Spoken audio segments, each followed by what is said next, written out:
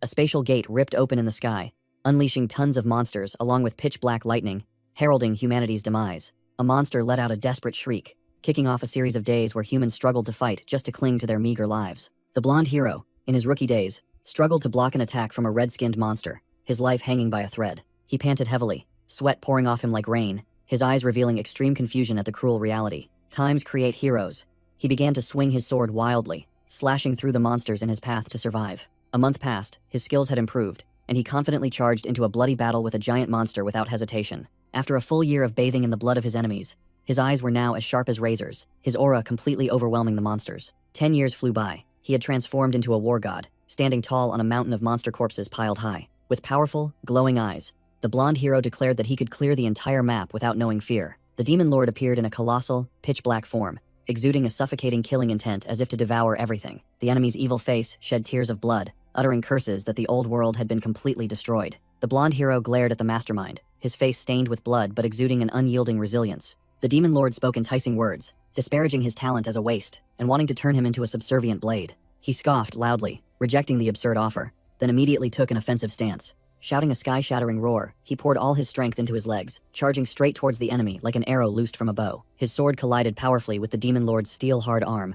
sending sparks flying. The impact, carrying immense weight, made the monster's tough skin tremble. The demon lord's eyes widened in surprise, never expecting the tiny ant before him to possess such terrifying power. He gnashed his teeth, his bloodshot eyes showing streaks of red as he realized he was being overwhelmed. The blonde hero focused intently, his blue eyes flashing fiercely, preparing to unleash a decisive blow. The demon lord swung his greatsword down, but the hero managed to block the attack with his sword, creating an extremely powerful shockwave. The boss pressed down with all his might, growling contemptuously.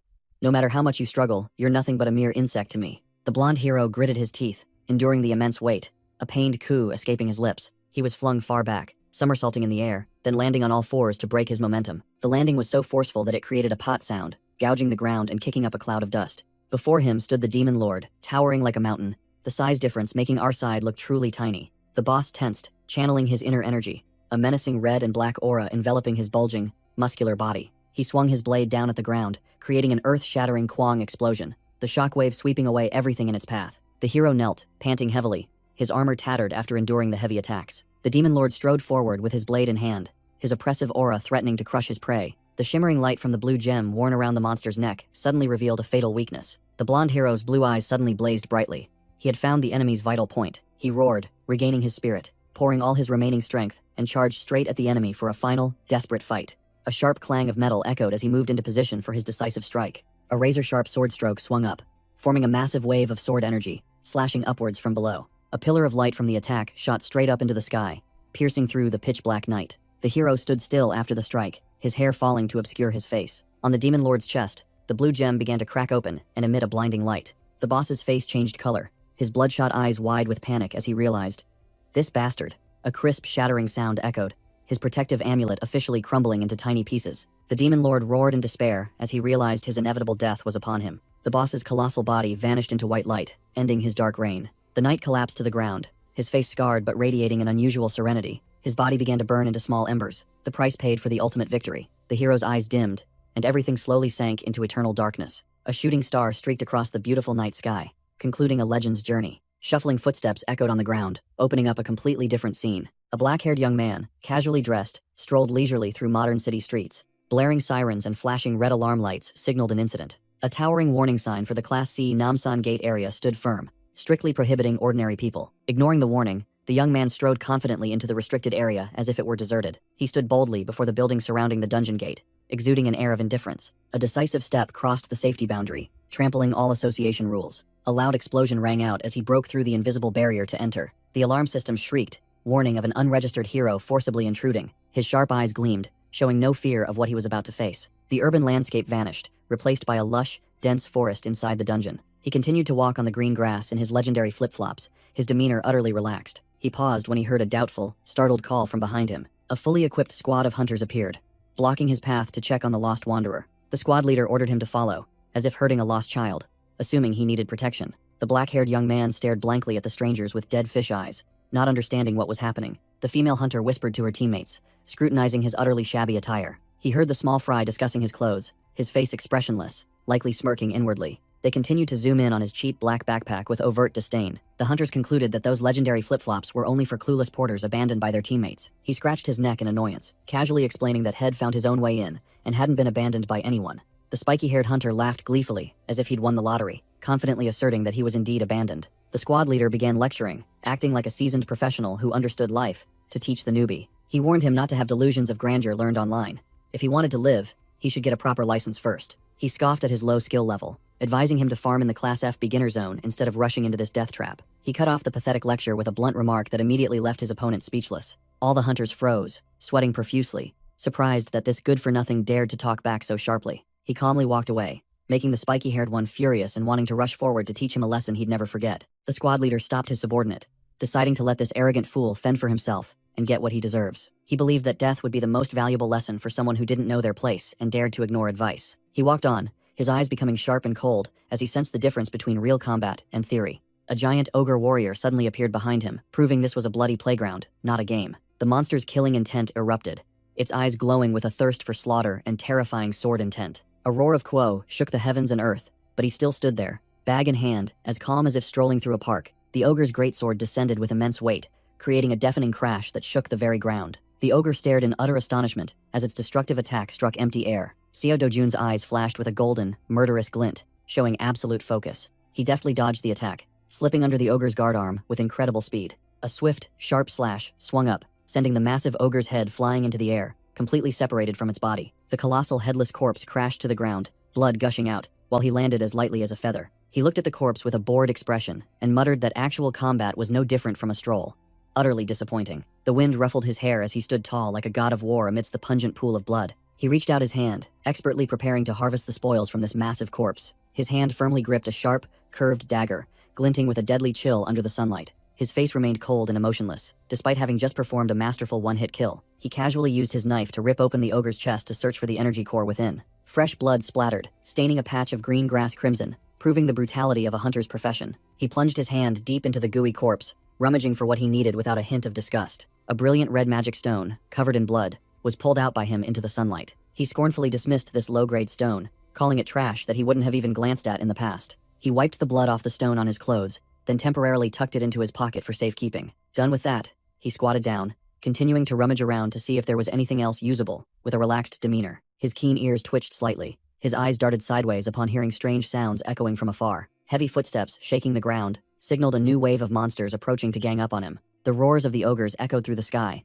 but were met only with a contemptuous, challenging gaze from Seo Dojun. An ogre swung its axe down, but he merely tilted his body slightly to dodge the attack. He swiftly snatched the brilliant red magic stone right out of the air with practiced ease after taking down his target. With superior speed, he glided like the wind, leaving the slow monster's axes to strike empty air. A loud thud echoed as the colossal corpse collapsed to the ground, its blood profusely staining a corner crimson. He stood proudly amidst the encirclement of colossal monsters, carrying his loot bag as casually as if he were out for an afternoon stroll. His eyes gleamed with deadly coldness, ready to make mincemeat of all the massive monsters that dared to block his path. Meanwhile, the hunter squad still strolled leisurely, completely unaware of the massacre unfolding. The orange-haired girl still resentfully recalled the young man's earlier insolent attitude, with an annoyed expression. The whole group began to chatter nervously, worried that guy might have died in the forest due to his foolishness. The goatee-bearded leader closed his eyes in judgment, believing that the illegal intruder must be in deep trouble by now. He was certain that the control center agents were rushing to the scene to clean up the situation. According to his textbook theories, this C-rank gate would attract elite agents of B rank or higher to handle it.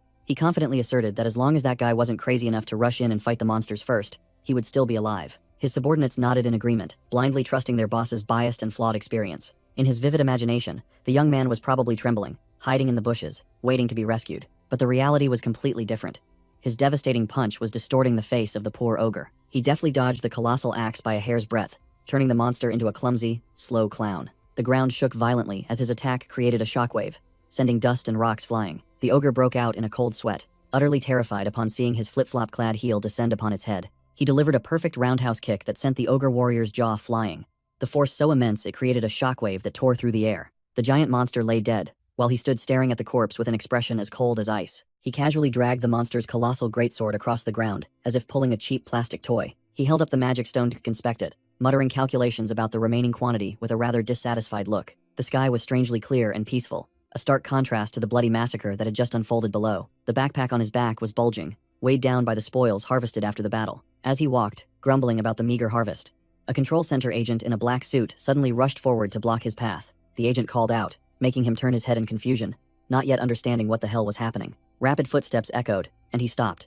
waiting to see what these strangers intended to do. 3 control center agents in black suits and sunglasses stood in a line, exuding an intimidating aura that blocked his way. The brown-haired leader introduced themselves as being from the Gate Control Center, speaking with a condescending, bureaucratic tone. He demanded that Seo-do-jun present his hero registration card, stating that if he didn't have one, he would have to obediently follow them back to the station to sort things out. He narrowed his eyes, asking about the Gate Control Center again, his face clearly showing suspicion and annoyance. The agent began to lose patience, growling that Seo-do-jun must comply with their orders immediately if he didn't want trouble. His golden eyes gleamed with a sharp gaze, assessing the troublesome situation unfolding before him. He clicked his tongue in annoyance, regarding the demanding people before him as nothing more than bothersome flies. The arrogant blonde agent pulled out a pair of handcuffs, speaking of cooperation, while his hands were clearly intent on subduing someone. The blonde agent lunged forward, grabbing his wrist tightly, threatening to use force and inflict injury if he dared to resist. The agent's hand squeezed his firm arm, believing he had successfully subdued an easy prey. With just a slight twist of his wrist, a crunching sound of bones echoed, making the blonde agent's face turn pale with pain. The blonde agent's eyes widened in pain, sweat pouring down him as he realized he had just kicked an iron plate. The black-haired young man maintained his world-weary expression, tightening his grip on the opponent's wrist, then coldly dismissed the troublesome bunch to go home. Seeing the turn of events, his 2 comrades clicked their tongues in irritation, immediately drawing their batons, intending to gang up and rescue their colleague. The 2 batons crackled with dazzling electricity, blocking his path with the intention of subduing him through overwhelming force. These weapons were level 4 magic sealing devices, hot items specifically used to deal with orcs, but bringing them out to threaten him was truly comedic. He didn't even bother, swinging his arm and throwing the blonde agent away like trash, making the man scream miserably. His face was shrouded in shadow, his voice deepening as he delivered a final, weighty warning. His golden eye blazed with killing intent, and he advised this small fry to scram if they didn't want to end up in an orthopedic hospital. Without giving them time to react, he moved at a wind-tearing speed, causing the surrounding air to ripple. The 2 agents swung their batons wildly, but he merely tilted his body slightly, effortlessly dodging all their attacks, which were as slow as a crawling turtle. His figure flickered in and out of sight, moving behind his opponent so quickly that the naked eye couldn't follow. A thunderous slap was delivered, a heavy impact echoing, signaling that someone's teeth were about to go on vacation. He swept through the entire group with a kick, turning their professional combat formation into a bunch of scarecrows flying haphazardly through the air. A powerful straight kick slammed an agent directly into the ground. The sound of the impact alone was enough to make one wince in pain. He stood towering amidst the defeated opponents lying on the ground, while the brown-haired commander, standing far away, could only gape in horror. The man in black glasses gritted his teeth, cold sweat pouring down him, unable to comprehend what kind of monster stood before him. The black-haired young man glanced over with disdain, treating the commander's existence as if he were thin air. In just a split second, his figure blurred and then completely vanished from his opponent's limited sight. The commander was in utter panic, drenched in sweat, wondering where his target had evaporated to. He suddenly appeared right behind him, delivering a punch imbued with love that instantly knocked the man out. The agent commander coughed hoarsely, scrambling to his feet under Seo-do-jun's disdainful gaze. He adjusted his sunglasses, trying to regain some composure even as cold sweat poured down his face like a stream under the invisible pressure. He began to babble about hero registration rules and laws prohibiting illegal activities within the gates.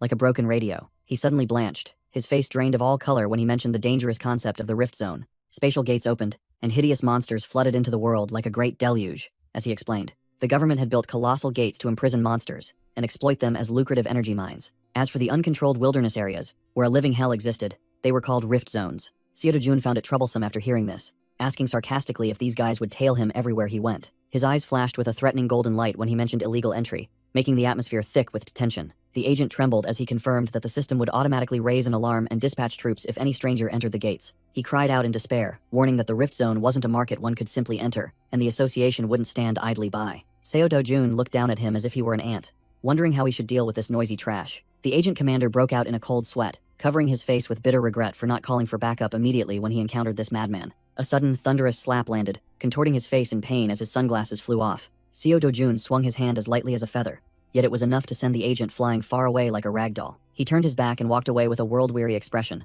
coolly remarking that it was nothing significant. The agent commander clutched his face, seething as he watched the retreating back of the one who had just beaten him to a pulp. Unable to do anything but grit his teeth, he screamed in helplessness as his opponent disappeared into the forest, swearing that the next time they met, he would send him to the afterlife. Memories shattered like a broken mirror, an enigmatic shadow enveloping his mind, signaling a scene change. The blonde hero fell unconscious, his shattered armor drifting in undefined space after hearing a desperate scream. The blonde hero thought he had officially logged out of the server of life after the fatal impact. He let his body drift in undefined space with his eyes closed, waiting for the game over screen to appear. His emerald eyes suddenly opened wide at a strange sound, signaling that the game wasn't over as he had thought. He realized he was hanging upside down in a clear blue sky, instead of falling into a dark hell. Seo Do-jun stood tall on the reflective water, coldly questioning the identity of the stranger who had just appeared. The young man introduced himself as Seo Do-jun and casually announced his impending demise. The upside-down blonde hero offered a deal. If Seo Do-jun listened to his request, he would automatically disappear from sight. A blunt refusal immediately rang out, cutting off the armored spirit's offer. Seo Do-jun broke out in a cold sweat, stunned by the unexpected reaction or turn of events in the negotiation. The hero asserted that he was fed up with this game of life and had no lingering regrets to cling to. He began his lament, recounting 10 years of fighting tooth and nail, only to be stabbed in the back by his comrades and lose everything. Hanging upside down, he posed a philosophical question about the meaning of striving in this unjust world. Seo Do-jun flinched when his opponent accurately read his innermost thoughts about the meaninglessness of life. Despite life being a mess, Seo Do-jun still wanted to live to protect his grandmother and Yoon from destitution. The hero sighed wearily, seemingly convinced by the young man's simple yet profound reason. He quickly concluded by directly asking the young man's desire, making Seo Do-jun's eyes light up as if he had seized a life-changing opportunity. Seo Do-jun placed his hand on his chest, his gaze resolute, as he prepared to voice the most important wish of his life. The scene shifted to the Gasan Digital Complex in Seoul, where the rhythm of modern life continued. Skyscrapers were now filled with signs for dungeon item transactions, proving that times had changed. Seo Do-jun walked through the crowded street with a backpack on his shoulder, attracting the attention of passers-by with his distinct aura. Seo Do-jun stood before a magic stone purchasing shop with a gaudy advertisement sign, a place that reeked of a scam in the middle of the street. The tattooed clerk, inside, glued to his phone, greeted customers with a dismissive, irritating tone. Seo Do-jun walked in with an imposing demeanor, briefly stating his purpose was to unload the haul he'd just farmed. He inverted his black backpack, pouring out a pile of glowing red magic stones onto the table, which clattered loudly. The clerk's face scrunched up as he looked at the blood-stained goods, rudely complaining about the filth. He quickly put on a friendly facade when he saw the large quantity of goods, telling the customer to wait a moment for sorting. Seo Do-jun lounged on the sofa, exuding the aura of a predator resting after a hunt. He calmly drank a cheap cup of coffee, while the clerk diligently cleaned each gem in the back. The unscrupulous clerk typed away on the computer, rattling off a list of low and medium-grade magic stones to calculate the price. He held up the computer screen, showing a figure of over 5 million won, with a triumphant expression as if bestowing a favor upon a common farmer.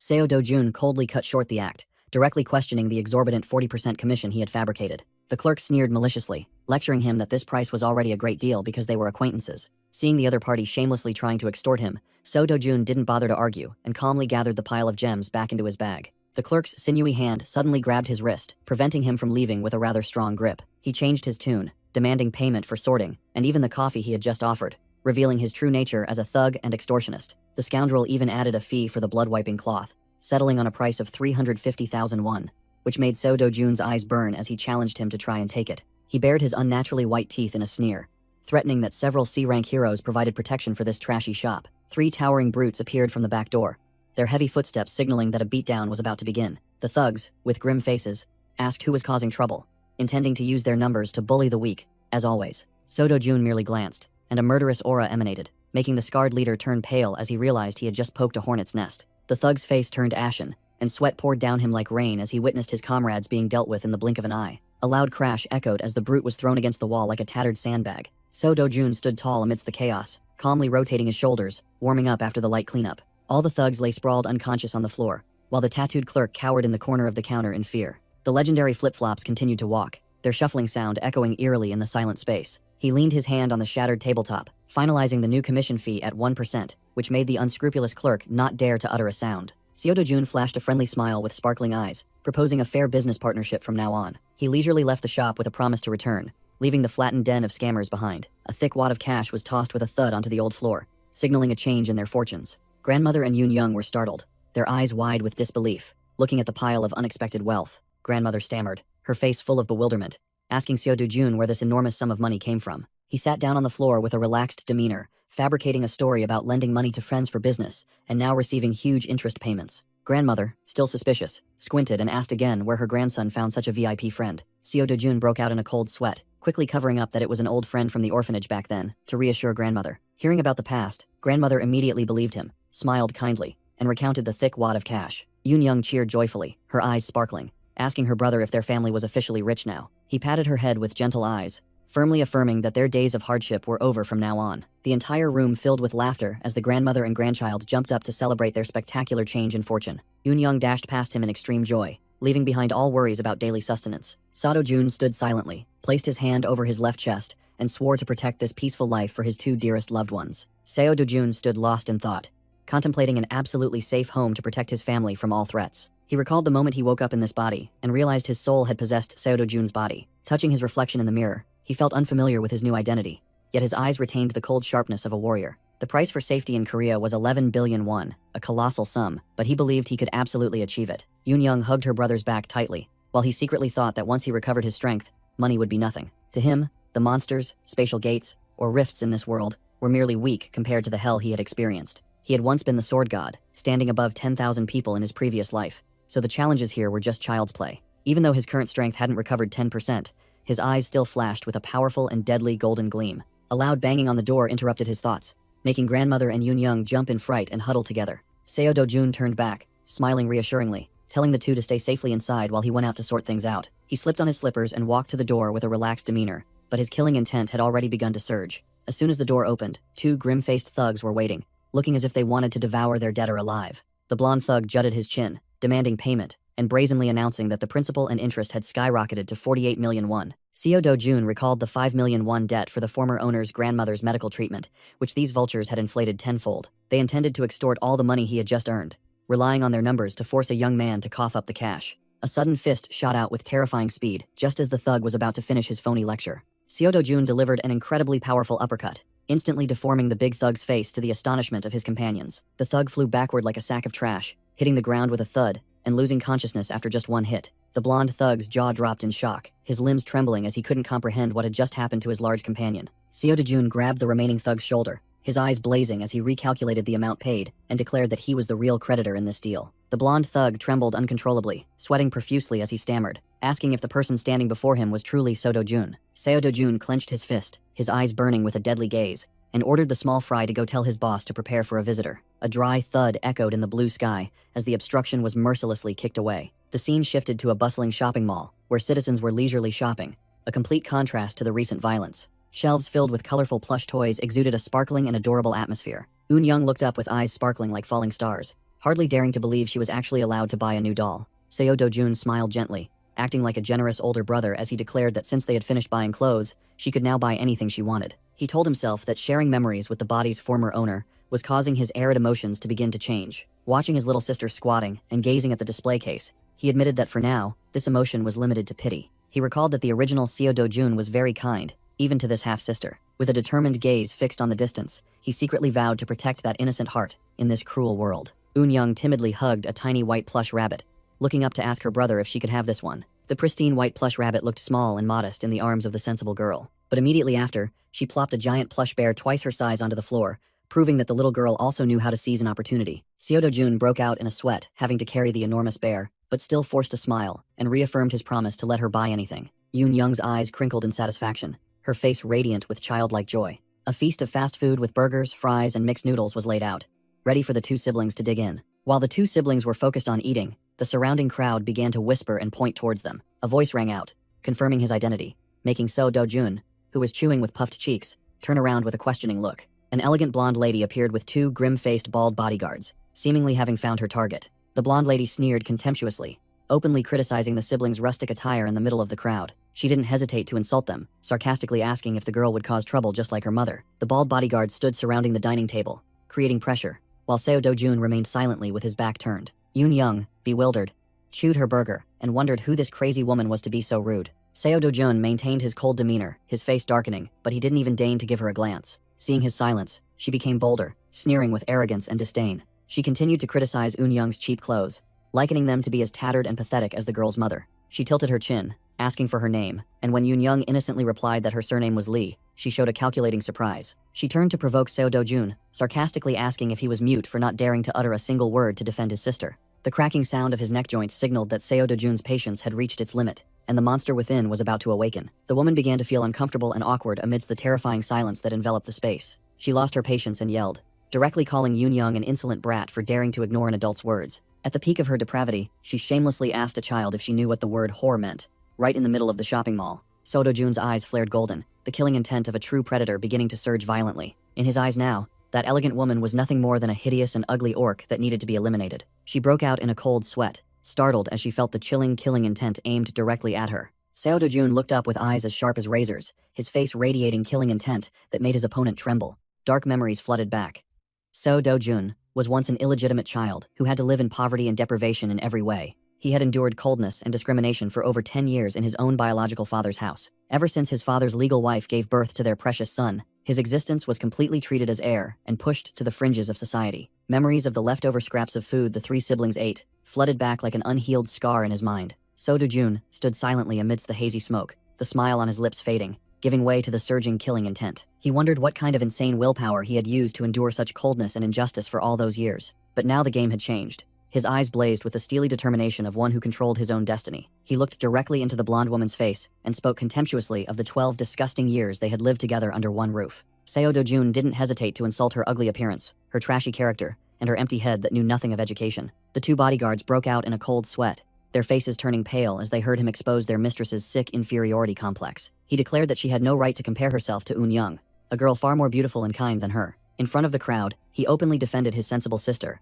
and slapped that arrogant woman's face with the naked truth about money. Seo Do-jun's gaze was cold and emotionless as he looked down, as if at nothing more than a pile of trash. The blonde woman was furious, her face turning crimson and contorted, as she tremblingly asked again with extreme bitterness. Suddenly, another elegant woman appeared with a fake smile and greeted Seo Do-jun intimately. The shrewish woman immediately changed her attitude, scurrying back to tattle to her mother like a useless and cowardly overgrown child. She was crying and pointing at him, about to accuse him, but her mother immediately cut her off with a decisive word. The woman glared and ordered her daughter to shut up, playing the role of a strict and understanding mother in front of everyone. Turning to Seo Do-jun, she changed her demeanor faster than flipping a rice paper, asking about his health with a polite smile, as if nothing had happened. The stepmother approached, chiding him for not coming home, but in his eyes, she was nothing but an utterly nauseating hypocrite. She even brought up his father to put on a show, making Seo Do-jun feel utterly disgusted by this cheap family drama. He coldly cut her off, stepping closer and asserting that they weren't close enough to put on such a show of concern for each other. With an emotionless and deadly gaze, Seo Do-jun uttered two final words, dismissing the troublesome woman. "Get out." The stepmother stood, rooted to the spot, her face darkening with resentment, but she forced herself to swallow her anger at her stepson's arrogant attitude. She spun around and stormed off in a huff, leaving her daughter bewildered, unable to process what had just happened. Her high heels clicked sharply on the floor. In her mind, she couldn't believe that the good-for-nothing from before dared to talk back so brazenly now. The entire entourage retreated, her useless daughter frantically trailing after her mother, squawking like a lost duckling. Seo Do-jun, no longer bothered with that trash, he turned to invite Eun-young to go home, as if he had just shooed away a swarm of flies. He cast one last glance, his cold eyes asserting that the submissive, enduring Seo Do-jun of the past was long dead and gone. Darkness enveloped the building, an unspoken warning that they had better wisely recognize this change soon before it was too late. The luxurious car sped away into the night, carrying with it a suffocating atmosphere and suppressed killing intent. Inside the car, the blonde lady still couldn't shut her mouth, yelling complaints about why her mother hadn't dealt with that bastard right then and there. Ignoring her daughter's incessant whining, the stepmother calmly reapplied her makeup, then coldly called out Manager Lee's name in a deadly tone. She uttered a question reeking of danger that froze the air in the car. "Why is that guy still breathing?" The bald bodyguard broke out in a cold sweat, stammering that according to intelligence, that guy had definitely been left as bait in the dungeon. She shrieked furiously, unable to accept that someone who should have been long dead was suddenly appearing and causing trouble like this. Hearing this, her daughter started to get cold feet, her face blank as she asked what the old woman meant by saying that guy should have died. Manager Lee could only bow his head, profusely apologizing and promising to immediately investigate this absurd survival. The woman silently gazed out the window, her eyes calculating her next dirty schemes while her daughter still didn't understand. Looking down from above, the car still sped on while the blonde lady frantically realized her mother had actually hired someone to kill Seo Do-jun. The stepmother suddenly turned and questioned her daughter, asking if she still harbored any lingering affection or pity for that stepbrother. The girl flinched, vehemently denying it, terrified that if this monstrous secret reached her grandfather and father, they would all be ruined. Without letting her finish, she roughly clamped her hand over her daughter's mouth, her eyes wide with a threatening glare, ordering her to shut up. The stepmother growled with sharp eyes, warning her daughter that she would handle everything and forbade her from interfering. The blonde lady trembled, clutching her throat, sweat pouring down her like rain, terrified by her mother's authority. The car glided through the streets while the woman continued to curse her stepson as a despicable scoundrel. In her mind, Seo Do-jun's image appeared, along with a venomous vow to send him to hell at any cost. Rewinding time to 10 years ago, when spatial rifts began to tear apart the peaceful sky, grotesque monsters poured out from the rifts to slaughter humanity, turning city streets into desolate plains. The entire world plunged into a sea of fire and utter chaos as civilization stood on the brink of annihilation. But then, heroes who awakened their powers appeared in time, pushing back the darkness and restoring world order. Times changed.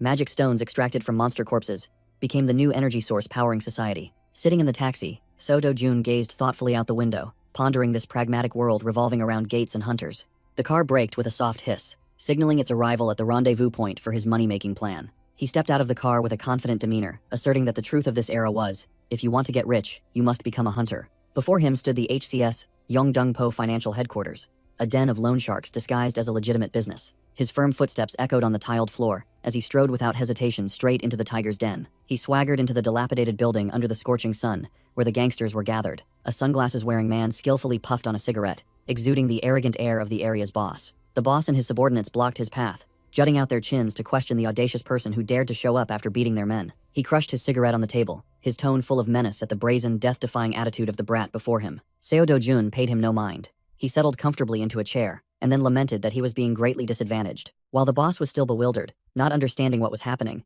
he had already begun to tally up his demands for both emotional and material compensation. The loan shark boss narrowed his eyes, realizing the kid in front of him had changed after gradually beating up his henchmen. Seo Do-jun sank into the chair, exuding a gloomy aura that made the boss suspect he had awakened his abilities within the gate. The boss leaned in menacingly, intending to teach the newly awakened brats a lesson in manners. His henchmen gradually arrived, blocking the exit, the sound of the door closing, signaling an impending display of overwhelming force. The boss stood tall and imposing, surrounded by his grim-faced thugs who encircled their lone prey. He roughly grabbed Seo Do-jun's collar, scoffing that even if he awakened, a D rank was still just trash. He puffed out his chest proudly, boasting that he had plenty of strong individuals under his command, capable of shutting up any loudmouthed D ranks. Seo Do-jun maintained a cold expression, showing no fear at the gangster's empty threats. The boss turned to leave, ordering him to stay put and repent for his foolishness. Seo Do-jun raised his sharp, cold eyes, declaring in a low voice that he wasn't finished talking. The boss spun around, roaring in anger that the brat dared to speak so disrespectfully to his senior. Suddenly, his face changed color,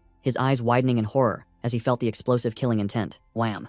A devastating punch landed squarely on the boss's face even as Seo Do-jun remained seated. The boss's large body flew backward, tumbling over and knocking down tables and chairs with a crash, to the astonishment of his henchmen. Before they could recover, Seo Do-jun punched the bald thug's face crooked while interrogating them about their loan sharking. He then grabbed the red-haired thug's head, exposing that this den also offered fake document services. The red-haired thug's nose bled profusely as he heard Seo Do-jun demand a hero ID card to earn money. A yellow-hoodied thug who rushed in to ambush him also received a bone-shattering punch from Seo Do-jun. His attack speed was so fast that the naked eye couldn't follow, only seeing after-images sweep away the thugs in an instant. In a flash, Seo Do-jun stood tall in the middle of the room, surrounded by the boss and his henchmen lying scattered like trash. Seo Do-jun ordered the boss to immediately create a set of perfect, flawless fake documents. The boss broke out in a cold sweat, his glasses askew, hastily promising that they would be ready by tomorrow. The bruised thugs huddled in the corner of the room, watching their boss being threatened without daring to utter a single word. The boss' mind was in a frenzy. He fearfully guessed that Seo Do-jun's power must be at least B rank to be so overwhelmingly strong. Seo Do-jun stood tall in the middle of the room, waiting for an answer, which made the boss hastily nod his head repeatedly, accepting the task. The boss stammered, placing a hand on his chest, intending to say something important, but hesitating out of fear. Seo Do-jun's killing intent flared fiercely, his eyes blazing when he heard the boss mention the name Hong Hee-ju. Memories of that cruel woman resurfaced in the boss's mind, making him tremble uncontrollably. Not giving him a chance to breathe, Seo Do-jun grabbed the boss's collar tightly and dragged him roughly for interrogation. He screamed miserably as Seo Do-jun lifted him upside down and shook him violently like a chicken. The boss frantically confessed that it was the woman named Hong Hee-ju who had ordered him to pressure Seo Do-jun to death. He cried out in despair that she wanted Seo Do-jun to be buried in debt and eventually commit suicide. Seo Do-jun coldly watched the boss squirming and begging for his life, his eyes showing no mercy. His face grew pensive as he pieced together everything he had just heard. Seo Do-jun released his grip, letting the boss drop to the ground with a thud, then questioned him about being trapped in the dungeon gate. The boss waved his hands frantically in denial, his face drained of color, swearing he knew nothing about the gate incident. He explained that if a debtor died, he would lose money, so there was no way he would do something so foolish. Seo Do-jun put a hand to his chin in thought, realizing that this guy's pragmatic explanation made sense. He suddenly remembered that the one who had led him to that fated gate was the hunter, Kang Chol-woo. Seo Do-jun turned and walked away, not forgetting to order the boss to find information about Kang Chol-woo by tomorrow. Seo Do-jun was determined to take his grandmother and Yoon Young to an absolutely safe place, far away from all troubles. He swept his hair back with an arrogant flourish, declaring that he would take the opportunity to clear away everything in his path right now. Seo Do-jun held up the fake B-rank hunter card, his sharp eyes scrutinizing the information on it with a look of dissatisfaction. He decisively swiped the card through the security scanner to activate the risky entry procedure. The heavy iron gate opened, accompanied by a notification confirming his hero registration, but warning that his rank was insufficient. Seo Do-jun clicked his tongue and cursed the stingy boss under his breath for forging a B-rank document instead of the A rank he desired. Ignoring the blaring alarm about the rank discrepancy, he casually put his hands in his pockets and stepped into the death zone. He walked through the dark tunnel of Bansum Gate, a place considered a challenging terrain with a two-person limit. Seo Do-jun analyzed the narrow tunnel terrain, noting that soloing would be torture unless one was A rank or higher. His eyes flashed with a dangerous glint as he calculated the worst-case scenarios that could occur in this dungeon. A challenging smirk played on Seo Do-jun's lips. There was no trace of fear of death in him.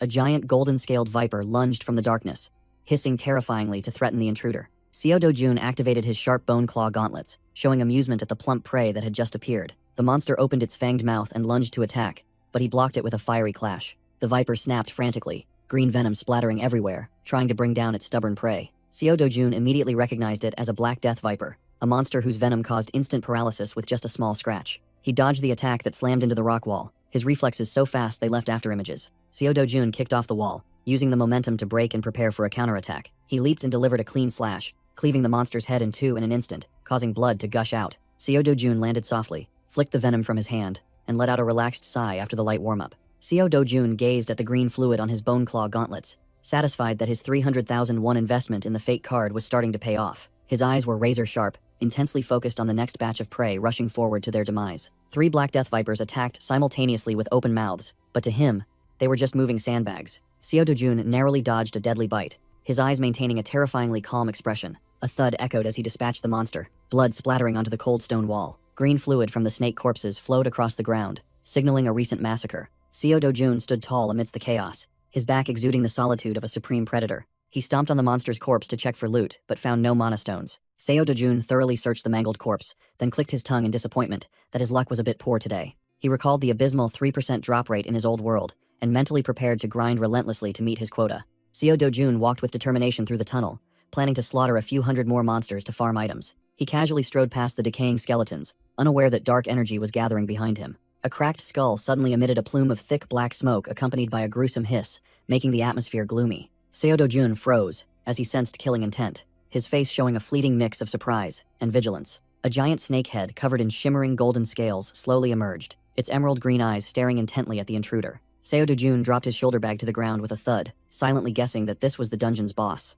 Without a word, he launched himself into the air, intending to deliver a preemptive strike for a swift finish. A deafening clang echoed as his bone claws collided with the monster's steel-hard scales. Seo Do-jun was pushed back by the recoil, his eyes wide as he watched his fist being easily blocked. He looked at the tiny crack on the golden scales, clicked his tongue, and calculated that he needed a quick victory to make it home in time. Seo Do-jun was thrown into the rubble after the impact, rock dust flying everywhere and covering him. The golden viper boss opened its blood basin-sized mouth and let out a piercing roar, green venom dripping from its sharp fangs. Not losing momentum, he flipped in midair and landed in an extremely stable stance to neutralize the recoil. His shoe soles scraped hard against the ground, creating a piercing screech to halt his rapidly sliding speed. Seo Do-jun slid across the floor, his sharp gaze fixed on the monster, his hands still in a vigilant stance. He punched the wall hard with his left hand, creating a loud crash to stop completely, leaving a huge crack on the rock face. His eyes narrowed thoughtfully, realizing that ordinary physical attacks would struggle to penetrate those tough scales. The giant snake looked down challengingly. Its scales were much harder than the smaller fry outside, making the previous attack feel like a mere tickle. Seo Do-jun clicked his tongue, regretting his former strength, but his gaze suddenly fell upon a sword stuck near a skeleton. A light flashed in his mind, and he smirked, having found the perfect weapon to deal with this oversized eel. He rushed towards the skeleton, reaching out to grasp the hilt of the old sword plunged into the ground. His pupils contracted, focusing intently on the newly found weapon, as if appraising its stats. His concentration reached its peak. In his eyes, there was now only the sword and the target before him.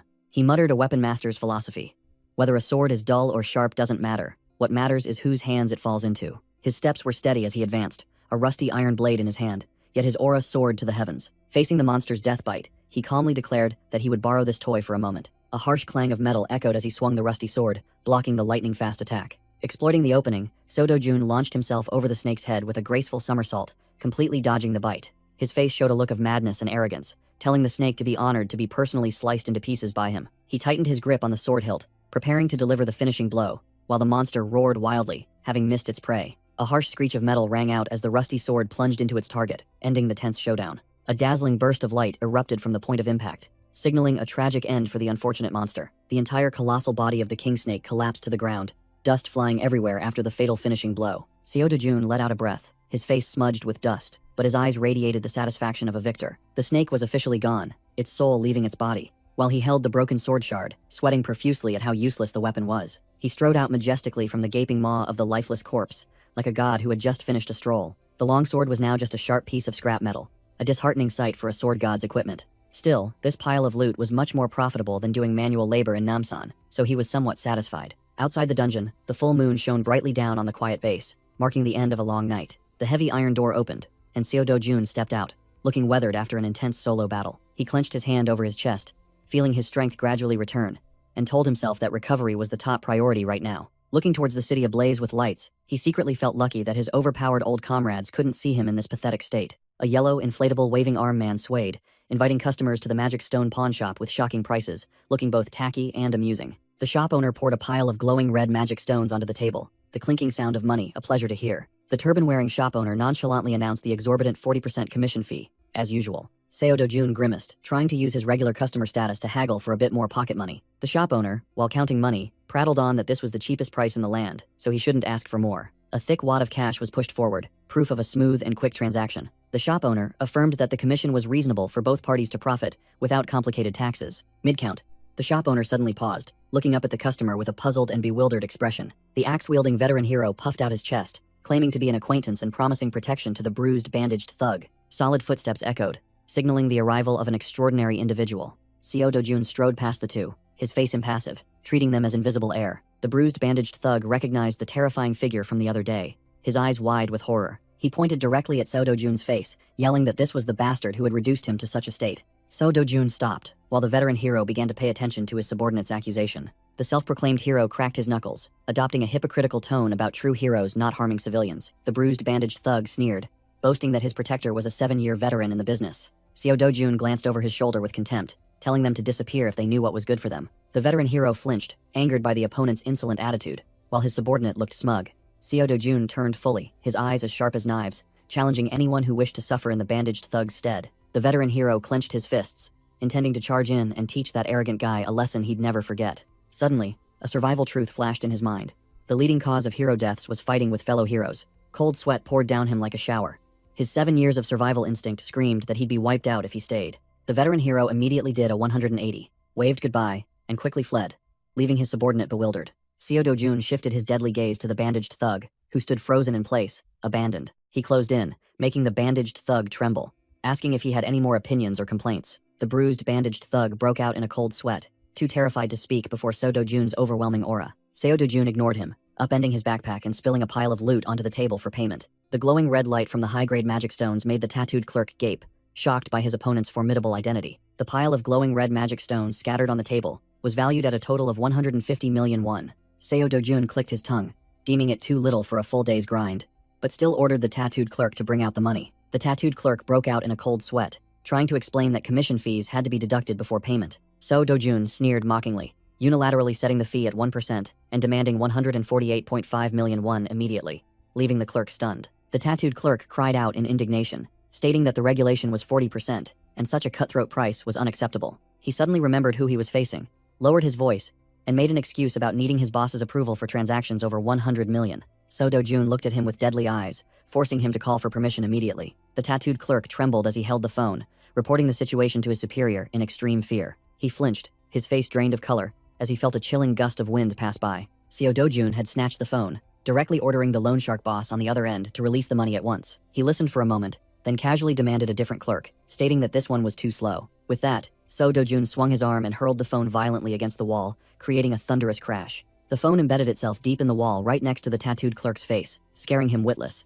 He stammered his boss orders. Stacks of large denomination bills were neatly placed into the bag, under the absolute submission of the weaker party. Seo Do-jun walked out the door with the bag of money, offering a sarcastic farewell, leaving the tattooed clerk weeping bitterly over the outrageous price cut. 10 minutes later, the automatic glass door opened once more. A burly man walked in with a scowl, wondering why no one had answered his call. The loan shark boss was stunned to see his tattooed clerk's face pale, trembling and asking to quit immediately. The shattered phone embedded deep in the wall was the clearest proof of the terrifying pressure the tattooed clerk had just endured. The loan shark boss's eyes darkened as he began to realize the gravity of what had just transpired in his territory. The shop manager made a phone call with a serious expression, urging reinforcements to quickly arrive at the scene. A purple-haired woman walked down the street with an imposing aura, making everyone turn their heads. The click of high heels on the pavement announced the arrival of no ordinary person. The crowd buzzed with chatter as they recognized the famous Hyunju Yun. She stopped in front of the Magic Stone purchasing shop with a confident and arrogant demeanor. The automatic door opened, accompanied by the familiar chime announcing a customer. The bandaged thug shrieked as if he'd seen a ghost when he recognized the new arrival. Hyunju Yun coolly removed her sunglasses,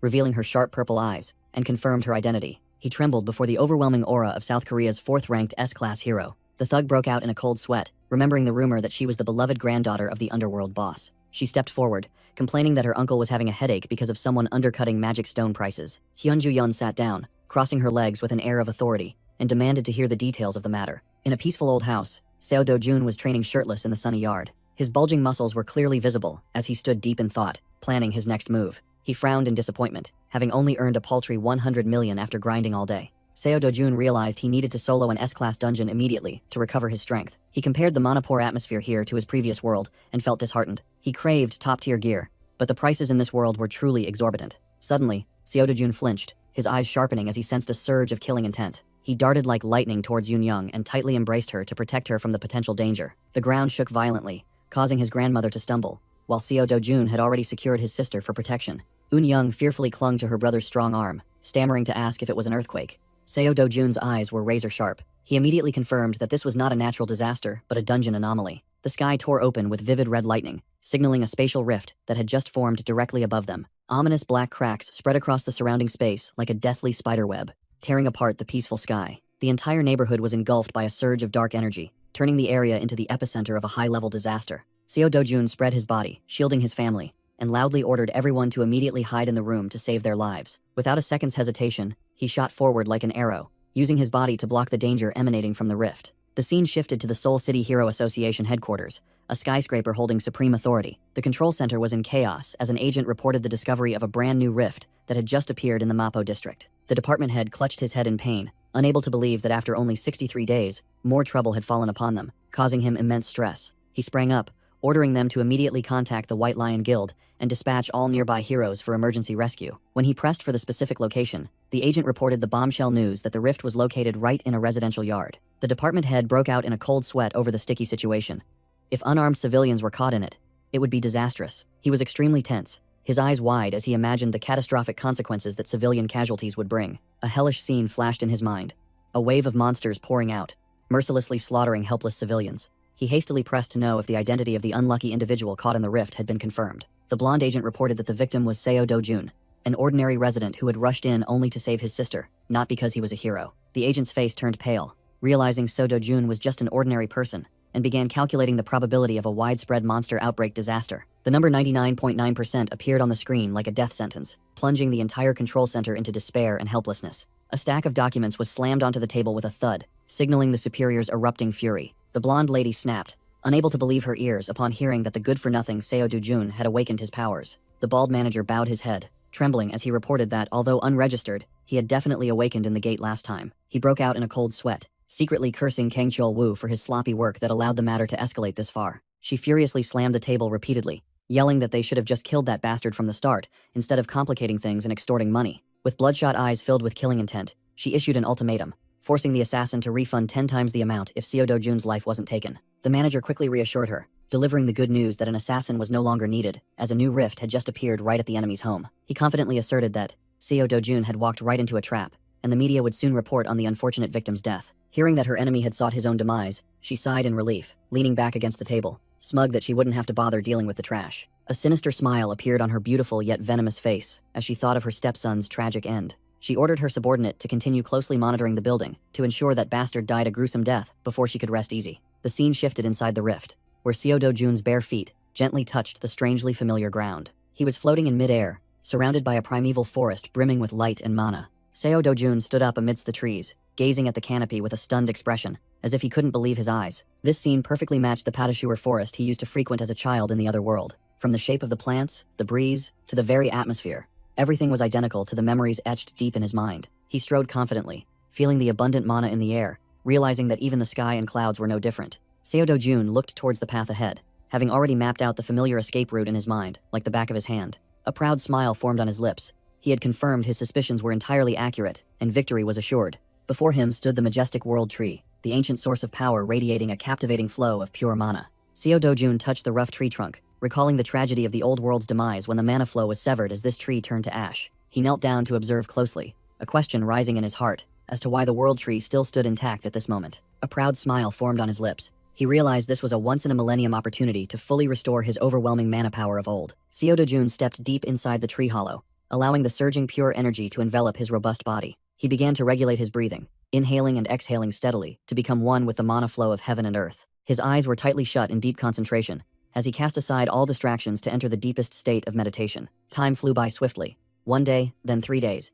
He remained motionless like a stone statue, absorbing the essence. For 10 grueling days, forgetting food and drink, he focused solely on breathing to replenish his depleted energy reserves. Under the bright full moon, the tranquil silence of the forest was suddenly stirred by a powerful exhalation. A savage laugh echoed, jolting Seo Dojun awake, his eyes wide open, glowing with a golden, murderous light. A horde of volcano monsters with grotesque heads emerged from the shadows, menacingly approaching the sacred tree with dark intentions. Looking down from above, Seo Dojun's gaze turned icy as he recognized these wretches as the culprits who had burned down the world tree in the past. The monsters began to climb the tree trunk like a swarm of ants, hissing with terrifying, provocative laughter. Seo Dojun stood up and stretched, flexing his bulging muscles, clicking his tongue in regret that he didn't have a water attribute sword to quickly clear out the trash. A volcano, mouth agape with sharp fangs, lunged straight at him, intending a preemptive strike but choosing the wrong target. Ignoring weapons, Seo Dojun's hand flared with a blue mana stream, as he declared he would crush these creatures to dust. The energy concentrated in his hand was so dense that the surrounding air vibrated intensely. He swung his hand down in a decisive slash, using his bare hand, enveloped in mana, as the sharpest blade. With just one chop of his hand, the monster was split in half from head to groin, blood splattering everywhere to the astonishment of its comrades. Seo Dojun's eyes flashed with a cold killing intent, locking onto his next target with intense focus. The volcano froze, its instincts telling it had just provoked something it shouldn't have. He leaned back, dodging the attack as lightly as a feather, letting his body drift proudly in midair before the enemy's claws. Seo Dojun activated a wide area mana release, blowing away the monsters screaming miserably like cheap toys. He let out a long breath, feeling refreshed as a massive amount of mana was released after days of suppression. The monsters still didn't know fear, screaming wildly then charging to their deaths with their aggressive nature. In response was a rain of blue mana slashes tearing through space, sweeping away all obstacles in their path. Seo Dojun's eyes glowed golden, focusing intensely to control the flow of energy within his body. Steam billowed from his scorching body, but his face retained a deadly coldness. He walked leisurely amidst the chaotic energy of the battlefield, muttering to confirm the safety of the world tree. A sinister smile appeared, and he decided to use these very eyes to check the surging mana. Seo Dojun cracked his neck, warming up, completely ignoring the monsters surrounding him as if they didn't exist. A monster opened its mouth wide, full of sharp teeth, letting out a piercing roar, intending to intimidate its opponent. He didn't say much, swinging his hand to grab the monster's face directly, stopping its scream with brutal force. A fierce burst of blue energy erupted from his hand, mercilessly crushing the enemy's head into the ground. Overwhelming power tore up the ground, engulfing the monster in a destructive mana storm. The monster's body couldn't withstand the pressure, beginning to disintegrate into dust under the blazing blue mana flames. The colossal corpse completely collapsed, leaving only a glowing red magic stone falling to the ground as proof. Seo Dojun stepped on the loot, declaring the inspection complete with the demeanor of a superior being. Seo Dojun smirked calculatingly, seeing the monsters before him as lucrative mobile resource mines. His eyes glowed golden with ambition as he thought of farming immortal embers from them. He charged straight into the pack of volcana with insane speed, confident that today's drop rate would be exceptionally good. Seo Dojun's mana-infused punches repeatedly struck the monsters, creating crisp thuds that made them vanish instantly. He fought fiercely amidst the encirclement.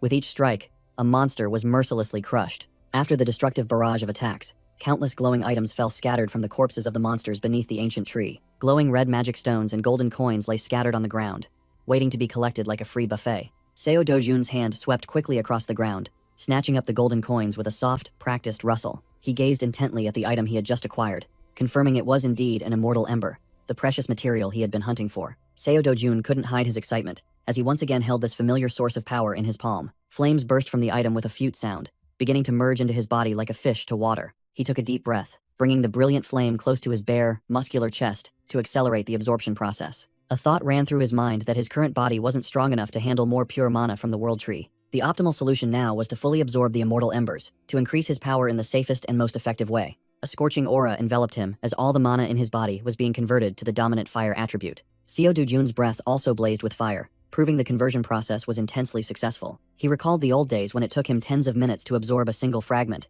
with a look of exasperation at that snail-like pace. Back in reality, Seo Dojun swung his arm, tearing through the air with a whoosh, feeling his body much lighter and more vigorous. He stood amidst the glowing loot pile, greedily declaring he would sweep up and absorb everything to reach a new limit. A black-purple spatial rift tore through the sky right in the middle of a residential area, emitting a deadly aura that violently shook the air. Crowds of reporters and police swarmed like ants, the clicking of camera shutters and murmuring creating a chaotic scene. A man gnashed his teeth in anger, letting out a resentful curse at the current situation. Bang Song-woo, with a scowl as if he wanted to kill someone, complained about the living hell that some crazy bastard had caused. Standing beside him, Kim Hyun-woo calmly checked his watch and smiled, recalling how that guy had rushed in just to save his sister. The jagged rift still stood tall, while rumors circulated that the fool had charged in, believing the gossip about easy awakenings within the rift zone. Bang Song-woo crossed his arms in frustration, asking what the guildmaster's orders were, as they were forced to wait passively. Kim Hyun-woo explained with a serious expression that rifts had appeared simultaneously in major powers, like the US, China, and the UK.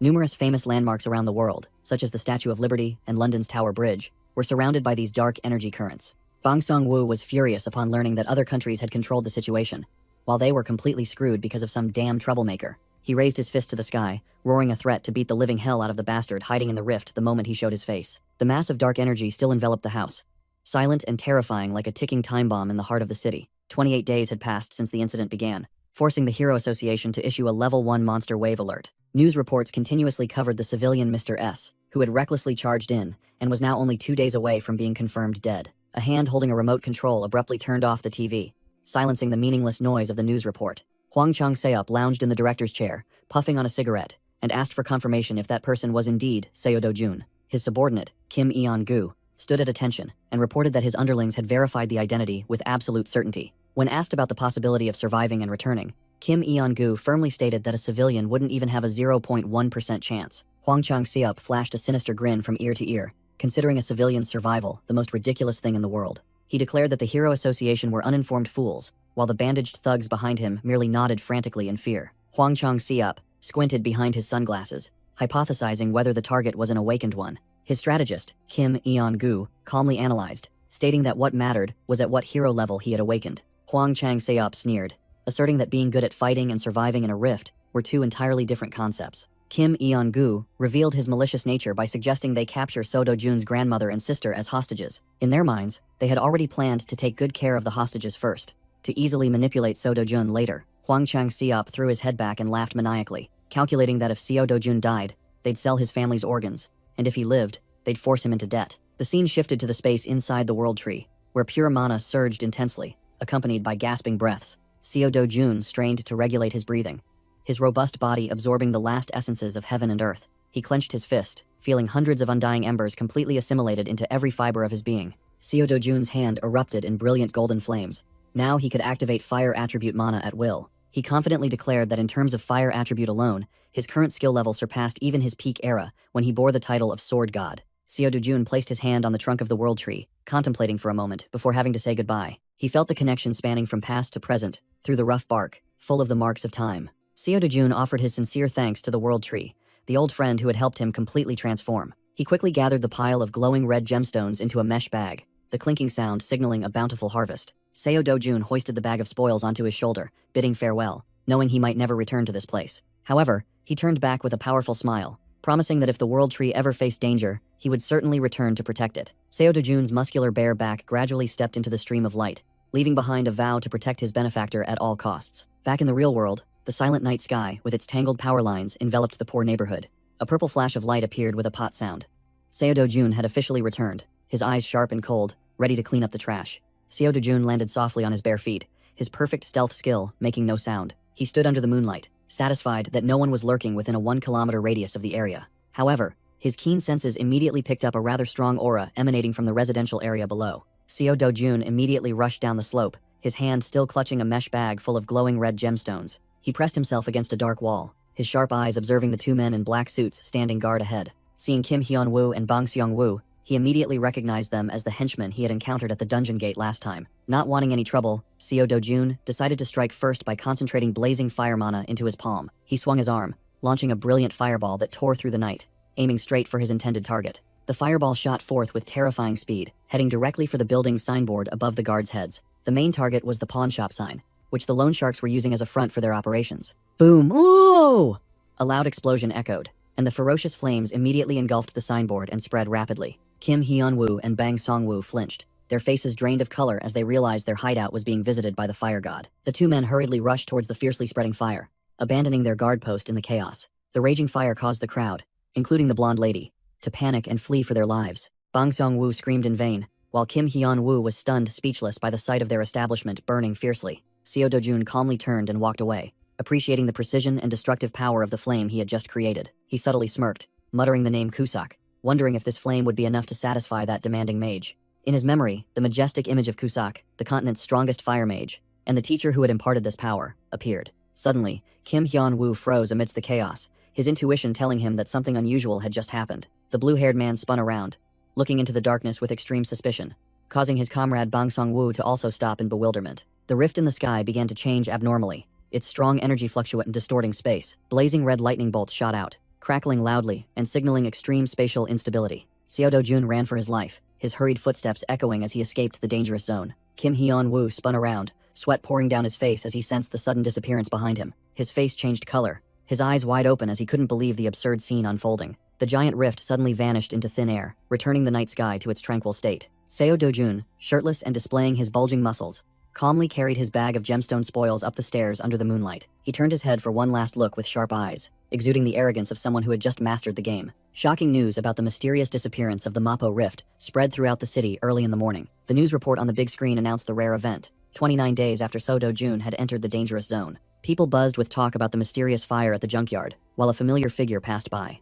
Seo Do-jun, his hood pulled tight, walked past the crowd cursing that the man named Seo deserved to die. He heard every bitter word clearly, but remained silent, his cold eyes filled with disdain for the ignorant masses. Seo Do-jun walked alone, regretting the loss of connection with the world tree, but also feeling fortunate that his task was complete. He stopped under the tree's canopy, adjusting his hood to obscure his face and contemplating his next moves. The clear blue sky reminded him of the most important goal he had to protect at all costs. He stood tall before the headquarters of the HCS Capital Loan Sharks, ready for a bloody purge. Two thugs were puffing on cigarettes on the staircase, laughing obscenely, unaware that death had arrived. The yellow shirt thug babbled about exploiting Seo Do-jun's grandmother and sister, Eun-young, to the bone to cover the debt. The scoundrel even dared to utter filthy words, planning to take advantage of his little sister's body when she grew up.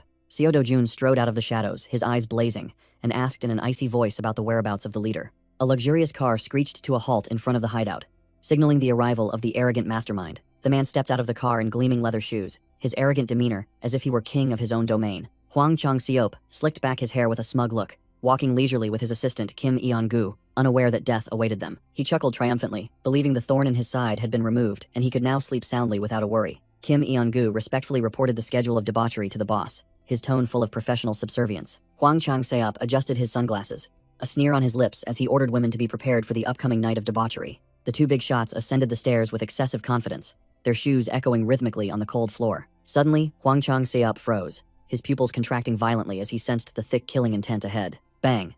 A thug was sent flying past him like a torn sandbag, crashing hard into the wall and creating a huge impact. Hwang Chang-seop's face paled, cold sweat pouring down as he witnessed the horrifying scene beyond imagination. The thug fell to the ground with a heavy thud, lying motionless, completely devoid of any resistance. Seo Do-jun stood tall amidst the chaos, surrounded by the thugs he had effortlessly dealt with in an instant. He glared at the newcomer, issuing a commanding order for the opponent to crawl towards him like a mangy dog. Hwang Chang-seop trembled uncontrollably, his teeth chattering, as fear completely consumed his dark mind. Crash!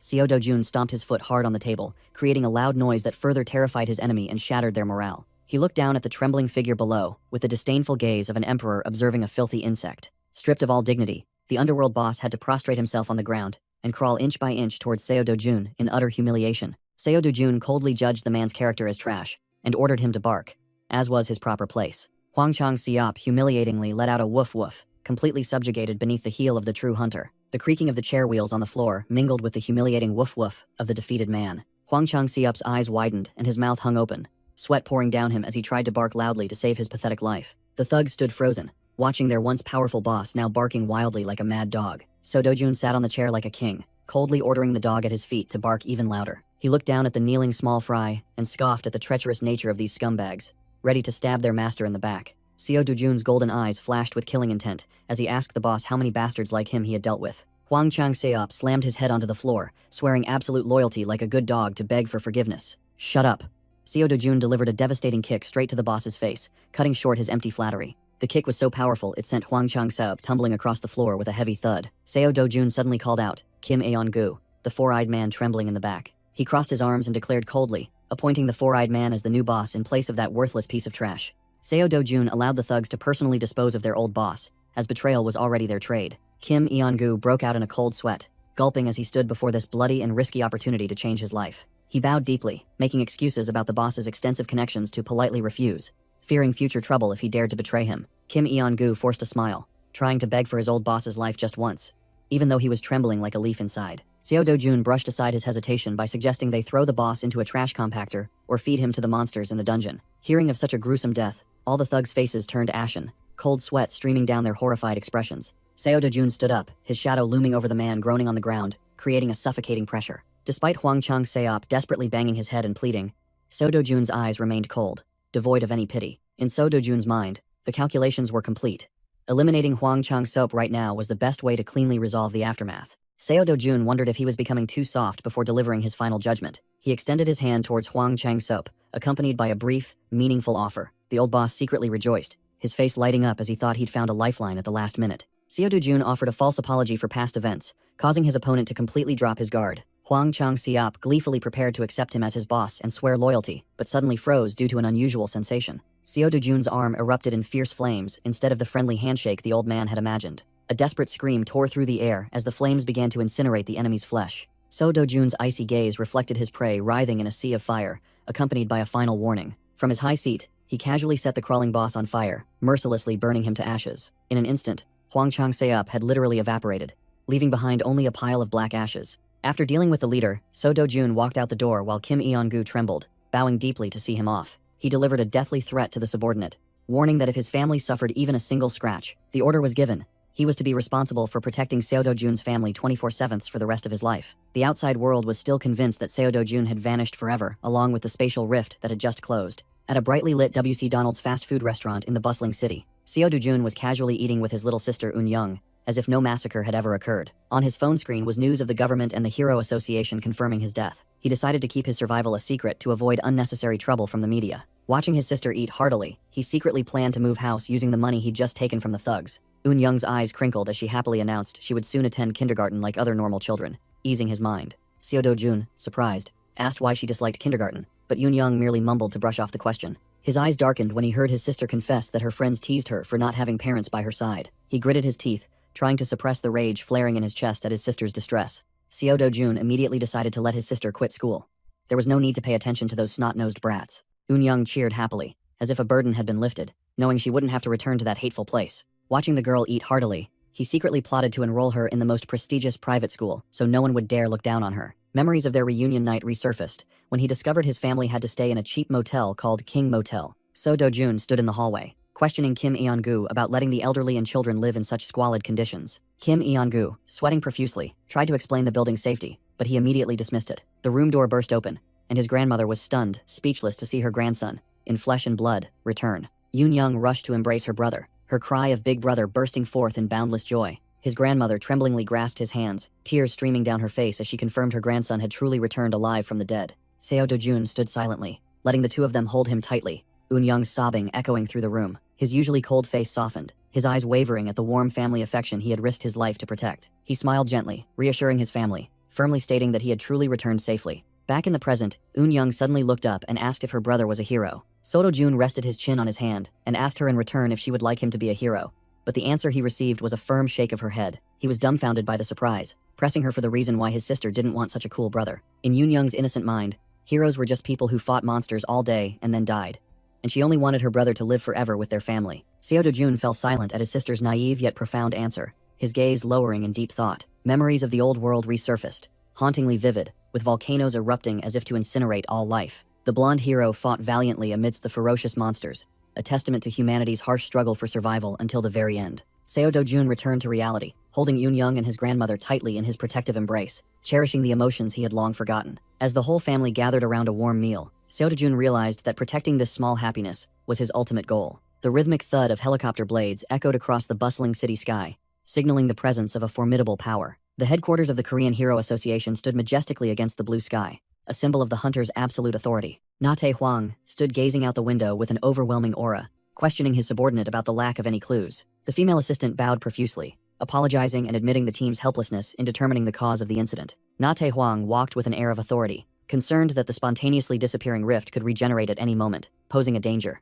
The female assistant broke out in a cold sweat, blurting out that a monster wave would be easier to handle than this unpredictable variable. Na-tae-hwang spun around, his eyes blazing, terrifying his subordinate as he warned her to be careful with her words. Na-tae-hwang's formidable profile appeared, founder of the association, one of the 100 most respected heroes in the world. He stood in the control room, observing numerous screens, asserting that he had no interest in the presidential seat or financial conglomerates. Na Tae-hwang ordered a thorough reinvestigation from scratch, no matter how much time it took, for the safety of the citizens. He changed the subject to acquiring the house in the Rift area and was informed that the owner had agreed to sell. Seo Do-jun's old house appeared under the sunlight, and Na Tae-hwang instructed them to pay above market price to compensate for their suffering. A clicking sound echoed as the chairman's rough hand typed on the computer keyboard to personally check the information. Na Tae-hwang pondered deeply over the data displayed on the screen, sensing something amiss. A world map appeared with numerous alarming red dots, indicating that rifts were simultaneously appearing in many countries. The female assistant reported that the situation was under control in the US and China, but a serious problem was emerging in the UK. A news alert chime rang out, signaling a shocking event that had just been updated. The viewer's eyes widened to their fullest, pupils contracting in disbelief at the information they had just received. A peaceful scene in Gasan Hero District, where life continued bustling under the blue sky. Seo Do-jun walked through the crowd with a taciturn demeanor. His gray hoodie helped him blend in, yet he still exuded a distinct aura. He stopped in front of a magic stone purchasing shop, plastered with advertisements for high prices and deceptive promotions. The dry click of the door sensor echoed as the treasure-bearing customer stepped into the den of crooked merchants. The brown-haired shop employee looked up with a bored expression, greeting the customer perfunctorily. He flinched, screaming as if he had just seen something utterly terrifying walk into the shop. The shop employee frantically called for the manager, stammering to announce the customer's arrival. The bespectacled shop manager stepped out with a sour expression, asking if the notorious price gouger had arrived. A veined hand slammed a bag of goods onto the table, creating a solid thud that affirmed its weight. The manager stared intently at Seo Do-jun, beginning to lecture and accuse him about previous transactions. He rambled on with a sarcastic tone, believing he had stumbled upon a bargain today that he could quickly deal with as he pleased. Seo Do-jun stood there, sighing in exasperation, adjusting his bag strap, too lazy to argue with such a short-sighted small fry. The heavy black backpack dropped to the floor with a resounding thud, shaking the ground and proving that its contents were no ordinary items. The manager glanced at the bag, flatly declaring that it was just a pile of unprocessed junk stones, and outright dismissing the customer. Seo Do-jun looked up, his sharp gaze asking if he was truly sure he wanted to refuse this lucrative deal. The manager turned his back dismissively, explaining commission costs and asserting that he wouldn't deal with casual customers bringing shoddy goods. A dangerous smirk appeared on Seo Do-jun's lips as he warned his opponent that he would regret this foolish decision. The manager maintained his arrogant demeanor, kicking Seo Do-jun's bag and waving him away, out of his sight. Seo Do-jun emptied the bag, and piles of glowing red magic stones poured onto the floor like a downpour. The shop employee and the shop manager's eyes widened, cold sweat beginning to trickle down as they realized they had misspoken. Both were horrified to realize these were heroic magic stones, legendary top-tier items. Seo Do-jun crossed his arms and sneered, coolly stating that if they didn't need them, he would take them back. A close-up showed the stones radiating brilliant blue and red light, containing terrifying power. A flashback to Kurzaman, a notorious drug lord, fumbling with experiments on these stones. An energy explosion occurred, throwing the lord back, marking the birth of a new power. The energy from the stones helped their owners awaken and become powerful heroes. From then on, these stones became expensive, treasured items that everyone yearned to possess. They were both a rare source of energy and the most luxurious goods on the market. Seo Do-jun coldly picked up his bag, intending to leave, ignoring the two men frantically chasing after him, trying to hold him back. The shop manager's attitude did a 180, smiling obsequiously and humbly inviting the esteemed guest to sit down and negotiate. The shop employee meticulously wiped each stone with care, not daring to be negligent for even a second. Seo Do-jun casually sat, sipping his soda, ignoring the opponent who was sweating profusely. The shop manager's face twisted as he asked if there was a mistake, with the commission rate being forced down to a paltry 0.5%. Seo Do-jun put on a bored expression, threatening to cancel the deal if the other party dared to question it further. The shop manager tried to salvage the situation by asking why the price was being forced down. Seo Do-jun casually replied that it was because he disliked their attitude. With no way out, the shop manager repeatedly bowed his head in apology, admitting his own foolishness. Seo Do-jun looked down with disdain, concluding the matter by asking if he dared to accept the deal. The shop manager gritted his teeth and agreed, but secretly cursed the customer's outrageous arrogance in his heart. The shop manager broke out in a cold sweat, trying to explain that a 10% fee was already the most amicable price for these precious stones. Seo Do-jun coldly turned his back and walked away, not wanting to hear explanations, causing the shop manager to panic and chase after him, lowering the price to 9% to keep him. He heartlessly told the other party not to suffer any losses, forcing the shop manager to desperately shout out 8%, fearing his boss's retribution. The price negotiation happened quickly, as Seo Do-jun repeatedly walked away, ignoring the shop manager lowering it to 6% and lamenting about having no profit left. The shop employee stood beside him, holding a precious stone, his face blank with shock at the item's value. Unable to withstand the psychological pressure, the shop manager completely collapsed, kneeling helplessly on the floor. Seo Do-jun looked at the defeated man at his feet, settling on a cruelly absurd 1% commission out of respect for their old acquaintance. His eyes gleamed with a cold, overwhelming intensity, allowing the other party no further chance to bargain. The shop manager screamed in his mind, cursing the customer in front of him as the most wretched highway robber he had ever encountered. Though he was cursing loudly internally, Outwardly, he had to bow his head in resignation, sweating profusely for fear of losing the business. Seo Do-jun smirked meaningfully, announcing shocking news beforehand to prepare the other party. He revealed that he had about 7 more sacks of such hot goods, causing the shop manager's eyes to widen and jaw to drop in shock. Seo Do-jun stood in front of the shop, ordering the contract to be brought out immediately, while the shop manager obediently assented like a good puppy. His phone chimed, announcing that 67 billion won had just been deposited into his account, a colossal sum enough to change anyone's life. He looked at the screen with satisfaction, calculating that a luxurious 11 billion won house was now within his grasp. However, Seo Do-jun's face quickly turned serious as he realized the core problem had yet to be resolved. He determined that grinding in regular dungeon gates was not enough to acquire high-grade magic stones. What he truly craved was the ability to freely enter and exit rift zones, which contained far more abundant resources. A piercing alarm bell rang from his phone, interrupting his thoughts and startling both him and the shop manager. Seo Do-jun checked the message about a monster wave that had just appeared in the United Kingdom, his eyes glinting with calculation as he looked up at the sky. Seo Do-jun's golden eyes flashed with a sharp gaze as he recalled a past full of blood and tears. He walked the streets with a nonchalant air, remembering when he was someone who worried about the world's problems. Back then, no matter how much the association forbade it, he would still foolishly rush into rift zones to save people. But now, forget it. The current Seo Do-jun lives for himself and his family, no longer a hero in name only. The sizzling sound of premium beef on the grill pulled him back to reality, to the aroma of luxury. Grandmother and Yoon-young's eyes widened, mouths watering at the sight of the lavish barbecue feast. The whole family gathered around the table, enjoying the VIP grilling service provided right at their seats. Grandmother broke out in a cold sweat, her hands trembling as she held the menu, seeing the 250,000 won price for a mere portion of meat. Seo Do-jun calmly drank his water, boldly declaring that money was just a number now, so they should eat to their heart's content. Eun-young opened her mouth wide to receive the first precious piece of expensive beef. The explosive flavor in her mouth made the little girl's eyes light up like car headlights. She hugged her cheeks in delight, savoring the delicious taste of money melting on her tongue. Meanwhile, grandmother continued to stare at the grill, her face showing heartbreaking regret over the money. Seo Do-jun quietly observed her anxious expression, his gaze deepening slightly. He called the restaurant staff over and ordered 4 more portions of each of the most expensive meats, showcasing his newfound tycoon status. Grandmother frantically tried to stop him, afraid they wouldn't be able to finish all the expensive food had just ordered. Seo Do-jun smiled brightly, reassuring her to eat freely because today, they didn't need to look at prices. Moved, grandmother picked up her fork, trembling as she brought a piece of meat to her mouth. Touched by her grandson's filial piety, Yoon-young quickly picked up a delicious piece of meat for grandmother, urging her to eat it before it got cold. Grandmother chewed, tears welling up in her eyes, moved by her little granddaughter's obedience and filial devotion. Grandmother broke out in a cold sweat, her face pale as she mentally recalculated the enormous cost of this luxurious meal. While Seo Do-jun calmly grilled meat, Eun-young chewed heartily with puffed cheeks, a complete contrast to grandmother's anxiety. The clacking of high heels echoed on the floor as a pair of long, elegant legs entered, exuding an overwhelming aura. Hyun-ju-yeon appeared with a chic demeanor, her long coat fluttering, making everyone in the restaurant turn to stare in astonishment. Seo Do-jun turned, his cheeks puffed full of meat, his face blank when he heard someone call his name. The S-rank hero stood tall before their table, with a superior air, coldly suggesting they talk privately for a moment. Hyun-ju-yeon lowered her sunglasses, her sharp gaze boring into her target as if to use pressure to force compliance. Seo Do-jun showed no deference,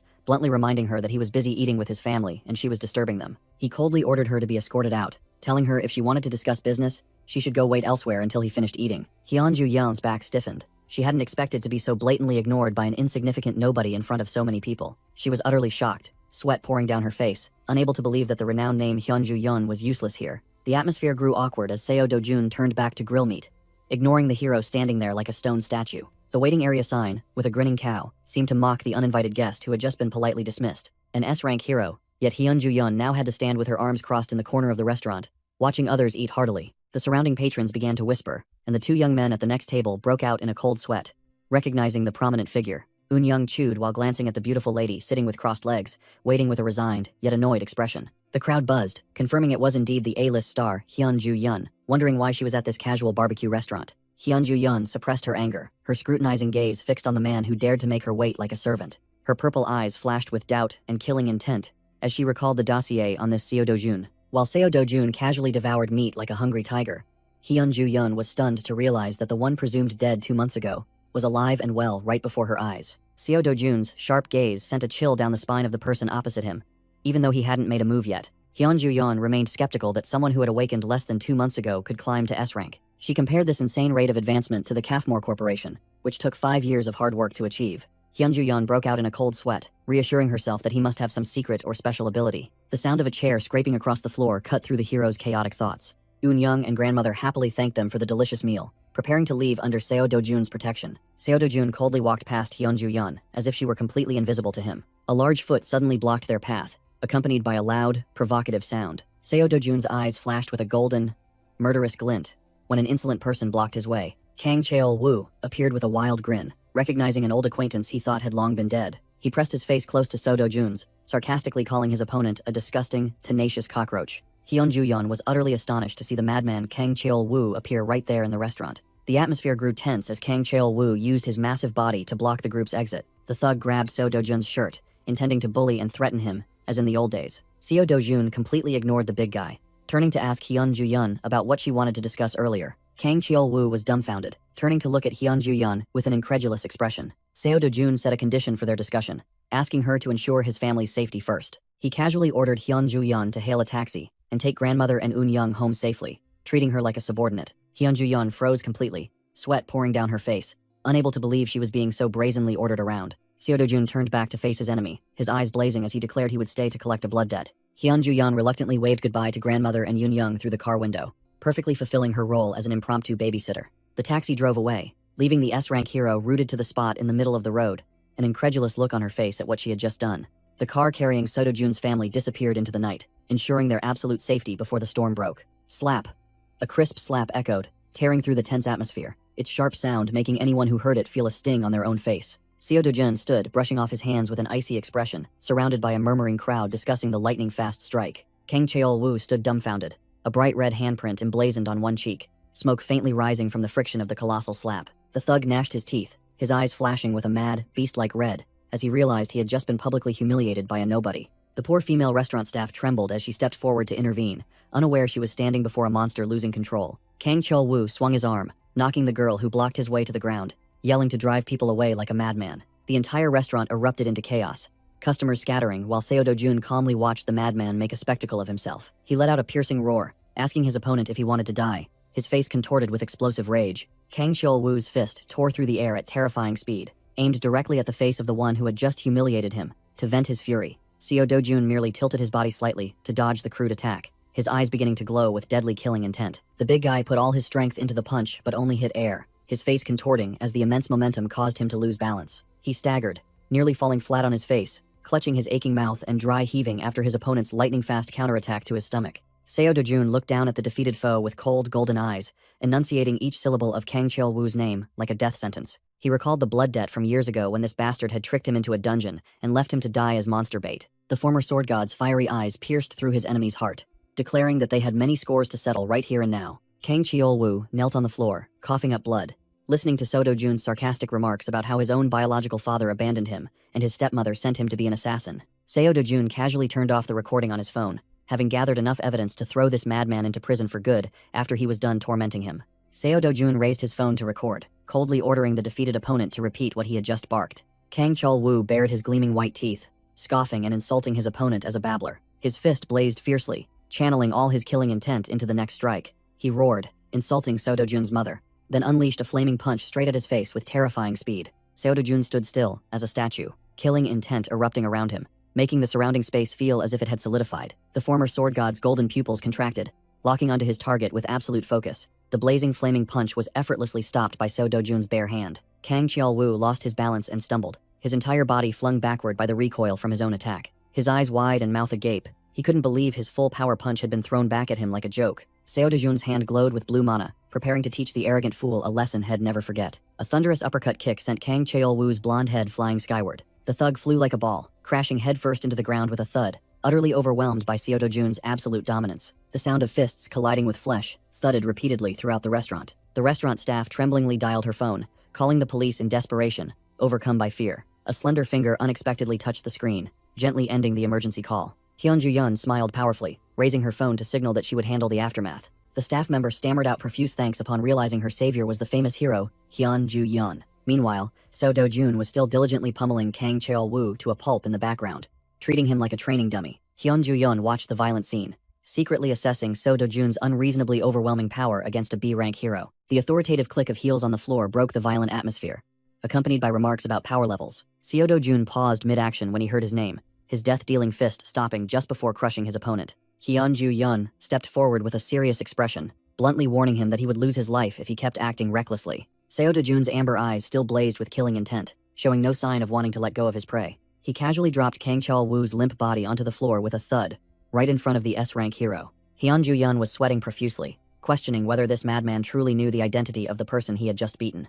Seo Do-jun wore a bored expression, retorting with a raised chin, asking what the hell did that matter. She emphasized each word with a tense demeanor, asserting that good-for-nothing's identity was a matter of life and death. It turned out this punk was backed by the S-rank hero Kang Young-pyo, a true monster in the hunter world. Seo Do-jun casually replied that he already knew, his indifferent reply causing Hyun Ju-yeon to freeze for a few seconds. He tilted his head and asked nonchalantly if there was a problem, his arrogant disregard for everything befitting a true powerhouse. Seo Do-jun's arrogance made people shudder. He knew the consequences yet acted ruthlessly without hesitation. Kang Chol-woo lay motionless on the ground like a mangled mess. Even the title of S-rank hero's cousin couldn't save him from the beating. Seo Do-jun curled his lip into a sneer, full of disdain at the warning about that S-rank hero. Hyun Ju-yeon was stunned to realize that the madman before her showed not the slightest fear at Kang Young-pyo's name. He stepped closer, closing in on her, his tone turning threatening, as he felt uncomfortable with her knowing too much about him. Seo Do-jun's gaze was sharp as a razor, exuding an invisible pressure that made the surrounding air feel as if it had thickened. Hyun Ju-yeon tried to remain calm amidst the suffocating killing intent from the monster, in human skin towering before her. She quickly lowered her voice, explaining that she was there because her uncle had asked for a favor, wanting to buy back the magic stones he had sold to the shop. Seo Do-jun casually asked for the price, his face indifferent, as if he didn't care about worldly affairs. Hyun Ju-yeon boldly declared that she would buy all of them, displaying the demeanor of a true magnate using money to overpower others. He smirked, implying the sheer quantity of goods was beyond her imagination. She confidently held her head high, asserting that an S-rank hero's assets were a bottomless pit. Ignoring the pathetic Kang Chol-woo convulsing like a mangy dog on the floor, Seo Do-jun laid out his terms for the sale. He flashed a calculating smile, asking for something Hyun Ju-yeon could handle with ease. Crash. The deafening sound of shattered objects echoed through the luxurious room. The stepmother screamed hysterically, unable to believe that the thorn in her side had survived the accident all those years ago. Manager Lee cowered, dodging the shards, utterly terrified by his mistress's rage. He broke into a cold sweat, stammering that everyone thought Seo Do-jun had rotted away in a dungeon. She yelled furiously, forbidding him from making excuses and demanding an immediate solution. Hearing that Kang Chol-woo had been beaten within an inch of his life by Seo Do-jun, she froze in disbelief. Her eyes narrowed dangerously, suspecting her stepson had uncovered some earth-shattering secret. She gulped, cold sweat beginning to trickle down as she considered the unforeseen consequences. She was frantic, fearing that if this reached her husband or father, the company's stock would plummet uncontrollably. She pointed a finger, ordering him to silence the police and media immediately to cover up the incident. Manager Lee quickly reassured her, reporting that everything had been thoroughly cleaned up and put in order. She sighed in relief, slumping into her chair and praising her capable henchman. But Manager Lee leaned in, whispering with concern, warning that this wasn't a permanent solution to the problem. Manager Lee leaned into his mistress, revealing the tangled connection between the pathetic Kang Chol-woo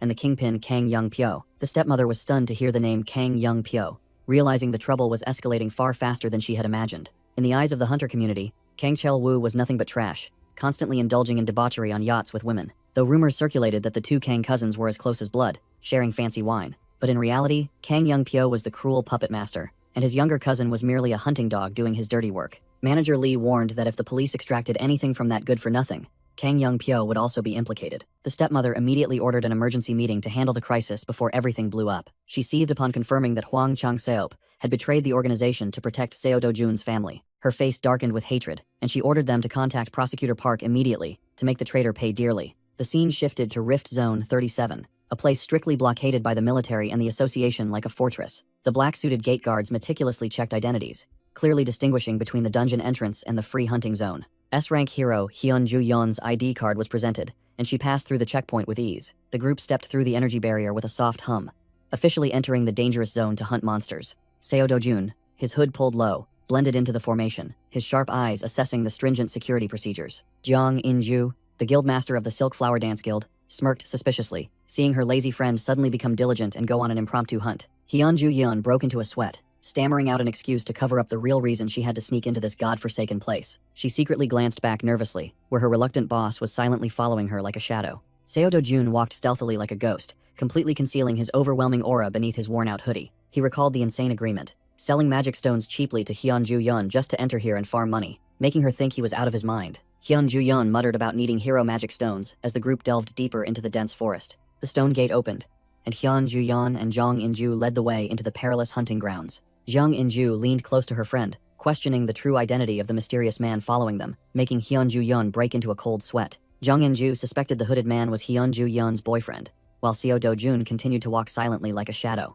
Hyun-ju-yeon quickly denied it, revealing she was repaying a favor, which left Jung In-ju utterly stunned. The shield hunter gave a wry smile, while Jung In-ju was still reeling from the debt owed by an S-rank hunter. Suddenly, Jung In-ju was startled and horrified as she sensed killing intent descending from above. Seo Do-jun, under his hood, had already spotted the danger with eyes as sharp as razors. The entire squad immediately dispersed into battle formation as a gigantic shadow covered the ground. A Cocastrian swooped down with wind-tearing speed, accompanied by a piercing shriek that shook the space. Jung In-ju shouted loudly, warning her teammates that this was a ferocious Cocastrian. Hyun-ju-yeon immediately switched to command mode, yelling orders for her teammates to take defensive positions and attack its legs. The ground shook violently as the first attack landed, creating an extremely powerful aftershock. The Cocastrian flapped its wings and soared high after its dive, leaving chaos below. Jung In-ju clicked her tongue in annoyance, having encountered trouble right after entering the gate, while Seo Do-jun stood still, observing like an invisible man. The monster's sharp claws once again tore through the air, aiming directly at its prey. Footsteps pounded, the hunters scattered frantically to avoid the deadly blow, following command. The Cocastrian plunged from above like a black arrow, carrying destructive power. The terrifying impact ripped through the ground, sending dust flying and obscuring the group's vision. Seo Do-jun compressed golden energy into his fist, his eyes blazing with killing intent, ready to send the enemy to its demise. Before the Cocastrian could regain its senses, a brilliant golden light shot straight into its throat at the speed of light. A resounding qua echoed through the sky. The entire space seemed to rip apart as the destructive attack pierced the monster from top to bottom. The giant bird was slammed into the ground with a thud by a massive pillar of energy, sending dust flying everywhere. Seo Do-jun landed with a confident thud, while Hyun-ju-yeon stood frozen behind him, utterly shocked by the recent sight. He casually walked over the corpse of the gigantic monster, which had been defeated in an instant, as if taking a stroll in a park. The Cocastrian's eyes rolled back, completely lifeless, the light of its existence extinguished after the crushing blow. Hyun-ju-yeon and the shield hunter broke out in a cold sweat, their mouths agape, unable to believe their eyes as they saw the boss vanish after just one hit. Not stopping there, he coldly raised his foot and declared bluntly that things weren't over yet. Seo Do-jun stomped on the monster's head with a crunch to ensure it was truly dead, proclaiming this was how professionals truly finished things. The dry sound of bones shattering sent shivers down Hyun-ju-yeon and the hunter squad's spines, horrified by his cold brutality. Jung In-ju spun around with an utterly panicked expression, pressing to know who this monster in human guise truly was. Hyun-ju-yeon stammered, sweat pouring down her face, as she recalled her previous lie about him just being an ordinary person with a bit of muscle strength. The hot-headed Jung In-ju grabbed Hyun-ju-yeon by the collar and shook her, yelling, questioning how many heroes in the world were capable of one-shotting a Cocastrian like that. Hyun-ju-yeon tried to salvage her pride, weakly arguing that Jung In-ju could also defeat it if she wanted to, but her tone was full of uncertainty. Jung In-ju punched Hyun-ju-yeon's arm hard, sharply pointing out that punching a flying monster out of the sky with one hit was fictional. It was only then that Hyun-ju-yeon truly grasped the terrifying, overwhelming power of the monster that had just been defeated. Seo Do-jun's towering silhouette amidst the trees made everyone question his truly mysterious identity. Hyun-ju-yeon immediately changed her attitude, her face darkening as she urged Jung In-ju to quickly change their combat plan due to the immense variable. Hyun-ju-yeon adjusted her sunglasses, coldly informing the hunter squad behind her that she would proceed deeper into the central area to investigate. Meanwhile, Seo Do-jun casually squatted on the giant Cocastrian's corpse, skillfully carving its flesh with a knife to search for spoils. He held up the glowing red magic stone he had just acquired, bluntly telling Hyun-ju-yeon not to even think about claiming it without contributing. True to his word, he quickly tucked the valuable stone into his black backpack, with the pragmatic attitude of someone who considers money the ultimate truth. Hyun-ju-yeon narrowed her eyes suspiciously, remarking that his overwhelming skill set was completely out of place for this puny dungeon. Seo Do-jun merely smirked, a meaningful and arrogant smile from someone holding all the cards in this game. He tightened his grip on the knife, his sharp eyes full of challenge as he replied to her that things were about to get interesting. The purple-haired woman turned her back and walked ahead, confidently telling him to stick close if he didn't want to get lost, as she knew the terrain here like the back of her hand. But no sooner had she finished speaking than a strong gust of wind swept past as Seo Do-jun shot off with breathtaking speed, startling Hyun-ju-yeon. His figure streaked past, leaving blurry after-images in his wake, leaving Hyun-ju-yeon bewildered and choking on dust, unable to react in time. He moved lightly yet decisively, each step touching the ground and propelling him forward, exuding a supreme level of body control. The wind pressure from his terrifying burst of speed created a loud boom, forcing the surrounding hunter squad to cover their faces in dizziness. His retreating figure grew smaller at the end of the path, so fast that an observer would exclaim that if Hyun-ju-yeon was a bullet, he was light itself. The shield hunter turned to Jung In-ju with a bewildered expression, asking if they should pursue those two monsters. The captain merely retorted with a bitter question, making the man sweat profusely as he admitted that pursuit was an impossible task. Jung In-ju looked up at the blue sky, bitterly accepting the truth that today, they were merely extras, serving as a backdrop for the truly powerful. The entire hunter squad stood silently beside the Cocastrian's corpse, keenly feeling the vast power gap between themselves and the two who had just departed. The monster's shattered head lay sprawled on the ground, a brutal testament to the destructive power they could never hope to attain. Jung In-ju's eyes widened, sweat pouring down her face as she realized her own pitifully small existence before the terrifying power of Hyun-ju-yeon and that mysterious man. The sound of footsteps tearing through the wind echoed rapidly, shattering the tranquil atmosphere of the forest. Hyun-ju-yeon was rushing forward at maximum speed, her eyes intensely focused on the path ahead. The woman smugly considered slowing down, afraid of leaving her comrade behind, wondering if she should run a little slower. Seo Do-jun suddenly appeared right beside her with a nonchalant expression, wondering why she was running as slow as a snail. He braked abruptly, startling Hyun-ju-yeon behind him, who nearly crashed into his back. The woman was breathless, deeply shocked to realize that her pride in being Korea's second fastest had just been mercilessly shattered. An ironic scene unfolded as Seo Do-jun strolled leisurely as if taking a walk, while Hyun-ju-yeon had to bend her back, running to keep up. He turned back and casually remarked that she was slower than he thought, deeply wounding someone's pride. Hyun-ju-yeon's face flushed crimson, her neck veins bulging as she vehemently denied giving way, while he ignored her and observed their surroundings. A colossal rocky mountain majestically appeared amidst the magnificent natural scenery. Hyun-ju-yeon broke out in a sweat when she saw him intently looking towards the mountain and asked what was there. Her eyes reflected the image of the mountain, her expression gradually turning serious as she recognized the location. She explained that it was the area boss's lair, but Seo Do-jun only caught the most important keyword: final boss. Hyun-ju-yeon described Kassarian, a colossal 20-meter monster that would require an entire S-rank team just to hope to defeat. Seo Do-jun cut her off to confirm about the super-grade magic stone, completely ignoring the monster's danger. He strode forward with unwavering determination, completely disregarding all safety warnings. Hyun-ju-yeon frantically tried to stop him, asserting that she hadn't led him here to commit suicide or do something insane. A loud boom echoed, and Seo Do-jun shot off like an arrow, leaving the woman standing bewildered in the middle of the path. Hyun-ju-yeon screamed, utterly helpless against the reckless and arrogant nature of her bizarre comrade. Hyun-ju-yeon desperately yelled, "Stop right now," as she tried to brake abruptly against her comrade's insane speed. Rapid footsteps echoed as the two of them darted through the forest like speed demons. Clouds of dust billowed behind them, proof that they were moving at a wind-tearing speed. The towering rocky mountain appeared before their eyes, the boss's lair exuding a chilling aura of death and terrifying whistling winds. Hyun-ju-yeon's pupils contracted. She was stunned to realize she had arrived at the location impossibly fast. The woman exhaled sharply, her face pale as she wondered what on earth had just happened with that monster's movement speed. A colossal, dragon-like body part appeared majestically, with scales as hard as steel, signaling imminent danger. Hyun-ju-yeon held her sword, utterly bewildered, asking, "What is this?"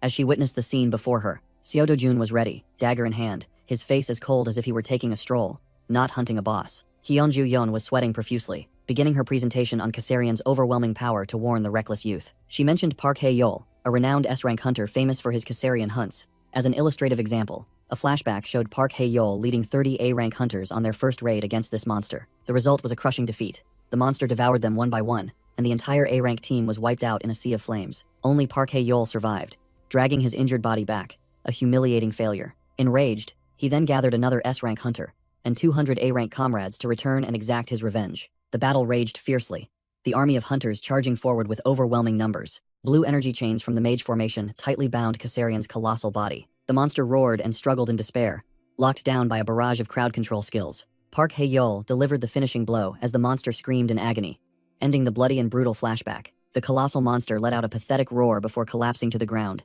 ending its glorious life with a bitter death. In the past, crowds of hunters had to cheer wildly like madmen when they painstakingly managed to defeat Kassarian, but the price of that victory was the lives of countless comrades, their bodies piled high like mountains in the twilight. Back in reality, Seo Do-jun was casually using a knife to carve up the disaster-grade monster's corpse as if he were slicing pork at a market. His gaze was icy and focused, completely unconcerned by the earth-shattering feat he had just accomplished. Hyun-ju-yeon's veins pulsed on her forehead, clearly annoyed by his overly casual and arrogant demeanor. But then she broke out in a cold sweat, stunned to realize that if she hadn't witnessed it herself, she wouldn't have believed this truth even if it killed her. In her mind, the horrifying scene replayed.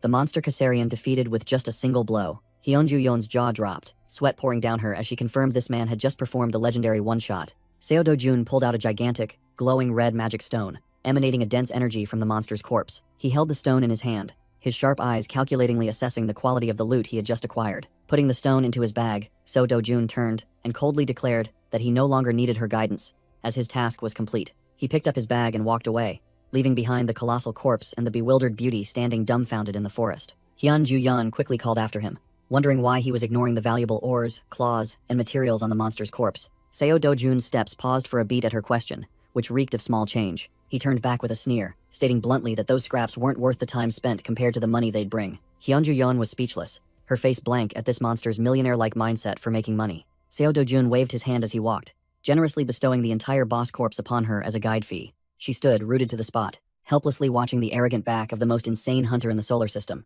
Seo Do-jun's declaration that he didn't need those scraps echoed through the majestic mountain forest. Looking down from above, the hunter squad stood frozen in the clearing, tiny as ants amidst the aftershocks of the battle. 2 bulging travel backpacks were tossed onto the grass, landing with a heavy thud that struck the viewers' minds like a sledgehammer. Zhang Yinju and her comrades stood dumbfounded, sweat pouring down them as they couldn't comprehend what on earth was happening before their eyes. The spear wielder stammered, whispering to the team leader that the monster had only borrowed the bag for a moment and returned with it full of magic stones. Looking at the enormous pile of loot, the hunters mentally calculated that their entire guild would have to toil relentlessly for 3 days just to hope to earn a similar amount. Hyunju Yun slumped onto a rock, utterly exhausted and in extreme bewilderment, wondering what kind of divine being this madman truly was. Zhang Inju's subordinates watched the dazed S-rank lady with eyes full of doubt and fear. Zhang Inju's pupils contracted, her face paling in horror as she pieced together the absurd information she had just heard. She shivered as she realized he had soloed the boss Kassarian without needing any protective gear or armor. That insane feat alone was enough to confirm him as the strongest hunter in Korea,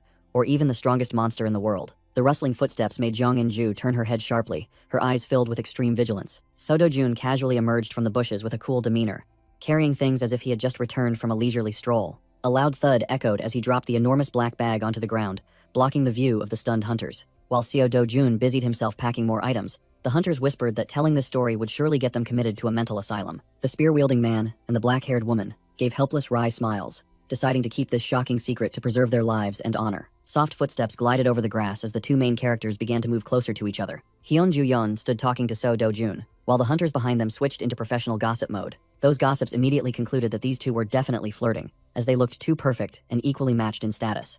Zhang Inju was utterly bewildered, covering her mouth and muttering that calling the recent actions flirting felt somewhat wrong and illogical. Hyunju Yun stood rooted to the spot, looking at Seo Do-jun with a puzzled expression, never expecting anyone in the world to dare order her around so casually. Without a word, Seo Do-jun casually shoved the huge black backpack into the S-rank lady's hands, leaving her dumbfounded with shock. He turned his back and walked away with the air of a superior, leaving Hyunju Yun frozen in place along with the stunned hunters watching him go. Zhang Inju's jaw dropped in astonishment as she watched the man leave without even a greeting, while Hyunju Yun could only offer a helpless wry smile. The scarred woman pointed at the pile of luggage, wondering why he would discard all the valuable spoils to others like trash. Hyunju Yun sighed, explaining that when she warned him that defeating Kassarian would make him instantly famous, he reacted with extreme annoyance. Zhang Inju was so shocked her face turned pale upon hearing that he considered fame a nuisance and shirked all media handling responsibilities onto others. The question of who that man truly was kept lingering in Zhang Inju's mind as she observed her senior's strange attitude. Hyunju Yun silently lowered her head, her eyes flickering intensely as she recalled that monster's nonchalant demeanor and overwhelming power.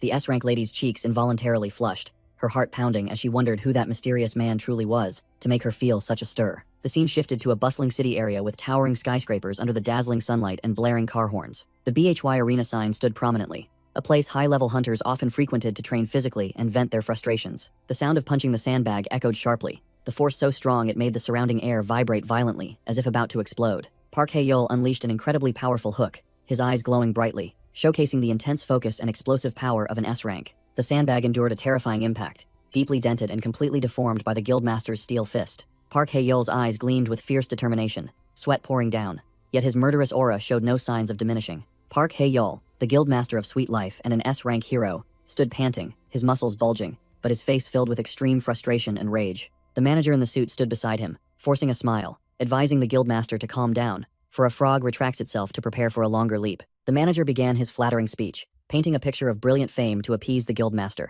Park Hae-yeol wiped away his sweat, his eyes cold as he vowed to unleash punishment upon those who dared to disrespect him. The manager continued to subtly manipulate, asserting that all the training efforts would transform into explosive power. He leaned in and whispered conspiratorially, flattering that no one understood Kassarian's tactics better than Park Hae-yeol. The manager offered water while spinning tales, promising exclusive titles and ultimate glory for the guildmaster. He respectfully presented the water bottle directly to Park Hae-yeol as if serving a king. Park Hae-yeol took the water bottle and laughed loudly with arrogance, completely immersed in the delusion of power conjured by the manager. A corner of the room displayed golden trophies and commemorative photos, evidence of the guild's fading golden age. Park Hae-yeol gulped down the water, confidently declaring that only he possessed the skill to defeat the monster Kassarian. The manager grinned like a madman, echoing his master's excessive confidence to curry favor. Manic laughter echoed even outside the Sweet Life Guild building under the clear blue sky. Seo Do-jun's personal file, with his cold ID photo, was clearly visible on the investigation documents. Kang Young-pyo held the paper, his sharp eyes reconfirming the identity of the one causing a stir in the hunter world. In the luxurious office,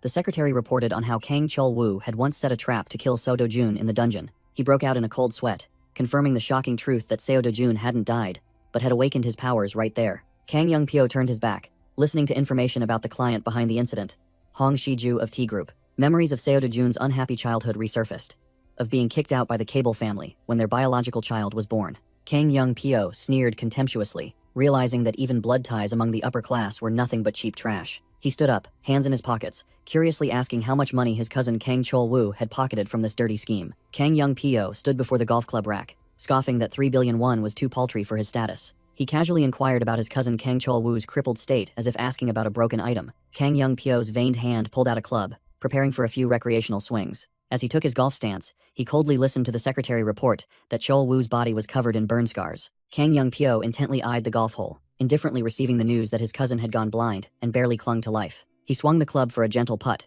cursing his cousin as a scumbag, yet his tone was filled with amusement. The ball rolled perfectly into the hole while he maintained a chillingly cruel demeanor. Kang Young-pyo flashed a twisted smile, his eyes glowing crimson, declaring that if it were him, he would have hacked his enemy into 100 pieces and smashed their head in. He continued to set his club down, preparing for a new shot, steering the conversation to the mysterious crime scene. As he swung the club to hit the ball, he mentioned the shocking rumor that Hyun-ju-yeon had intervened to save Seo Do-jun. The ball rattled across the artificial turf, its dry sound echoing in the tense atmosphere. Kang Young-pyo stepped closer to the secretary, his face grim, harshly demanding to know why an S-rank hero would help that person. The secretary's face drained of color, and he stammered that, thanks to her statement to the police, the incident had been smoothly swept under the rug. Losing his composure, Kang Young-pyo grabbed the subordinate by the collar, furiously shouting for him to uncover the suspicious relationship between those two. He roared, his face contorted, firmly asserting that there must be some secret agreement for Hyun-ju-yeon to act that way. The secretary was scared out of his wits, quickly assenting before scrambling away to carry out the order. Left alone, Kang Young-pyo's face turned sinister, his sharp eyes filled with calculation and suspicion. His hand, bulging with blue veins, gripped the golf club shaft with terrifying force, fueled by suppressed rage. He clicked his tongue in annoyance, then slammed the club hard onto the floor, letting out a deafening clang of metal to vent his fury. Night fell, and the bright moonlight shone down on the unusually quiet neighborhood. Seo Do-jun strolled leisurely down the empty street, his solitary figure exuding the confidence of a powerful individual. As he walked, he muttered calculations, realizing that hunting monsters in the rift was far more efficient than going through regular gates. But the problem was, to enter, he had to rely on Hyun-ju-yeon, and the thought of depending on others was annoying. Meanwhile, Hyun-ju-yeon was racking her brain, strategizing what to do with the pile of magic stones she had just extorted from the Caesarian boss. She decided to keep this haul under wraps, ignoring the media and public opinion clamoring outside. Recalling Seo Do-jun unceremoniously tossing the heavy backpack at her with a loud thud, she could only remain silent. Seo Do-jun smirked, already formulating another plan to sneak into the rift area without anyone's help. For now, he would return to the hideout Hwang Chang-seop had prepared to rest and regain his strength.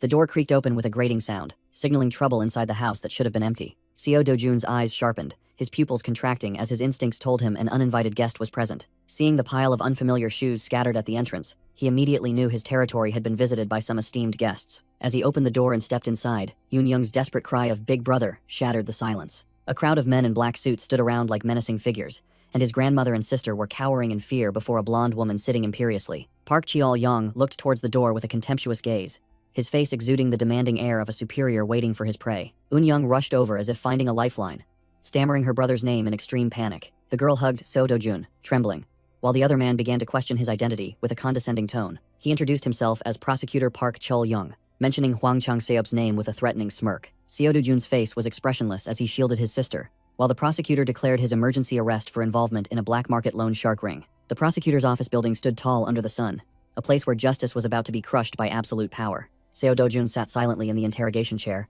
his hands cuffed tightly, yet his demeanor remained strangely calm. His cold, sharp eyes glanced around, showing no fear whatsoever for someone in custody. The clack of footsteps echoed from the hallway, accompanied by the fawning voice of the corrupt prosecutor on the phone. Park Cheol-yong entered the room with a triumphant expression, chattering away as he thanked the person on the other end for his daughter's study abroad arrangements. He ended the call with a fake smile, then cast a disdainful look towards Seo Do-jun's back. Seo Do-jun remained motionless like a statue, listening to the prosecutor ramble on about his noble reasons for choosing his profession. Park Cheol-yong sneered arrogantly, shamelessly declaring his mission was to isolate the trash from society. A thick stack of documents was slammed onto the table, creating a dry thud to assert dominance. He picked up a paper, threatening that this fabricated list of charges was enough to make Seo Do-jun rot in prison for 10 years. Park Cheol-yong shoved the fake evidence close to Seo Do-jun's face, boasting about his close cooperation with Hwang Chang-seop. In response to his aggression, So Do-jun's face remained icy, his gaze sharp as a razor. Seeing his prey's indifferent attitude, Park Cheol-young furiously yelled, asking if he thought he was lying. Suddenly, the prosecutor flinched,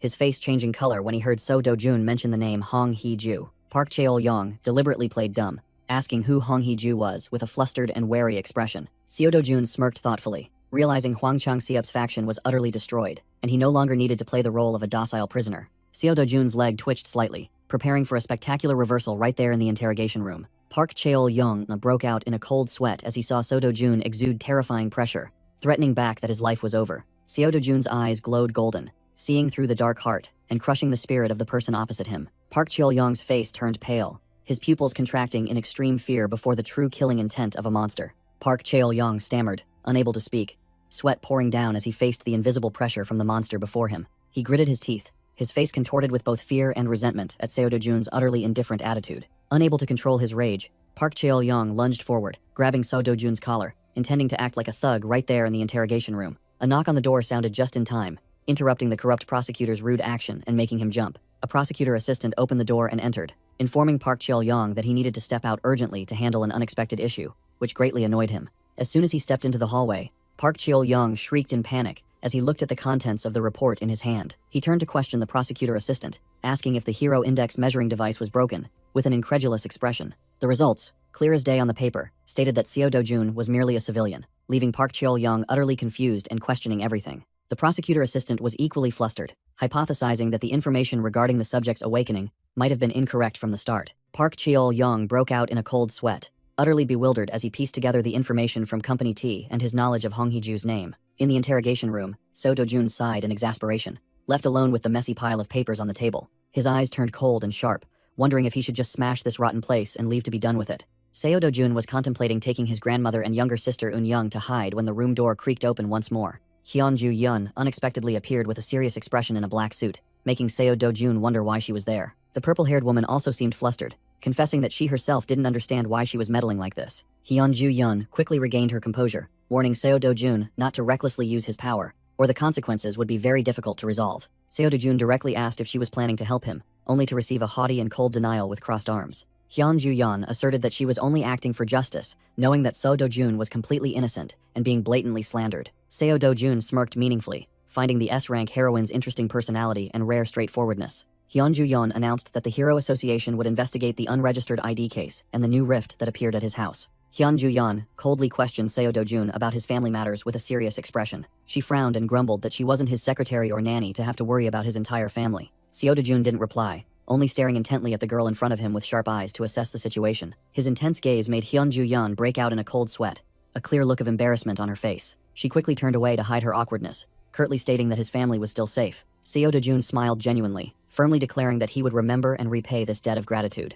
Hyun-ju-yeon blushed furiously, stammering for him to patiently wait for her to finish handling the legal mess. Instead of passively proving his innocence, the purple-haired girl chose to directly attack the prosecutor's office. She went all out, exposing the corrupt prosecutor, causing him to be removed from the profession, thereby confirming Seo Do-jun's innocence. Although he received a suspended sentence for using a fake license, thanks to Hyun-ju-yeon's efforts, Seo Do-jun was smoothly released on bail in a luxury car. The car's control screen suddenly displayed an urgent notification about a four-eyed mantis monster that had just appeared in England. Seo Do-jun merely glanced at the screen and casually stated the monster's name. Macasian. Hyun-ju-yeon flinched, turning to ask frantically why he knew the secret name that only the association possessed. He calmly explained that these monster names weren't just idly made up by someone for fun. Magic stones contain compressed information and energy. Analyzing them immediately reveals the name and characteristics of the corresponding monster. On current Earth, science is used to identify them, while in that destroyed world, magic was used for naming. Since the same types of monsters appeared in both worlds, most of these names were already in Seo Do-jun's living dictionary. He casually advised that these Macasian could be dealt with extremely easily, using extracts from red flower ants. That solution was harmless to humans, but was a potent, paralyzing poison to those mantises. Hyun-ju-yeon listened in silence, her face clearly showing such astonishment that she was speechless at the profound knowledge of the man beside her. Hyun-ju-yeon drove, breaking out in a cold sweat, her mind reeling with questions about the true identity of the monster sitting next to her. The car sped like an arrow. She secretly glanced at Seo Do-jun, who was gazing out the window thoughtfully, his expression cold and inscrutable. Seo Do-jun crossed his arms, his sharp eyes flicking over with annoyance, as he directly asked if she was listening to him. He smirked, posing a seemingly gentle hypothetical question that reeked of deadly danger. Seo Do-jun's eyes glowed with a golden, murderous light, as he casually suggested simply eliminating Hong Hee-ju to settle the debt. In the luxurious office, the sound of fingernails being gnawed echoed in the silent, tense atmosphere. Hong Hee-ju sat biting her thumb until it bled, her face revealing an undeniable look of extreme anxiety. Manager Lee stood stiffly, but sweat poured down him like rain. He didn't dare breathe heavily before the impending explosion of rage. The entire room was enveloped in a heavy atmosphere as the manager finished reporting the recent disastrous situation. Hong Hee-ju gritted her teeth, her mind in a whirl, unable to understand why Hyun-ju-yeon's name was involved in this matter. Manager Lee stammered, explaining that the relationship between the two was unclear, only that everything was going completely off track. The blonde woman was furious, her eyes blazing because she couldn't accept her perfect plan being disrupted. Hong Hee-ju jumped up and slammed the table, yelling, demanding to know why Sodo-jun wasn't a hero as initially reported. She exuded a dark, murderous aura, while the manager could only tremble and speculate that he had some trick to bypass the measuring devices. Her eyes bulged, streaked with blood-red veins of madness and ultimate malicious intent. Without hesitation, she ordered to immediately contact Kang Young-pyo and finalize a price of 30 billion won for him to eliminate the thorn in her side at once. On the other end of the line, Kang Young-pyo lounged on the sofa, sneering as he demanded double that paltry price. The secretary standing beside him broke out in a cold sweat, timidly reminding his boss that the amount was beyond imagination and a bit exorbitant. Kang Young-pyo smugly bounced his leg. He knew full well that Hong Hee-ju was at her wit's end, and 60 billion was nothing to her. He flashed an evil smile, his eyes gleaming with a red spark of excitement, knowing that this time, his opponent was involved with an S-rank hero, like Hyun-ju-yeon. The secretary broke out in a cold sweat, nervously warning that Hyun-ju-yeon was an extremely dangerous opponent. Crash! Kang Young-pyo delivered a devastating kick that sent his subordinate flying out of frame. His eyes bloodshot.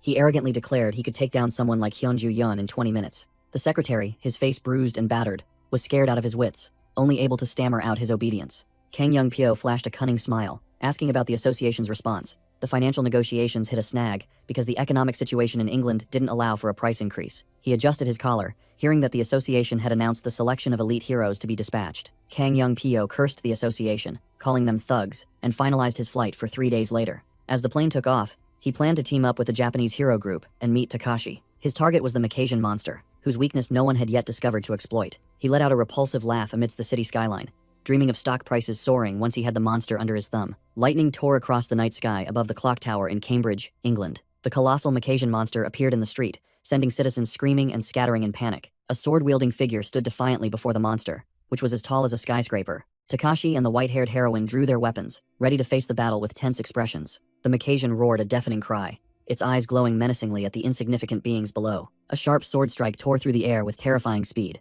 The ground cracked under the force of the attack as the hero group plunged into battle. Takashi and his female comrade moved incredibly fast, their eyes blazing with overwhelming fighting spirit. He leaped high, unleashing a decisive blow aimed directly at the monster's head with surging momentum. Takashi soared through the air, delivering a thunderous strike that tore through the night, aimed straight at the monster's head.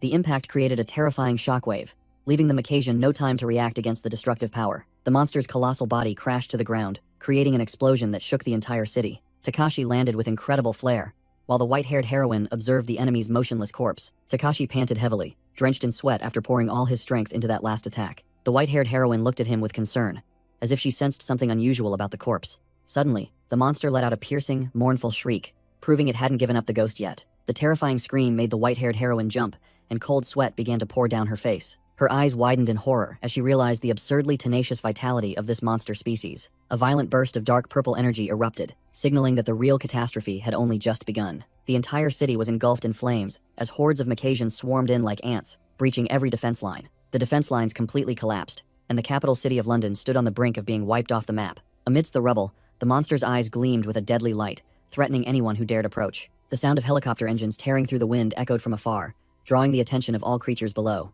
Powerful searchlights from the helicopter shone down, dispelling the dark night of the battlefield. The military helicopter sped towards the scene, carrying the most formidable individuals. The whirring of the rotor blades drowned out all chaotic sounds, signaling the arrival of heavy reinforcements. Inside the cockpit, Kang Young-pyo, Hyun-ju-yeon, and his subordinates observed the situation with tense expressions. Hyun-ju-yeon was utterly astonished to see that the red ant flower extract paralyzed the monster, just as rumored. Kang Young-pyo narrowed his eyes suspiciously. He couldn't believe a woman like her possessed such formidable intelligence. Hyun-ju-yeon loudly ordered the entire team to charge forward and clean up the aftermath with surging momentum. The entire squad leaped out of the helicopter, free-falling into the night like specters of death. The purple-haired woman drew her sword, her sharp eyes ready to send any lingering monster to its demise. The plane carrying the expedition team landed on the runway under the clear blue sky, ending the operation. The airport lobby was packed with reporters and fans, bustlingly awaiting the returning heroes. The reporters chattered excitedly about the immense scale of the press corps gathered there. Some reporters speculated that today's main character was undoubtedly Hyunju-yeon. A bearded reporter asserted confidently that she was the one who discovered the monster's weakness. The entire crowd gasped in excitement, and camera flashes went off continuously as the hunters' figures appeared. The powerful click of high heels on the floor announced the arrival of the leading lady. Hyunju-yeon walked out with great presence alongside Kang Young-pyo, both shining like movie superstars. She sweat profusely and forced a smile as reporters pressed her about the achievement that she didn't actually accomplish. In contrast, Kang Young-pyo grinned broadly, shamelessly enjoying the spotlight and praise. The live news broadcast announced everywhere the glorious return of the 200 hunters from the United Kingdom. The large screen explained in detail the strategy of using red flower ant extract to counter the Macassian monster. On the street below, Seo Do-jun, with his hood pulled low, was quietly looking up at the news broadcast about his own achievement. He smirked, not caring that the world was praising the wrong person. The image of the dignified Kang Young-pyo answering an interview was prominently displayed on the large news screen. Seo Do-jun's eyes flashed with a cold and dangerous glint as he recognized the familiar face on the screen. At a luxurious cafe, expensive gift bags were already prepared on the table as a greeting. Seo Do-jun sat relaxed on the sofa, holding a glass of water, raising an eyebrow when he heard about the gifts. Hyunju-yeon enthusiastically presented the pile of spoils she brought as a token of gratitude for her benefactor's family. He calmly opened a gift bag,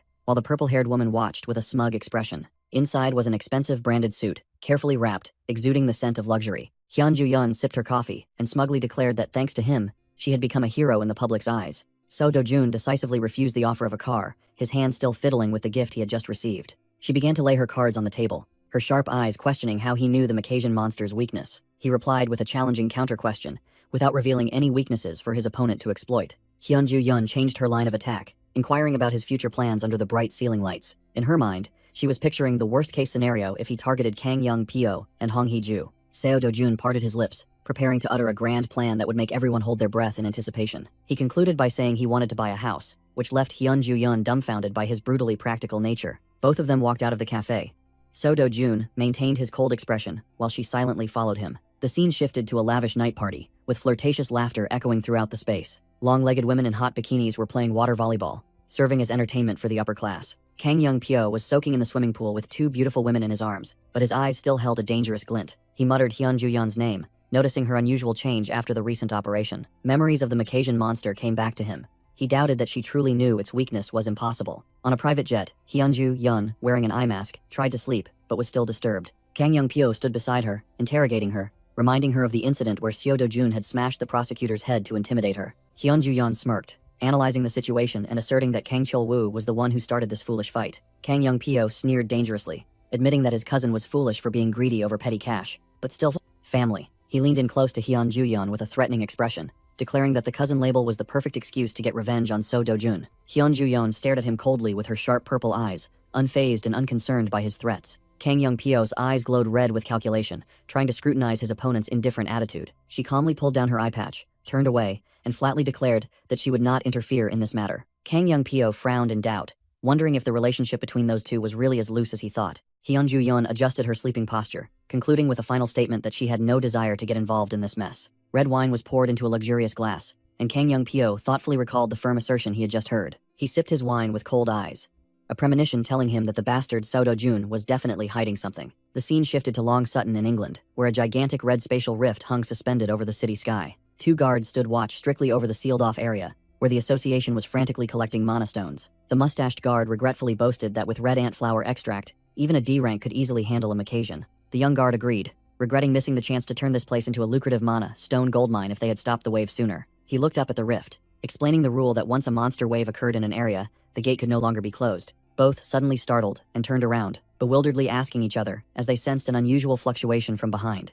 The glowing red rift shook violently, feeling as if something was trying to emerge from within, even though it wasn't time yet. The two guards were utterly bewildered because the raid team had only been inside for 5 hours, far too early to return. The pitch-black rift emitted a murderous aura, and they were highly vigilant, suspecting some reckless individual was trying to loot mana stones. A deafening electrical crackle from the rift utterly terrified both guards, draining all color from their faces. A human-shaped entity stepped out of the red rift, exuding a thick, murderous aura and looking like a demon from hell. His face was covered in horrifying scars, and his right eye glowed with a menacing purple light. The two guards froze, realizing that the one before them was not a hero or a hunter, but a monster in human guise. Seo Do-jun calmly extended his hand, summoning green magical circles that spun around his fingers. Gravity was instantly warped, flinging the two guards into the air, leaving them flailing helplessly. He walked on arrogantly, ignoring the two unfortunate individuals being tossed around like rags by an invisible force. He cursed irritably, activating magic that caused sharp black spikes to sprout profusely. The guard's weak attacks bounced off him with a sharp crack, leaving not even a scratch. He looked down with utter contempt,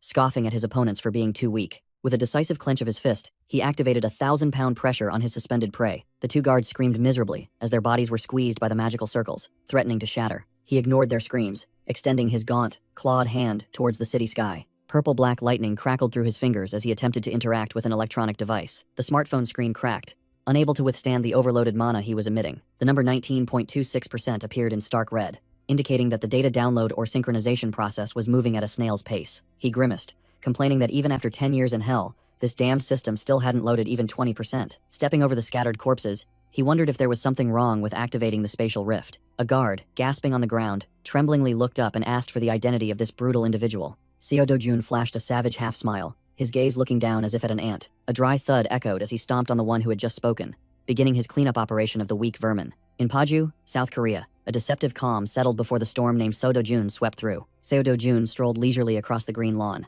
a luggage bag filled with equipment slung over his shoulder, as if out for a casual walk. He suddenly stopped, his sharp eyes glancing behind him, as his hypersensitive senses picked up a signal of death. The ground shook violently, accompanied by a rumbling sound as if it wanted to swallow everything around it. A gigantic worm-like monster, with hideous spiral teeth, suddenly emerged from underground to attack. Two giant worms surrounded Seo Dojun, but he stood there unmoving, as if watching a play. From the deep pit, Seo Dojun's eyes looked up defiantly, showing no fear of the massive waiting maw. He activated his sensory skill, precisely locating 26 monsters within a 100-meter radius. His right hand erupted in a blazing inferno, and Seo Dojun flashed a savage smile, declaring he'd see how many would survive. He casually dropped his luggage bag to the ground. A whooshing sound tore through the air, signaling the start of the game. Seo Dojun stood still, acting as bait, even as the ground beneath his feet cracked open from the pressure of the monsters. Boom! A terrifying energy explosion hurled the monsters into the air like cheap toys. The giant worms were crushed, blood and flesh splattering everywhere, before the overwhelming power of the hellfire. Seo Dojun stood proudly amidst the slimy pile of monster corpses, his cold eyes surveying the results of his cleanup. He smirked arrogantly, satisfied after turning the monsters into a pile of minced meat. The scene shifted to the towering Heroes Association headquarters in the heart of the bustling city. Na Tae-hwang was enjoying a hot cup of coffee, his expression pensive as he pondered a particular individual. He pushed up his glasses, admitting that the kid was indeed a tough case to deal with. Vice President Min Hong-ji held a file, confirming that Seo Dojun was indeed a hero. Na Tae-hwang wondered about the faulty power meter, while Min Hong-gi was also at a loss for a satisfactory answer. Park Seong-chul roared in indignation, directly cursing the rookie as an arrogant and insolent brat. He pointed a finger at Min Hong-ji, demanding that all information be extracted now that the association had inquired. Min Hong-ji broke out in a cold sweat, stammering as he reported to Na Tae-hwang that very little information had been gathered. Everything began with Kang Cheol-woo's malicious scheme, leading to the confrontation with the giant worm. Seo Dojun had awakened from the brink of death right inside the dungeon, his eyes blazing with madness and murderous intent. He returned to retaliate against Kang Cheol-woo and single-handedly dealt with the new rift in Mappo. Although his actions were somewhat excessive, he left behind a fiery battlefield, asserting his dominant position. Min Hong-gi concluded his report with a stark statement. Seo Dojun's power was absolutely overwhelming. Na Tae-hwang leaned back in his chair, arms crossed, likening him to a wild horse, difficult to tame, but undoubtedly a top-tier warhorse. The association's boss showed extreme interest in the boundless potential of this monster in human skin. He even brazenly demanded a hero card immediately, bypassing all cumbersome procedures because he had a guarantor. Min Hong-gi pushed up his glasses, trembling as he revealed that the guarantor was none other than S-rank hero Hyun-ju-yeon. Na Tae-hwang's eyes widened, his face clearly showing extreme astonishment at the name that had just been uttered. Seo Dojun's image appeared, full of arrogance, with the characteristic half-smirk of someone holding all the cards. The powerful hero card was now firmly in his hand, marking the birth of a new legend. He officially became South Korea's 8th S-rank hero, calmly admiring the dazzling golden card. Thanks to that privilege, he could freely hunt in the rifts, turning monster hunting grounds into his personal slaughterhouse. Na Tae-hwang burst into hearty laughter, his mirth echoing through the tense meeting room. He expressed extreme satisfaction with the initiative and unconventional madness of this new recruit. Park Seong-chul slammed the table and stood up, shouting in disbelief that he dared to enter a Grade 2 rift alone. Park Seong-chul glared at his subordinates, and the atmosphere in the meeting room was tense. He flinched, and beads of sweat began to pour down as he realized the situation was changing too quickly. He changed his tune faster than flipping a rice paper, shouting out a proposal to appoint Seo Dojun as vice president to appease the public. He paused for a beat, his face falling when he saw no one responded to that absurd idea. Still trying to push his agenda, Park Seong-chul continued to shout that this was a once-in-a-thousand-years opportunity for promotion. Min Hong-ji coldly adjusted his glasses, throwing cold water on his boss by asking about the opinion of the person in question. Park Seong-cheol flew into a rage, slamming the table and yelling at his subordinates for daring to backpedal at such a sensitive time. He turned to seek support from Na Tae-hwang, trying to justify that the public needed a sedative. Na Tae-hwang tapped his finger lightly on the table, interrupting his subordinate's farce with an authoritative tone. The boss declared firmly that he would personally meet that monster rookie to size him up. The scene shifted to the battlefield, where a giant worm shot up from the ground, intending to swallow its delicious prey. Seo Do-jun glided gracefully like the wind, dodging all the combined attacks of the hideous monsters. His eyes glowed golden, activating serious mode to send the vermin to their demise. His hand burst into a blazing fire, compressing mana to prepare for a finishing blow. A fiery slash tore through space, splitting the giant monster cleanly in half from head to tail. He landed coolly in a superhero pose, with lingering destructive embers still on his hand. The monster's corpse exploded into fragments, unable to withstand the terrifying heat of the attack. Seo Do-jun stood proudly atop a mountain of monster corpses, his back exuding an aura of absolute dominance. He let out a sigh of relief, brushed his hand, extinguishing the flames after an overly enthusiastic warm-up. Noticing his mana plummeting rapidly, he looked up at the sky and coolly concluded that he needed to get some hot gear right away. The Gassen Hero Complex stood majestically under the clear blue sky, a hub for hunter logistics services. The sign for Urimugu Weapon Shop caught his eye, the next destination to upgrade Seo Do-jun's gear. Inside the shop, the muscular shop assistant was engrossed in his phone, playing a game, treating customers as if they were invisible. The jingling of the doorbell rang out, announcing the arrival of an uninvited guest. Seo Do-jun stepped in with a cold demeanor, carrying a huge sack of spoils reeking of danger on his shoulder. He slammed the sack onto the table with a thud, startling the shop assistant, and demanded a weapon be crafted immediately. The shop assistant looked up with an annoyed expression, waving his hand to dismiss the customer as if shooing away evil spirits, citing the reason that no appointment had been made. Seo Do-jun retorted immediately with the reason that he had been calling all morning, but no one bothered to pick up. The assistant stood up, flexing his muscles, rudely saying there was no more room, and subtly telling him to go to another shop. Without another word, Seo Do-jun grabbed the shop assistant by the collar and dragged him roughly, startling him. He shrieked, admitting he was just the shop owner's son when asked if he was the owner. Seo Do-jun's eyes glowed golden, full of menace, ordering him to call his father out immediately. They glared at each other, and beads of sweat poured down the son's face as he forced a fearful smile before the overwhelming killing intent of the customer. He fearfully yelled out, "Dad, a customer's here for you." To save himself, the shuffling footsteps of sandals echoed from the back room, announcing the appearance of the final boss. Choi Chol-kwan stepped out, removing his welding mask, sweating profusely with the grumpy expression of a seasoned blacksmith. Seo Do-jun didn't beat around the bush and immediately stated the password, Hyun Ju-yeon, to assert his authority. Both the blacksmith and his son simultaneously widened their eyes and froze upon hearing that powerful name uttered from his mouth. The blacksmith skeptically asked if she had indeed introduced him, while Seo Do-jun began to open the sack. He pulled out a pair of giant monster fangs as raw material, proving his status as a true connoisseur, earning everyone's respect. Choi Chol-kwan widened his eyes, his expression changing as he realized the hot item in his hand was no ordinary thing. The shop assistant asked blankly, while his old man broke out in a cold sweat, confirming it was a supreme item. He picked up the gigantic black fang, declaring it to be the legendary Black Killer Fang that had been absent from the martial world for a long time. Seo Do-jun made an outlandish request to forge an extremely long sword, causing the two blacksmiths to exchange confused glances. Seo Do-jun listened with folded arms, as the old blacksmith criticized his understanding of physics and demanded to split it into two medium-sized swords for safety. He immediately retorted sharply, asking if the old man was admitting his poor craftsmanship, which made Choi Chol-kwan's veins bulge in frustration. Seo Do-jun ignored all theories, ordering them to be joined into a single blade because he liked long items. He added a difficult request, to maximize its mana absorption capability, which made the old blacksmith tremble. The shop assistant couldn't hold back anymore and yelled, defending his father, boasting that the old man only made high-quality items of level 3 or higher. Seo Do-jun remained silent, not bothering to argue, his eyes radiating contempt for those who were ignorant of the wider world. He silently drew a display sword from its sheath with a sharp sound to check its actual quality. Seo Do-jun glanced at it,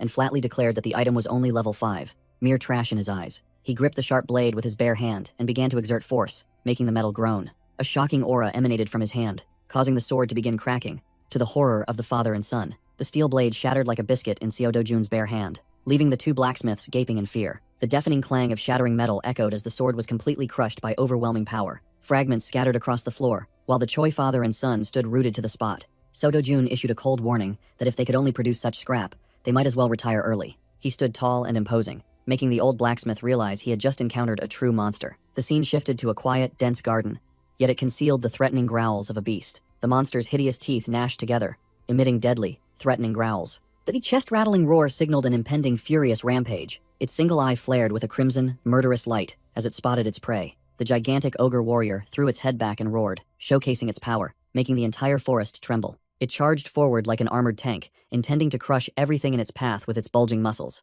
Seo Do-jun emerged from the bushes with a bored expression, complaining about the noise from the petty monsters. His eyes were sharp and cold as his hand began to ignite with brilliant mana flames, ready to incinerate his enemy. A loud bang echoed as Seo Dojun's small fist effortlessly blocked the monster's 1,000-pound punch. The ogre widened its eyes in horror, seeing its full power attack easily blocked like child's play. Seo Dojun used the force to spring high into the air, his hand ablaze, preparing to deliver a punishing blow to the enemy's head. The monster let out a pathetic cry, mixed with extreme bewilderment at its opponent's overwhelming power. In desperation, it used its sinewy hands to snap a large tree trunk nearby, fashioning it into a weapon for retaliation. The gigantic log swung down with wind-ripping speed, but Seo Dojun glided away as lightly as a ghost. The giant's single eye widened to its fullest as it realized its target had eerily vanished from sight. Seo Dojun appeared directly in front of it, in the posture of a supreme predator toying with its prey. The monster's thick hide began to crack under the immense pressure from the surging hot aura. He unleashed a fire-clad punch directly into the exposed chest of the foolish, unguarded monster. The flames erupted fiercely, scorching its flesh and piercing through the ogre's natural defenses.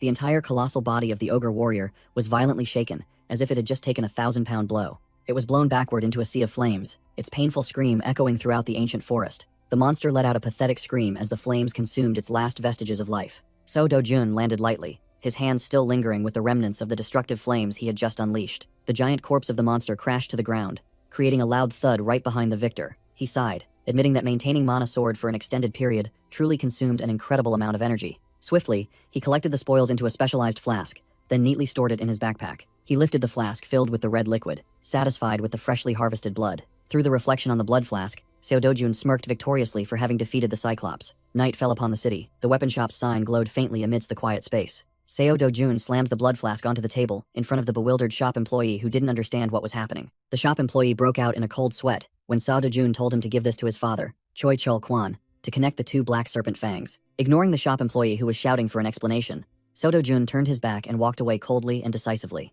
Walking through the streets, he muttered that the basic materials were sufficient, but he still lacked the most crucial item to enhance mana absorption. His eyes sharpened as he determined there was only one place on Earth that possessed it to ensure safety. The scene shifted to a luxurious resort, where laughter echoed cheerfully by the swimming pool. The phone on the table vibrated intensely, the screen displaying the name Seo Dojun calling. Hyun Ju Yeon, in a seductive swimsuit, gently pushed up her sunglasses and answered with a mix of curiosity and surprise. Her eyes widened in shock, uttering the word Brazil with doubt after hearing what the other end of the line said. The crowd around her still played carelessly in the water, completely unaware of this important call. Hyun Ju Yeon sat on a lounge chair next to Jung In-ju, both enjoying a rare vacation with a refreshing drink. Jung In-ju, while drinking, confirmed that the association and the Brazilian government were working together to close a large-scale rift. Jung In-ju lay back, analyzing the prospects of going to Brazil.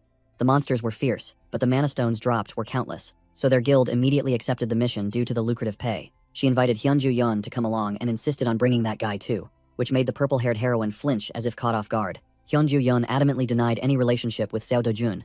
When asked about the rumors of the rapidly rising 8th S-rank hero, Jung In-ju delivered a critical blow, exposing how the two had intimately shared a monster bird, which made Hyun Ju Yeon blush furiously and rush to cover her mouth. Ignoring her senior who was vehemently denying everything, Jung In-ju still sealed the deal with a gleeful and triumphant expression. The ball soared into the blue sky, but she still wondered if Seo Dojun would agree to join their team. The scene shifted to a blacksmith's forge, where the blacksmith Choi Chul Kwan's face was drained of color, sweat pouring down him like rain, as his professional secret was seen through. He couldn't believe how a novice knew how to perfectly fuse Cyclops' blood to bind non-metallic materials. Seo Dojun stood with his arms crossed, smirking confidently.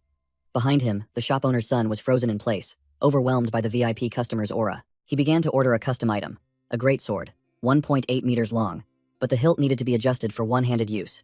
With a fixed weight of 5 kilograms, Choi Chul Kwan was dumbfounded when he saw this customer, who looked like a street thug, suddenly speak so politely, completely unlike his appearance. Holding the sword blank in his hands, the old man speculated that this weapon was extremely important to him, but continuously wielding a 5-kilogram sword with one hand was truly insane. Seo Dojun coldly concluded, "Just do it exactly like that," leaving the blacksmith speechless, only able to accept the bizarre request. When asked about the progress, the blacksmith grimaced and quoted a minimum of 1 month to complete this formidable item.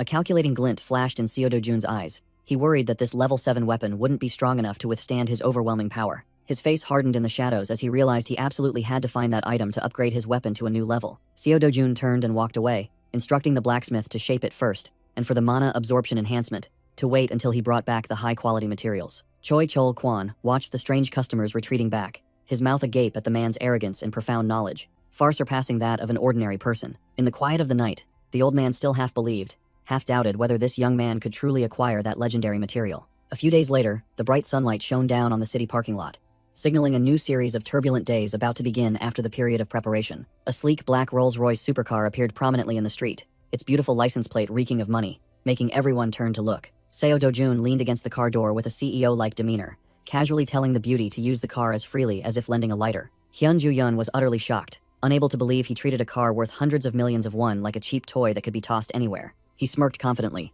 asserting that this value was fitting for his current status and her service to him. The two stood in the parking lot discussing serious matters, and Hyun Ju-yeon began to wonder about the Hero Association's recent strange actions. Seo Do-jun revealed that he had forced the higher-ups to pay an exorbitant price if they wanted to reveal his identity to the public, truly like a cunning merchant. He casually opened the door and got into the driver's seat, ignoring the guarantor lady's complaints about his arrogant and uncooperative attitude. The car door closed decisively, cutting off all hesitation and preparing for a new journey full of challenges. Seo Do-jun drove with great flair, while Hyun Ju-yeon sat in the passenger seat with a serious expression, discussing the world situation. She began explaining the chaotic situation at the association due to the unexpected collapse of the Brazil base. News of the defense zone being completely sealed off made Seo Do-jun's hand tighten thoughtfully on the gear stick. Hyun Ju-yeon's eyes widened in surprise when she realized this madman also intended to plunge headfirst into the fiery cauldron of Brazil at the most critical moment. Her heart suddenly pounded erratically, and her face flushed red before his overwhelming aura and resolute gaze. Hyun Ju-yeon eagerly volunteered to follow, trying to remain calm to hide her wildly betraying heartbeat within her chest. Seo Do-jun concluded with a brief but impactful invitation that landed a critical hit straight to the young woman's heart. Hyun Ju-yeon's pupils dilated to their fullest, her entire body tingled, and she flushed crimson from the devastating invitation from the handsome man. The scene shifted to another office, where Hong Hee-ju was clutching her head, grimacing from a throbbing headache caused by her partners. A vest broker sat in the shadows with glowing eyes, scornfully and shamelessly demanding more money. The vest broker smirked sinisterly, subtly reminding her about the 30 billion won advance. Yet the work hadn't progressed at all, making the listener furious. Hong Hee-ju shot up and slammed the table, shouting about the uselessness of the greedy partner, who was mockingly laughing at her suffering. The vest broker sneered arrogantly, mocking that the client's intelligence was as outdated as an antique. He leaned in close and dropped a bombshell that made anyone who heard it shiver with fear.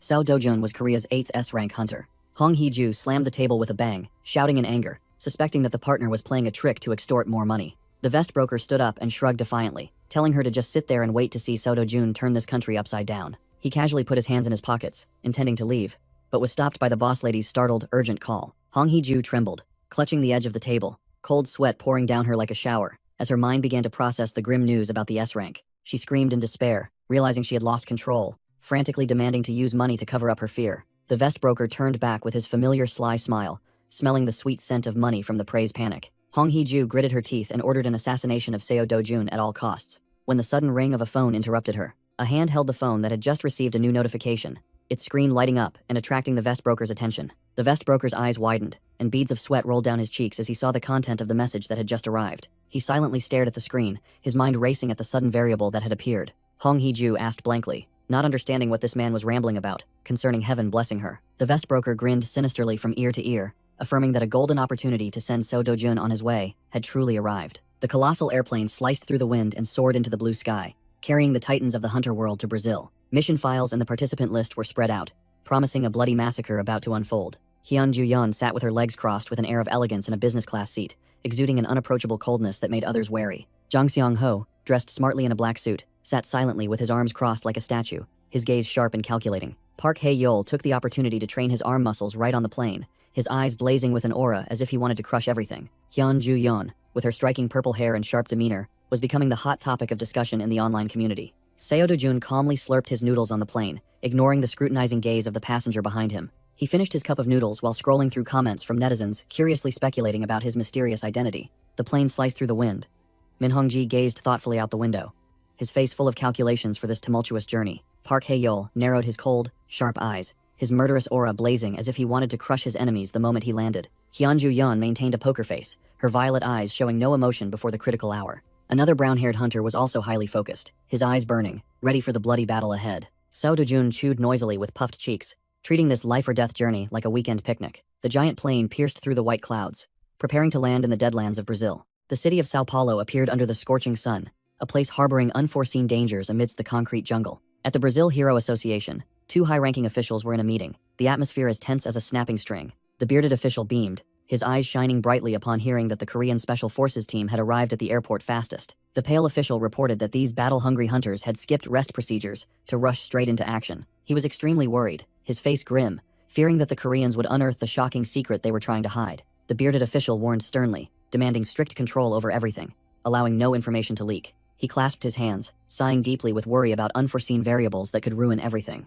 The stiff, dried corpse of Moraes, Brazil's national treasure, lay sprawled on the ground after being mercilessly killed by a bandaged villain. The culprit was not a monster, but a man completely wrapped in bandages, exuding terrifying dark energy from the black box of memories. The bearded official held his face in thought, sweating profusely, as he couldn't comprehend what strange events had transpired in the Santa Teresa region. In the tactical meeting room, a map of Brazil glowed brightly on the screen, while the heroes sat silently, listening to instructions. Hyunju-yeon secretly texted with an annoyed expression, urging some sluggish teammate to hurry to the meeting because the presentation had already begun. Phone notifications kept popping up, announcing that the flight had been diverted to some remote, god-forsaken place. The name Santarem appeared on the screen like a death sentence for anyone faint of heart. Hyunju-yeon turned pale, sweating profusely as she realized Seo Do-jun had plunged alone into Brazil's most dangerous monster den. In the meeting room, the bearded official was pointing at the map, assigning operational zones to the hunters who sat listening blankly. The bomb hotel flew the Brazilian flag, looking luxurious but with an atmosphere as tense as a snapping string. Hyunju-yeon secretly grabbed her suitcase and slipped out of the hotel, planning to take a taxi alone to the rendezvous point. A hand as large as a guardian deity suddenly blocked the car door, making her jump in fright. Park Hae-yeol loomed into view in his imposing jacket, questioning where she intended to go before the critical hour. The Sweet Life Guildmaster leaned down, his eyes sharp as a razor, accurately guessing her destination was Santarem. He slammed the car door shut, the dry sound signaling a tense confrontation or that suspicion had reached its peak. Park Hae-yeol stood watching the car leave, a myriad of questions swirling in his mind about the forbidden zone that the Brazil Hero Association was trying to conceal. The Santarem Rift Zone appeared before them, a desolate, deadly land where life seemed to have been stripped away. Seo Do-jun led the formation into the death zone, his demeanor as relaxed as if on a stroll, followed by Hyunju-yeon and his disciples. Hyunju-yeon grumbled about the rush as she walked, but Seo Do-jun retorted sharply for her being late and making the whole team wait. She was speechless, her face drawn, trying to salvage her dignity by blaming him for not announcing the plan beforehand. Seo Do-jun didn't bother to argue, simply stating a blunt explanation for all his actions. Blue Croco monster. He coldly turned his back and continued walking, considering hunting that monster to be the absolute truth, ignoring the rude attitude of the older woman behind him. Hyunju-yeon was furious, her eyes bulging, yelling that Seo Do-jun should respect her 3 more years of experience in this world. Jung In-ju walked past with a completely helpless expression, bluntly advising the older woman to just speak casually to save herself the trouble. The group continued deeper into the wasteland, leaving behind the bitter grumbling of the older woman, who felt disrespected by the younger man. The new recruits began to whisper and discuss, trembling with doubt about the decision to charge straight into the dangerous zone. The long-haired man sneered disdainfully, asserting firmly that no matter who they were with, new recruits were still just new recruits. Seo Do-jun smirked arrogantly upon hearing the words new recruits. The spear wielder shouldered his weapon, still prattling on about their ranks with a smug expression. Hyunju-yeon walked and grumbled with a sour face, while Seo Do-jun maintained an icy demeanor. She broke out in a cold sweat, pressing him if he intended to clear the entire map. Seo Do-jun calmly replied that he was only there to gather materials, leaving Hyunju-yeon dumbfounded in confusion. A dark shadow darted forward, swinging sharp claws, tearing through the air with terrifying speed. The shield wielder hastily blocked the attack, his entire body trembling violently from the overwhelming force of the impact. The long-haired man screamed, trying to rally his teammates' spirits to form a battle formation. He gritted his teeth, cold sweat pouring down as he realized their opponent was the real deal, not a joke. The lizard monster appeared, looking far more ferocious than the intelligence data suggested, the pressure weighing heavily on the entire group. The 2 hunters turned pale, trembling as they realized the immense disparity in power. They looked at each other in fear, their will to fight completely shattered, wanting only to find a way to escape. The sharp clang of metal echoed as the sword was drawn from its sheath. Seo Do-jun stepped forward majestically, holding a black sword, declaring he would use it to take the monster's heart. The image of Choi Chol-kwan flashed in his mind as he focused intensely on the sword strike he was about to unleash. He swung his sword decisively, the blade slicing through the air at a speed invisible to the naked eye. A massive burst of sword energy erupted, sweeping away all obstacles in its path. The monster was instantly shredded into 100 pieces, blood gushing out, ending the battle in an instant. The monster stood frozen in place, before it could even realize death was at its throat. A clean, sudden crack appeared, splitting the monster's hideous face in half to utter astonishment. Fresh blood gushed out as its body split in 2, collapsing to the ground like a useless pile of meat. The hunters gaped, eyes wide with shock, screaming in astonishment at this unimaginable, overwhelming power. Seo Do-jun stood proudly amidst the battlefield, his back exuding an aura of dominance, making everyone shiver with awe and fear. Night fell upon the forest.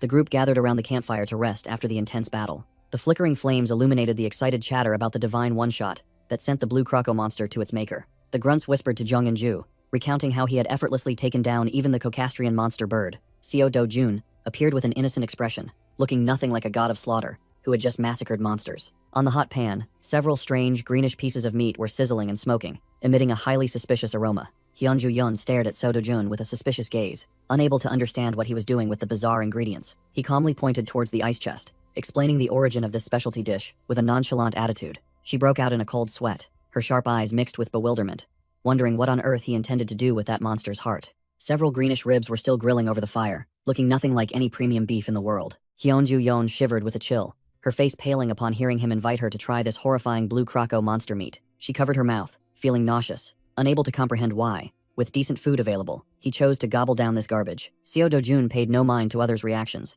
He opened his mouth and took a big bite, bluntly stating that if they didn't eat, they'd starve. He chewed heartily and deliciously under the horrified gaze of the purple-haired lady, as if it were the greatest delicacy on earth. Jung In-ju sat slumped on the ground, her face drained of color, witnessing the gruesome eating scene right before her eyes. She broke out in a cold sweat, her voice trembling as she asked again to confirm, because she couldn't believe he actually swallowed that disgusting monster meat. Hyunju Yeon picked up the greenish meat, her hand trembling slightly, but her eyes were still full of determination to challenge her taste buds. Jung In-ju broke out in a cold sweat, her voice filled with panic as she questioned if her teammate really intended to swallow that horrifying thing. Hyunju Yeon replied nonchalantly that, since Seo Do-jun said it was edible, she would eat it, ignoring the older woman beside her who was utterly shocked. The glistening green crocodile meat dangled before Jeong In-ju, scaring her out of her wits, her face drained of all color. Without another moment's hesitation, Hyunju Yeon closed her eyes and took the plunge, shoving the delicacy straight into her mouth. After just a few chews, the purple-haired woman's eyes widened, and she covered her mouth, astonished by the unbelievably delicious flavor. While the squad of soldiers behind them rested, Seo Do-jun calmly sat grilling meat as if he were on a picnic in the middle of a battlefield. Unable to contain her curiosity, Jung In-ju sidled closer to Seo Do-jun, whispering to ask him about his secret. The green-haired woman smirked slyly, interrogating him about what romantic trick he had used to entice Hyunju Yeon to eat anything. Seeing her teammate eating so enthusiastically, Jung In-ju became even more convinced that this guy definitely possessed top-tier seduction skills. Seo Do-jun chewed thoughtfully, looking bewildered, not understanding what nonsense this woman was spouting about romance. In his memories, the image of the blonde hero holding hands with the beautiful Lady Maziel Grain of the Count's family appeared, or perhaps the intimate moment with the youthful Lady Luenda Les Yulian, the youngest daughter of the prestigious family, and also Veronica, the powerful female knight who had been his last sanctuary in the ruined world. Jung In-ju went mad from being ignored. She yelled and shook him vigorously, demanding an answer. Seo Do-jun turned away with a bored expression, treating her curiosity like wind blowing past his ears. He turned back, flashing a dazzling, radiant smile, confidently declaring that he was the flame that attracted moths. An allegorical image of a small girl standing silently, gazing at the blinding light as if mesmerized by absolute power. Jung In-ju was furious, seeing stars in anger, screaming desperately because she couldn't stomach this guy's ultimate narcissism. She vented her anger with a mighty slap on Hyunju Yeon's back, making her choke, while Seo Do-jun sat laughing gleefully at the chaotic scene. Sao Paulo appeared magnificent under the brilliant sun, concealing the dark schemes simmering within. Kang Young-pyo sat sipping wine with a grim expression, while the secretary behind him reported the situation with tension. He tightened his grip on the red wine glass, gritting his teeth in frustration, unable to comprehend his opponent's move. His eyes sharpened with suspicion upon hearing that Seo Do-jun and Jung In-ju were acting with unusual haste. Kang Young-pyo turned to question the secretary about the monsters in the Santarem region, but received only an insubstantial answer. The phone on the table vibrated incessantly, interrupting his thoughts about the unpredictability and arrogance of that bastard Seo Do-jun. He picked up the call from Director Hong with a sneer, making sarcastic remarks about the other party's eagerness. Kang Young-pyo held the phone close to his ear, his face revealing a cunning expression as he inquired if any incident had just occurred. He mused, recalling his father's reaction upon hearing that Seo Do-jun was S-rank, a sinister calculation flashing in his eyes. He sprang to his feet, laughing gleefully, knowing that even Chairman T had joined this game. The tide was turning in his favor. His dark shadow stretched across the map of Brazil, where he believed he had found a perfect partner to execute his scheme. Kang Young-pyo bit the cap of his pen, his sharp eyes firmly asserting that Seo Do-jun would have no return from this trip to Brazil. He drew a decisive line across the map, showing extreme satisfaction with the answer from the other end of the line. He turned his back to the map, ordering his subordinate to immediately contact Takashi's faction to finalize the vicious plan. The red circle encompassing Santarem appeared like a death trap, where Seo Do-jun had walked straight into a snare, making it easy for them to act. The scene shifted to a dense jungle, where Seo Do-jun's group was silently advancing deeper with heightened vigilance. Seo Do-jun turned to ask Hyunju Yeon about rumors of dangerous monsters appearing in this treacherous forest area. Hyunju Yeon's face paled as she mentioned the name Lynx, the terrifying monster with blood-red eyes appearing in her mind. Seo Do-jun maintained his calm demeanor, turning to ask Jung In-ju if she knew anything about this lynx monster. Thudding footsteps echoed through the ancient forest, signaling that a fierce encounter was about to erupt. Seo Do-jun coolly stepped into the dark night of the forest, making Hyunju Yeon break out in a cold sweat, worried for his life. She quickly called out to him, holding out an important protective item with an urgent expression. In her hand were specialized earplugs, the only thing that helped ordinary people survive the spiritual scream. Hyunju Yeon tried to push the earplugs into Seo Do-jun's hand, explaining profusely about the monster's brain-paralyzing ability. Seo Dojun flatly refused with an indifferent expression.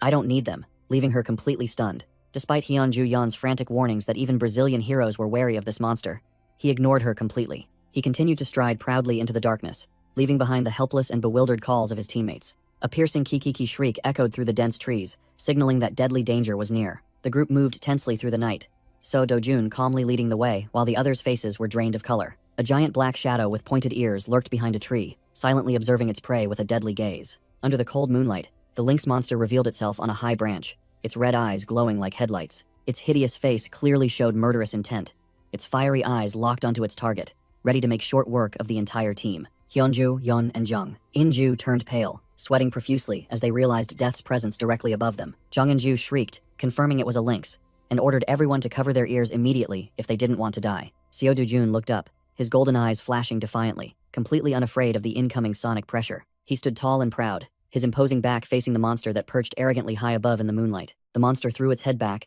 and let out a terrifying howl, sound waves spreading powerfully as if to tear apart the night and its prey's eardrums. His teammates painfully covered their ears, their faces contorted, gritting their teeth to endure the extremely powerful mental attack. Hyunju Yeon was utterly horrified, stammering to herself why Seo Dojun was still standing there unharmed, even without bothering to cover his ears. He casually bent down to pick up a stone, his hand erupting with brilliant mana flames, preparing for a fierce one-shot counterattack. Seo Dojun snapped his fingers with extreme finesse, activating fire magic to return his opponent's noisy greeting. The lynx, howling on the treetop, was silenced by a stream of fire magic flying straight up to confront it. Hyun, Ju, Yeon, and Jung Inju clutched their heads, covering their ears, their faces pale from the extreme sound waves torturing their eardrums. The monster's black shadow darted down to the ground with terrifying speed, aiming to hunt down its fleeing prey. Seo Dojun didn't flinch. Weapon in hand, he charged forward, stopping the monster's attack like a god. Hyunju Yeon looked back, her face filled with extreme bewilderment as the howling suddenly ceased. The entire group ran headlong through the dense forest, driven by survival instinct to escape the dangerous zone. Seo Dojun stood firm, calmly facing the entire pack of lynxes bearing their fangs and claws, surrounding him in the trees. A lynx fully revealed itself, with green fur and glowing red eyes reeking of death, ready to tear its prey apart. The monster's blood-red eye flashed with an eerie light, activating an extremely powerful mental attack. Hyunju Yeon and Jung Inju froze, a chill running down their spines as something locked onto them. Hyunju Yeon stood, rooted to the spot, sweating profusely, her pupils contracting as she was hit by the control effect. The lynx's ghostly gaze bored deep into their minds, instantly paralyzing the victim's nerves. A firm hand suddenly appeared, covering Hyunju Yeon's utterly panicked eyes. Seo Dojun calmly stood behind her, asserting that the noisy scream was just a cheap feint. He briefly explained with a superior tone that it was the monster's eyes that caused the paralysis. Seo Dojun tightened his grip on his sword hilt, ordering his teammates to close their eyes to avoid being affected by the hypnosis. He stepped forward majestically, the sword in his hand beginning to emit an aura that overwhelmed the entire pack of monsters. Seo Dojun swung his sword, creating a fiery slash that tore through space, wondering if this was the limit of his power. Seo Dojun activated the Vandian family sword art, summoning a colossal pillar of fire that illuminated the entire night sky. He growled, shouting the first form, Kilida Milagro Rurkel, his eyes glowing brilliantly as if containing destructive magic. The sword in his hand swung up, creating a fiery sword energy that tore through space with a piercing shriek. Seo Dojun poured all his strength into the attack, the blade transforming into a colossal waterfall of fire, crashing down upon the world. The lynx, hiding in the trees, were utterly terrified, their fur standing on end as they sensed impending death. A terrifying surge of energy erupted, transforming the forest into a raging sea of flames. The hunter squad behind them gaped, the shield-wielding hunter, and the brown-haired girl unable to believe their eyes at this destructive skill. Seo Dojun's eyes glowed platinum, focusing intensely to control the raging mana flow. He swung his sword down in a decisive strike, creating a storm of fire that swept away everything in its path. The flames surged like a whirlwind, engulfing the horde of monsters and turning night into day. The lynx could only widen its eyes in despair before being incinerated by the light of death. The entire space violently shook as the surge of power collided and exploded. A colossal pillar of fire shot skyward, its thunderous roar tearing through the night. Jung In-ju quickly raised her hand to shield Hyunju Yeon from the terrifying aftershocks of the explosion. Hyunju Yeon's eyes were wide. Cold sweat streamed down her face, completely overwhelmed by her comrade's power. The dust cleared, revealing Seo Dojun's silhouette standing tall before a deep, freshly gouged trench in the ground. The corpse of the lynx lay motionless on the ground, charred black and smoking profusely. Another lay belly up, completely roasted, surrounded by the frozen hunter squad. Jung In-ju and Hyunju Yeon stood rooted to the spot, their faces blank with shock, unable to utter a word at the sight they had just witnessed. Hyunju Yeon sweat profusely, stammering in disbelief at the absurd power she had just witnessed. The once aggressive monster now trembled like a leaf amidst the remnants of the hellfire. Seo Dojun's cold footsteps echoed, crushing the arrogance of the predatory beast. He calmly walked past the monster, cowering in fear, as if it were nothing but air. The beast's crimson eyes widened to their fullest as it felt the scythe of death at its neck. A sharp sword strike tore through space, sending the monster to its demise in an instant. The monster's head separated from its neck, black blood splattering, creating a beautiful tableau of death. Seo Dojun looked at the headless corpse with a contemptuous gaze, uttering words of disdain for its weakness. He calmly reached out and gouged out the monster's eyes to collect materials, without a hint of squeamishness. Done. Seo Dojun continued walking, leaving behind the 2 female hunters who were completely frozen in shock. The hunter squad parted to make way, their gazes at him a mix of fear and admiration. Hyun, Ju, Yun, and Jung. Inju exchanged meaningful glances, still reeling from the overwhelming display. The entire group silently followed behind him, beginning to whisper about his power, which far exceeded human standards. They compared his power to Shabri Alphonse, a muscular legend among hunters. Some even dared to compare him to Cain Lester, the strongest hero in the world. The group advanced into the gloomy swamp area, where ghouls began to emerge from the murky black water. Emaciated ghouls with empty eye sockets let out chilling cries, starving for life. Seo Dojun calmly walked as if taking a stroll, completely ignoring the deadly atmosphere around him. The ghouls opened their mouths, full of sharp teeth, screaming, charged to attack the intruders. A devastating punch from Seo Dojun smashed the face of the unfortunate ghoul. He swung his sword, creating a sharp blue streak of light that tore through the night. The speed of his strike was so fast that only a faint afterimage remained in the air. The ghouls were chopped up like vegetables, black blood splattering everywhere with harsh crashing sounds. One monster's head flew straight into the air, while another was crushed under his powerful heel. The hunters stood, rooted to the spot, faces pale, sweating profusely as they witnessed the slaughter. The sound of breaking bones and tearing flesh echoed through the forest,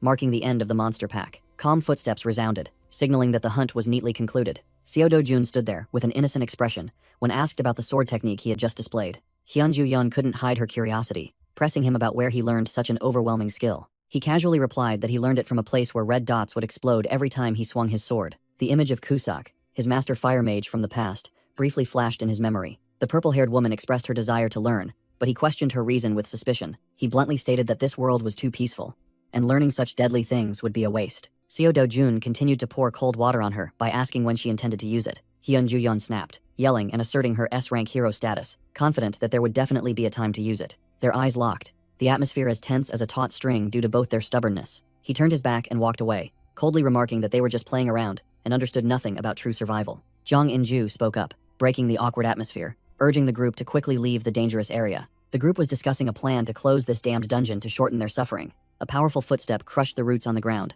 signaling that big trouble was about to arrive. Jung In-ju rushed forward with a tense expression, muttering curses when she heard Japanese. A group of thugs blocked the path, their leader jutting his chin out and asking who dared to stand in his way. The hunters in the hunter squad broke out in a cold sweat, recognizing the familiar voice of someone they shouldn't mess with. Seo Dojun maintained his poker face, while Hyun Ju-yeon blushed furiously as he approached her with masculine confidence. The one blocking their path was revealed to be Takashi, Taegoku's leader, an S-rank hero from a Yakuza background with a provocative face and a giant greatsword. The Yakuza man made a mocking remark, annoyed that his fun with Hyun Ju-yeon was rudely interrupted by Seo Dojun. He strained his neck, threatening to smash Seo Dojun's face if he didn't get lost immediately before he went berserk. Ignoring the threat, Seo Dojun turned and whispered into Hyun Ju-yeon's ear that her teammates didn't seem to like her very much. Her eyes wide with surprise, she asked him if he really understood Japanese or if he was just bluffing. Seo Dojun smirked, confirming that he had casually learned enough of their language to understand what they were barking about. Takashi was enraged, his face darkening and radiating a fierce red killing intent as he saw the two ignoring him and flirting.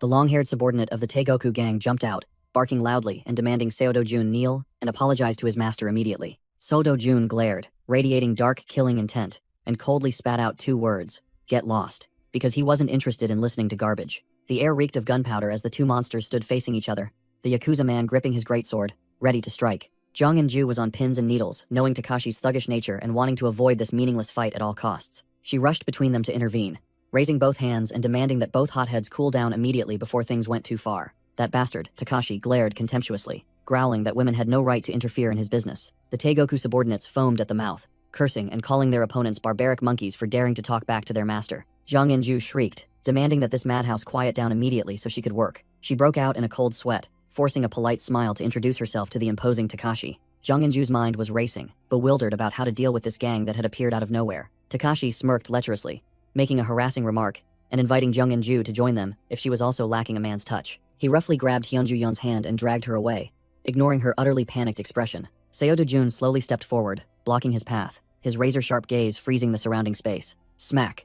A heaven-shattering slap landed squarely on the pervert's face, knocking his filthy hand away. Takashi clutched his face, seething, grinding his teeth as he threatened to kill Seo Do-jun after he was done with these girls. Seo Do-jun coldly retorted, asking what business he had, treating the opponent's threats as trash. Without another word, Seo Do-jun unleashed a thunderous uppercut that distorted the Japanese man's face. The powerful punch sent Takashi flying like a rocket, tearing up the ground before he lay sprawled, knocked out. The Taegoku members gaped in astonishment, their faces drained of color as they watched their boss get utterly thrashed in an instant.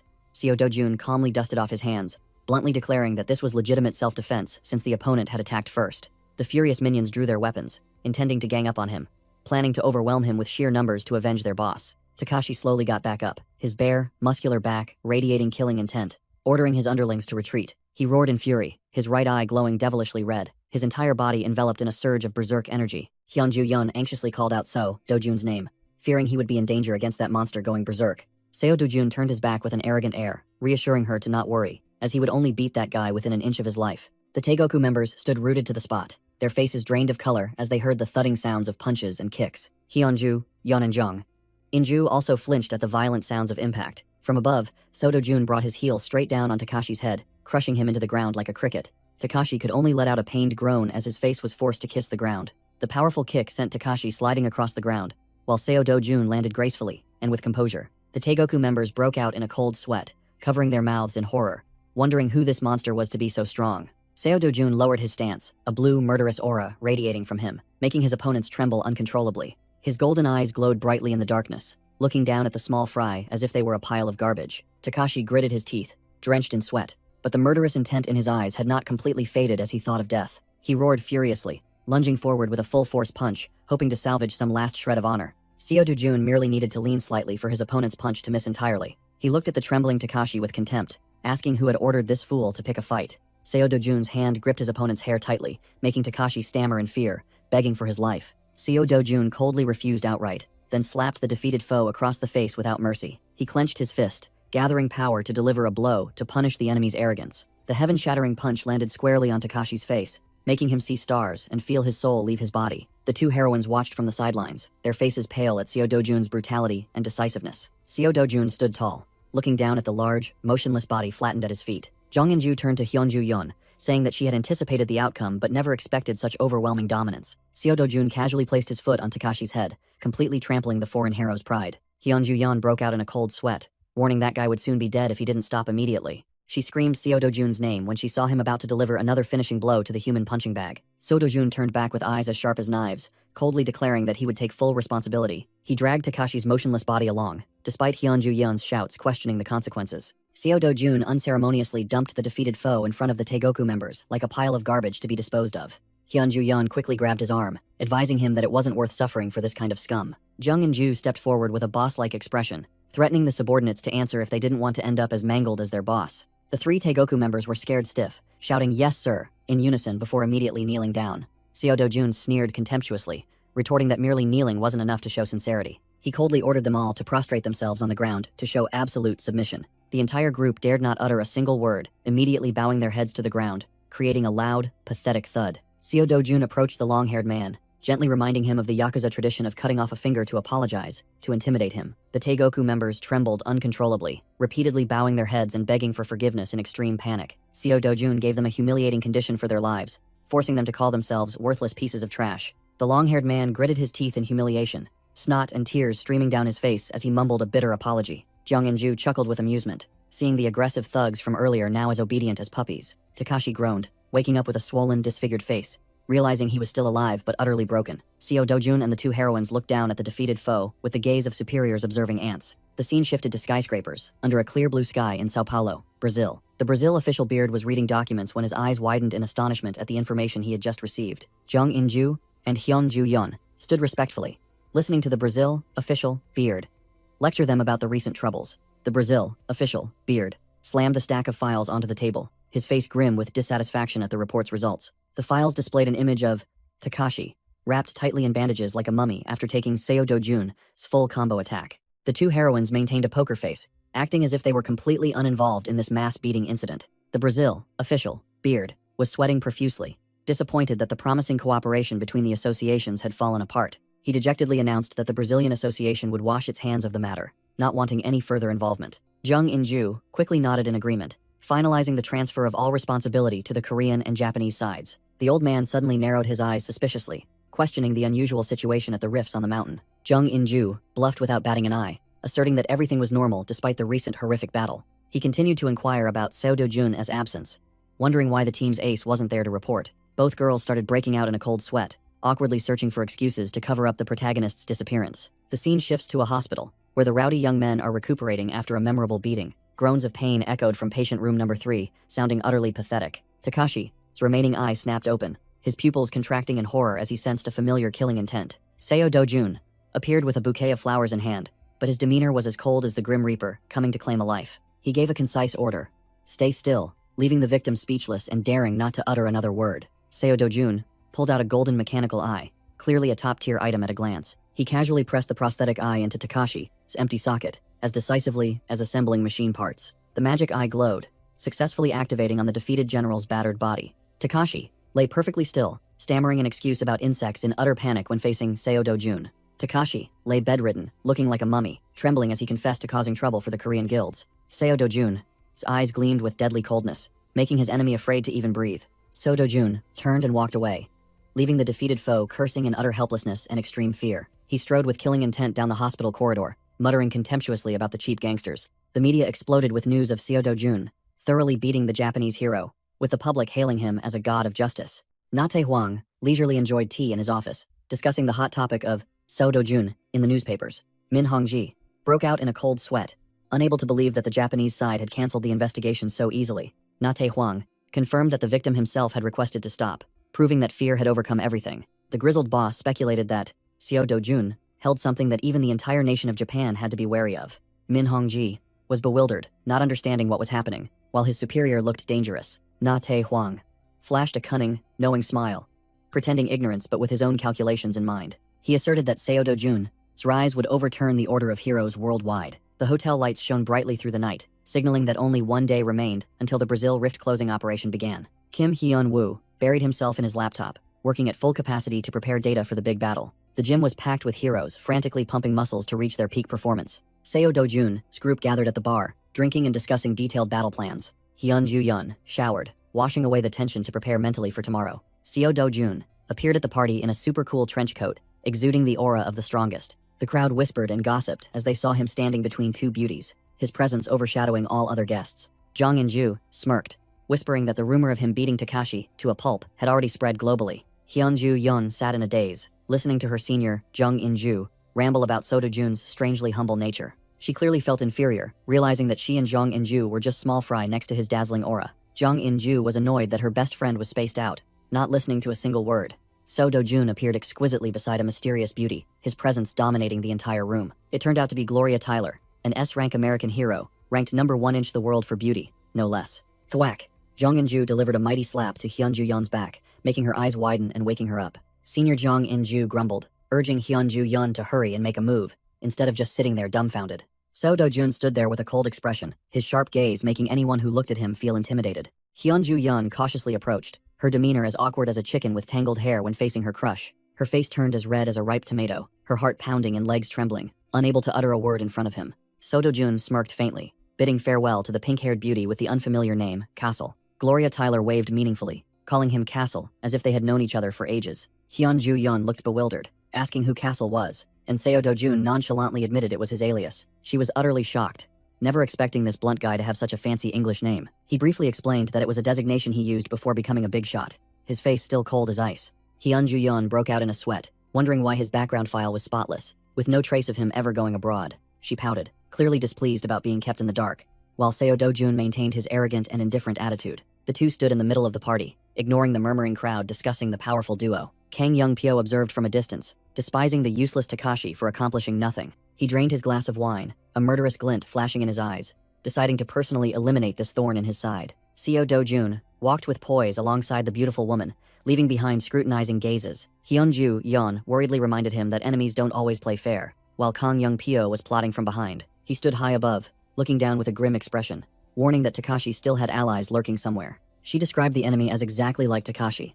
Cowardly, weak, but fond of acting superior. Seo Do-jun sneered, asserting that those pieces of trash were nothing. He turned back, giving his opponent a contemptuous look, and concluded with a chilling, not at all. Kang Young-pyo flinched, the wine glass in his hand trembling as the brat saw through him and publicly humiliated him. Kang Young-pyo's bloodshot eyes darted wildly, killing intent beginning to leak out due to his intense fury. Seo Do-jun gave a provocative smirk and walked away, treating his opponent as less than an ant. Kang Young-pyo trembled with rage, gritting his teeth as he watched the main character's arrogant retreating figure. He swore to personally take down Seo Do-jun to avenge this humiliation. The scene shifted to a quiet night with a crescent moon, signaling that a new hunt was about to begin. At the Santarem Rift Zone, Jeong In-ju and Kim Hyun-woo observed a strange phenomenon with tense expressions. The dark spatial gate emitted an ominous dark energy.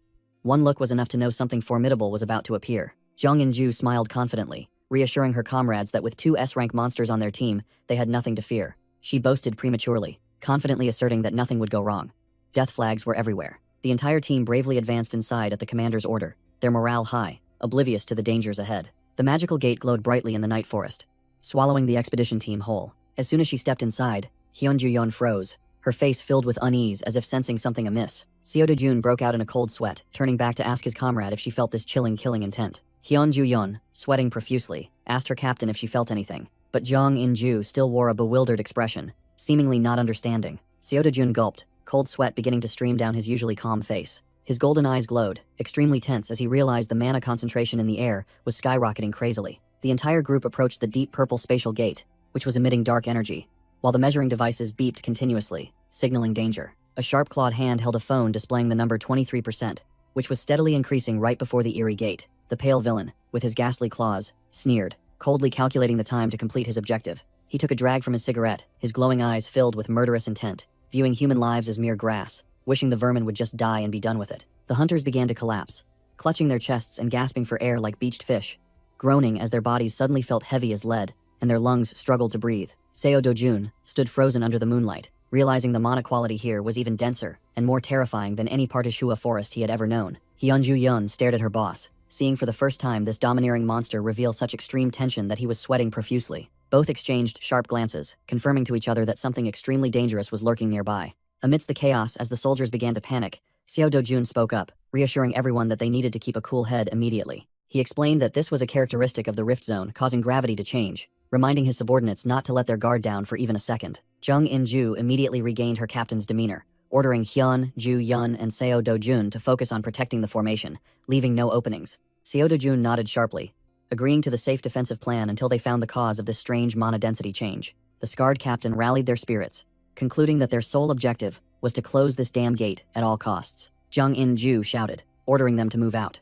All the soldiers, despite being pale with fear, still had to yell in response to build up their fighting spirit. The Suicide Squad silently advanced deeper into the darkness where the magic gate was poised to swallow everything, their heavy footsteps echoing. Meanwhile, in Portugal, chibi versions of Seo Do-jun and Hyun-ju-yeon were marking their presence in the Santarém region. At the same time in Manaus, Brazil, a multinational hero alliance consisting of France, Korea, and Brazil was also getting ready to clear a dungeon. Desperate screams tore through the night as the hunter formation was ambushed, blood splattering everywhere. The deadly buzzing grew louder, signaling an aerial threat rapidly descending. The giant killer bees revealed themselves, tearing into their prey like living drills, turning the battlefield into a slaughterhouse. The hunters panicked, realizing these small fry monsters possessed strength far exceeding normal C rank, causing their formation to break. A ponytail hunter desperately tried to spin and dodge attacks, while his comrades could only stare blankly. The spiky hunter reacted incredibly fast, narrowly dodging the monster's deadly dive. The bee crashed into the ground with a loud thud, its missed attack sending dirt and rocks flying. The spiky hunter broke out in a cold sweat,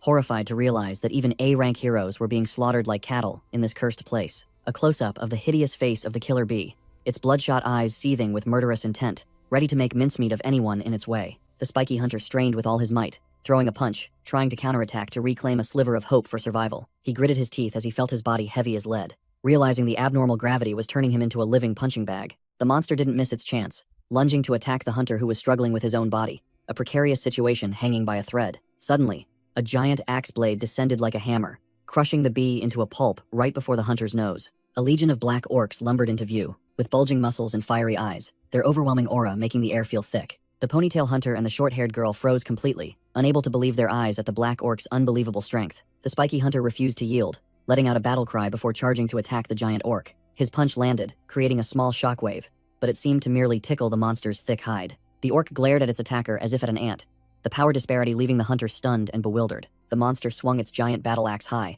preparing to deliver a finishing blow that would send the hunter to meet his ancestors. Hyun-ju-yeon rushed in like a gust of wind, pulling the hunter away from the scythe of death just in time and shouting loudly, warning him not to act recklessly and sacrifice his life in vain. Hyunju-yeon plunged into the battlefield with breathtaking speed, leaving behind mesmerizing purple afterimages. She landed as light as a feather right in front of a black orc swinging its axe, her demeanor utterly confident. The axe blade descended with deadly force, but she simply sidestepped, effortlessly dodging the attack. A high kick landed squarely on its chin, sending the giant monster stumbling backward with a crisp thwack. The orc staggered back, stunned by the overwhelming power of the small but formidable girl. Hyunju-yeon used the momentum to spring into the air, performing a graceful somersault to evade the counterattack. She delivered a thunderous blow from above, shaking the entire space violently and forcing the monster to its knees. The tenacious monster still refused to fall, furiously swinging its axe, intending to cleave its opponent in two to reclaim its honor. The colossal axe blade struck the ground with terrifying destructive power, but only hit air as its target had vanished. Suddenly, the orc broke out in a cold sweat,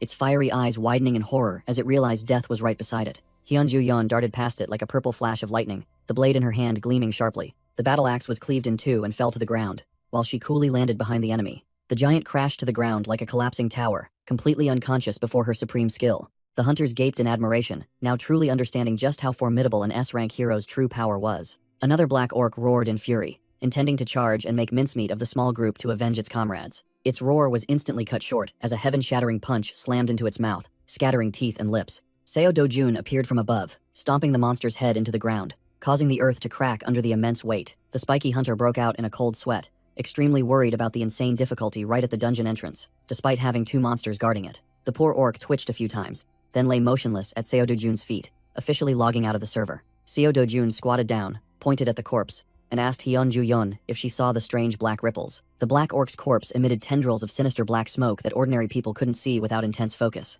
Seo Do-jun narrowed his eyes, analyzing, and confirmed that this was the reason the monsters were receiving unreasonable power buffs. He wondered why this dangerous dark mana would appear in such a remote and desolate place. The hunter squad and Jung In-ju stood dumbfounded, their faces tense as they sensed the changing atmosphere. While So Do-jun and Hyunju-yeon were focused on the corpse, the ground around them began to shift. Boom! The ground cracked open, shaking violently as if something colossal was trying to emerge from hell. A slimy swamp ghoul emerged, letting out a piercing shriek, its red eyes burning with murderous intent. The ponytail hunter from the hunter squad reacted incredibly fast, lunging forward and slashing with his spear. The monster's body shifted fluidly, like liquid, causing the physical attack to completely miss its target. The young man clicked his tongue in annoyance as his spear sliced through empty air. Realizing this monster was no pushover, he landed gracefully, turning to assume a defensive stance while his shield hunter teammate rushed forward to help block the attack. The colossal mud monster rose to its full height, as massive as a tower, threatening to swallow both of them whole. Both hunters' eyes widened in shock, never expecting these seemingly minor monsters to be so enormous and imposing. The tanker quickly raised his shield in front of him, shouting a warning to his teammates about the abnormal power. It turned out these were the familiar swamp ghouls, but now they had been buffed to a new, incredibly dangerous level of power. Crash! The monster's slap came down so hard that the tanker coughed up blood, groaning in pain. The ponytail hunter swung his spear, striking hard at the monster's muddy arm to relieve his teammate. The tanker looked at the tear in his battle armor, breaking out in a cold sweat as the previous blow had nearly cost him his life. The entire group fell into extreme panic as they realized they were surrounded by dozens of other colossal mud monsters. A mouthful of sharp fangs suddenly lunged forward, intending to make mincemeat of the short-haired girl, scaring her out of her wits. Jung In-ju gritted her teeth, blocking the monster's attack, realizing their strength had far surpassed normal levels. She broke out in a cold sweat, deducing that if these swamp ghouls were already this strong, then the Valkyra must be truly terrifying. Jung In-ju's expression changed. She began to suspect the abnormality of this rift, or that a greater catastrophe was approaching. The swarming mud monsters rising up sent shivers down one's spine, raising the question of whether all the rifts in the world were undergoing a qualitative change. The scene shifted to the rift area near Manaus.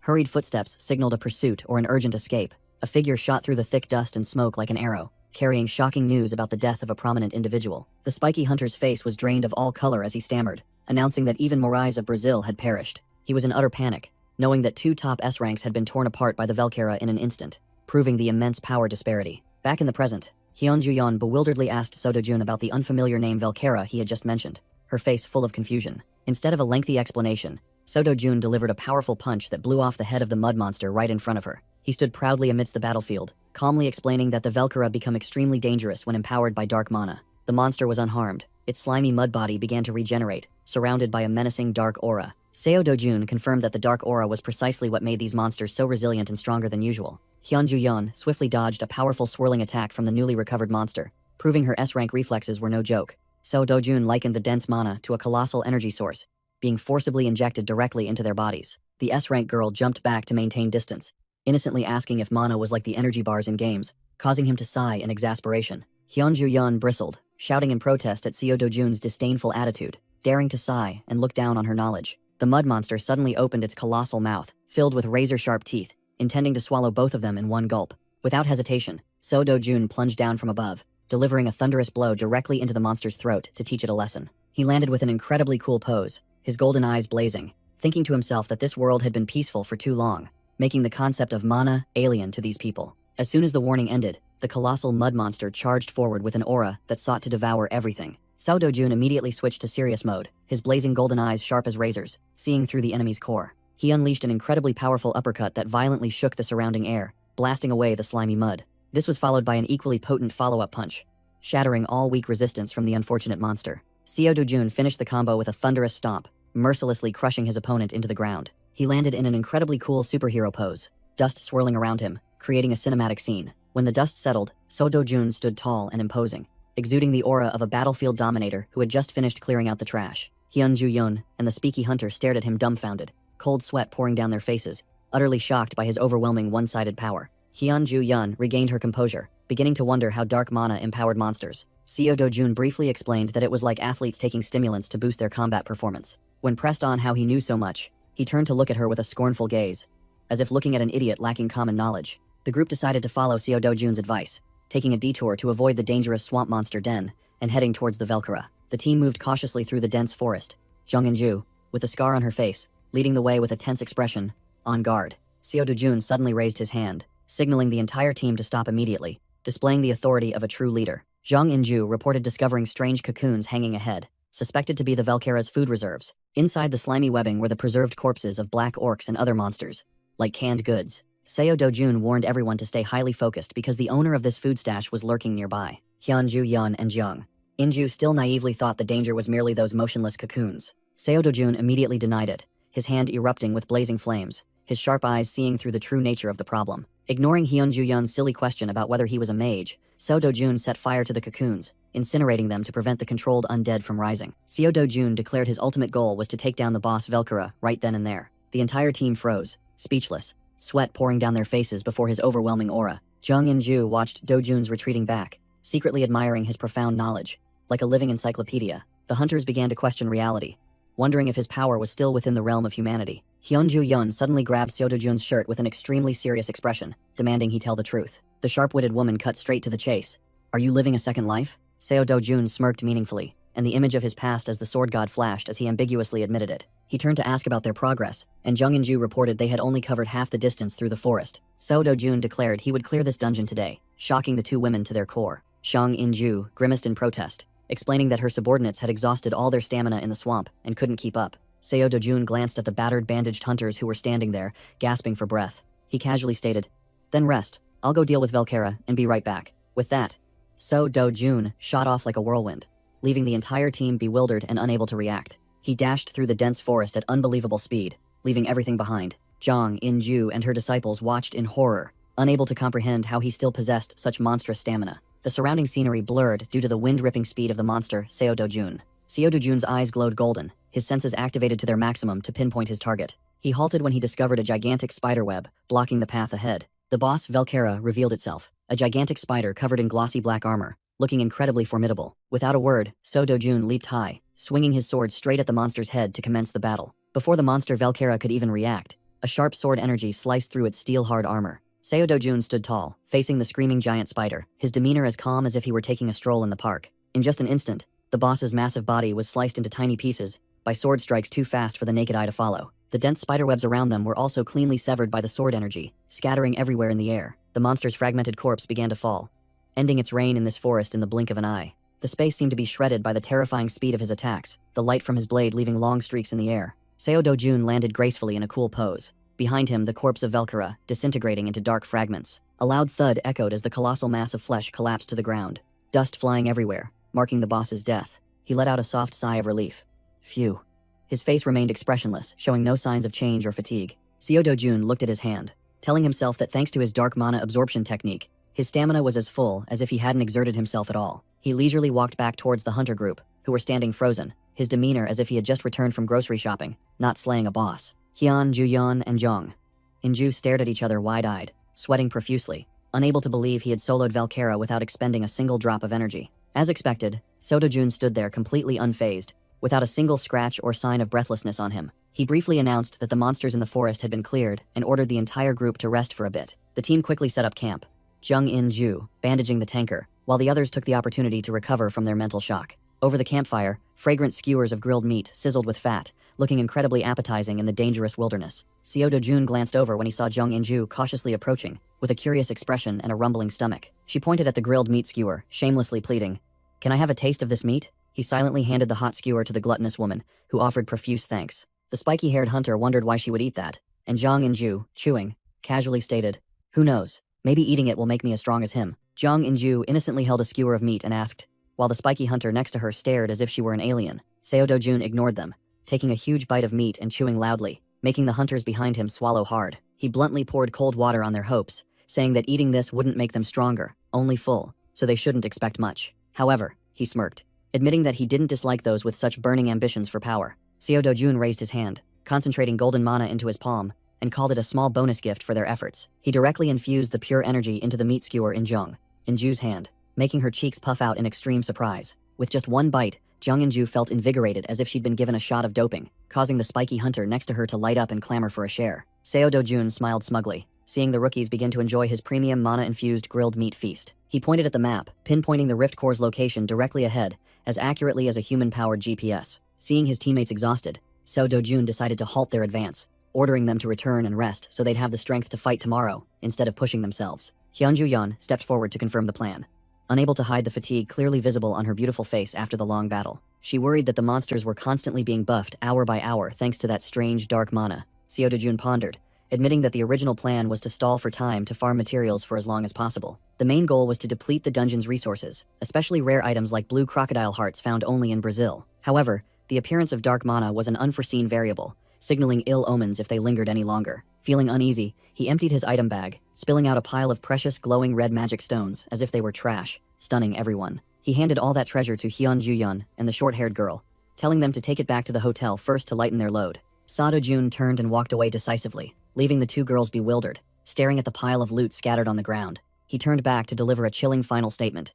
He would close this gate quickly and return later, his tone light as a feather. The moment the swamp ghoul emerged, roaring, Seo-Do-jun lunged like lightning, swinging his sword and obliterating the enemy in an instant. Seo-Do-jun smirked when the swamp ghoul tried to intimidate him, treating it like mere trash blocking his path. With just one sharp sword strike, he instantly sent the monster to its demise without expending any effort. He stepped onto the slimy, annihilated mud pile, asserting his status as the ultimate predator. The loot was a glowing red magic stone, nestled in his hand, covered in mud but still sparkling brightly. The hunter squad silently retreated deep into the forest as ordered, not daring to look back at the battlefield. The short-haired girl worriedly turned to ask Hyunju-yeon if Seo-Do-jun would be alright fighting solo amidst a forest of monsters. The short-haired girl was still reeling, recalling how he had shot off like a bullet, defying all normal standards. Noticing Hyunju-yeon's gloomy expression, her colleague teased her about worrying sick over him. Hyunju-yeon gritted her teeth, feeling humiliated to be an S rank, yet be so far inferior in skill. Seo-Do-jun appeared with fiery eyes, proving he was one of a kind, far surpassing the entire hunter world. He launched himself into the air,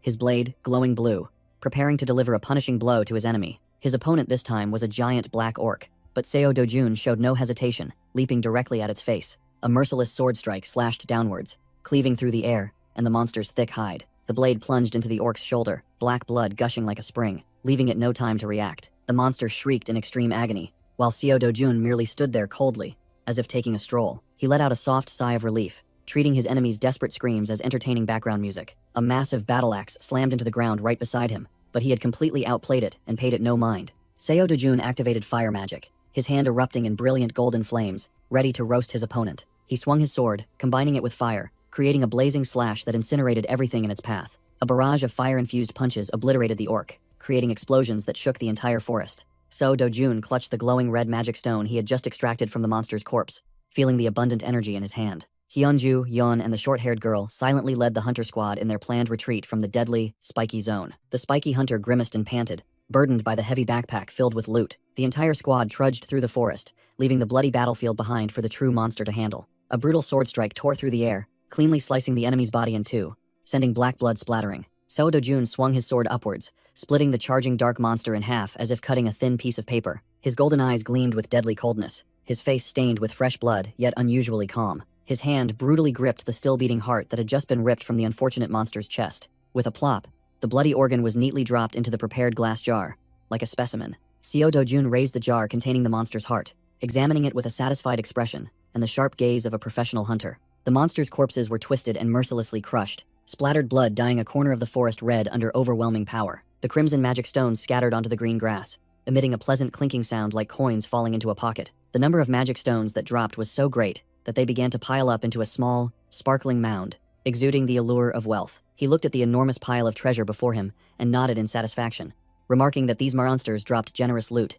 making the slaughter worthwhile. After finishing up, Seo Do-jun slung the bulging backpack over his shoulder, still clutching his sword, ready to move on. His solitary figure walked proudly through the dense forest, exuding the aura of an unrivaled apex predator. The scene shifts to the Brazil Hero Association's control room, where a large screen displayed the entire region's strategic map. The blaring alarm startled all the staff in the room, who looked at each other in confusion and panic. On the map of the Santarém region, a blazing red warning circle suddenly appeared and flashed continuously, signaling a major incident. The Brazil official Beard and his female colleague broke out in a cold sweat, their faces drained of color at the unexpected disaster unfolding. The staff at the control center erupted in joy, cheering loudly as if they'd won the lottery because that damned rift had disappeared. On the map of the Santarém region, they were racking their brains wondering which team had cleared up that mess, with suspicions falling on Korea's Silk Flower Guild. The Brazil female agent reported with a bewildered expression that the Silk Flower Guild had retreated 10 minutes ago, a piece of news that struck the Brazil official Beard like a lightning bolt. The Brazil official Beard broke out in a cold sweat, his face dumbfounded, wondering which monster had taken action if it wasn't that guild. Rewinding 10 minutes, a gigantic twin-head ogre was roaring menacingly,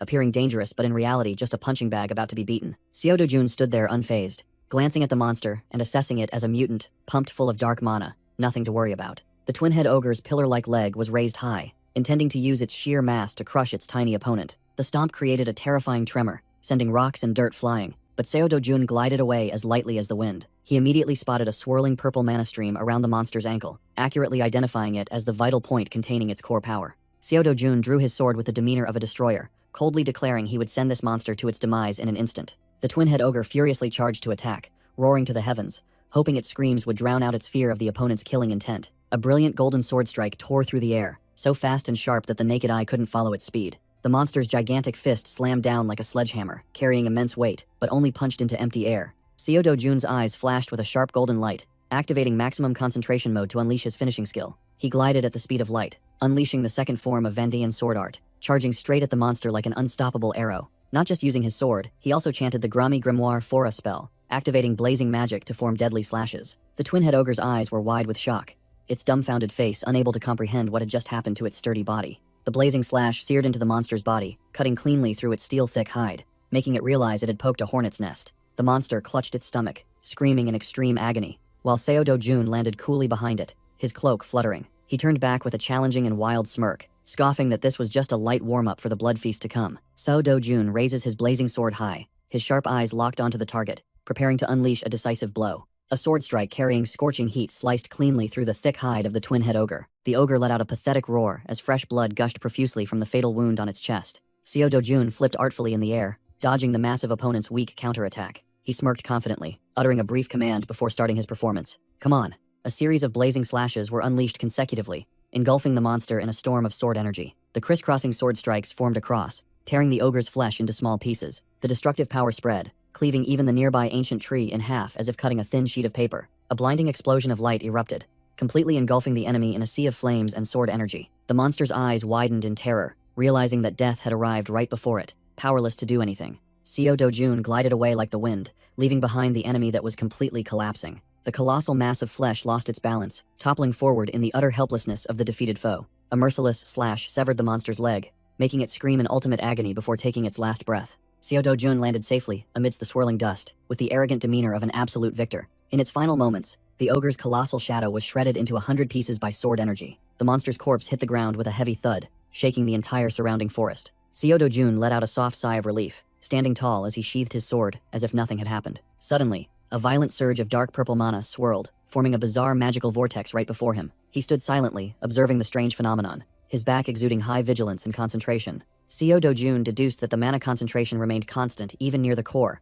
indicating someone was pulling strings from outside. The dense, dark energy surged, forming a grotesque entity powerful enough to fill an entire rift zone. To create such a terrifying amount of mana, the mastermind must be a legendary undead lord or royal lich. But if monsters of that caliber were truly present here, humanity on Earth would have turned into zombies long ago. Seo Dojun narrowed his sharp golden eyes in thought, asserting that closing the gate wouldn't solve the root problem if the puppeteer was outside. He clenched his fist, deciding to use action instead of words to clean up this mess immediately. A wind-rending sword strike carrying destructive power slashed directly into the accumulating dark purple energy mass. The mana structure shattered, cracking into large fragments under the overwhelming force of the dominant attack. Seo Dojun stood amidst the dissipating energy remnants, his eyes resolute, determined to investigate the truth of the matter to the end. At the Brazil Hero Association headquarters, a tense and gloomy atmosphere enveloped the luxurious office. The pale official held the report, his hands trembling like a leaf, cold sweat pouring down from fear. The bearded official glared at his subordinate, unable to believe the insane and catastrophic information being reported. He mentioned the disaster of the Three-Nation Alliance, where only one S-rank hero survived and escaped in disgrace.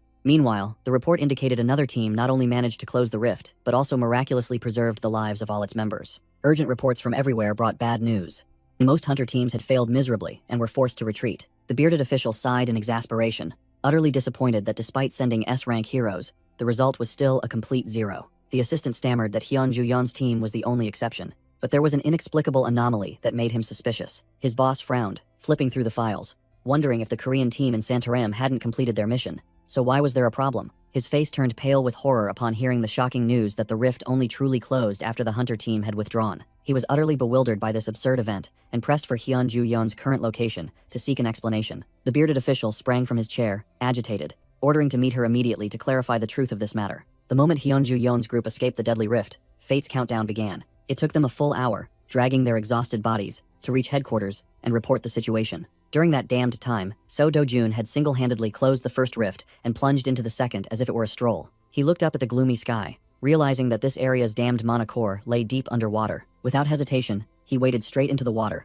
ready to thoroughly clear this map of monsters. The bearded official stared with eyes full of doubt, unable to believe his ears at the report he had just received. Hyun Ju-yeon responded with a sharp gaze, firmly asserting that, if it was him, anything impossible could happen. The official was still in shock, pressing again if Seo Dojun had truly cleared the entire area alone, while she calmly confirmed it. His throat was dry, and he swallowed hard at the unimaginable truth unfolding before his eyes. Cold sweat broke out, and he tremblingly revealed confidential news that even other S-rank heroes had perished in similar areas. Hyun Ju-yeon gazed into the distance thoughtfully, frankly admitting that without Seo Dojun carrying the team, she would have been wiped out too. The man buried his face in his hands helplessly, his brain refusing to process information about such absurd power that defied all norms. She continued to explain about the dark mana that had overbuffed the monsters, making them stronger than even S-rank heroes could handle. Hyun Ju-yeon nodded sharply, confirming that Seo Dojun was an even more terrifying monster than those monsters. The official suddenly remembered reports that the southern rifts had also been mysteriously closed and began to connect the events. He reassured himself that perhaps those areas hadn't been infected with dark mana,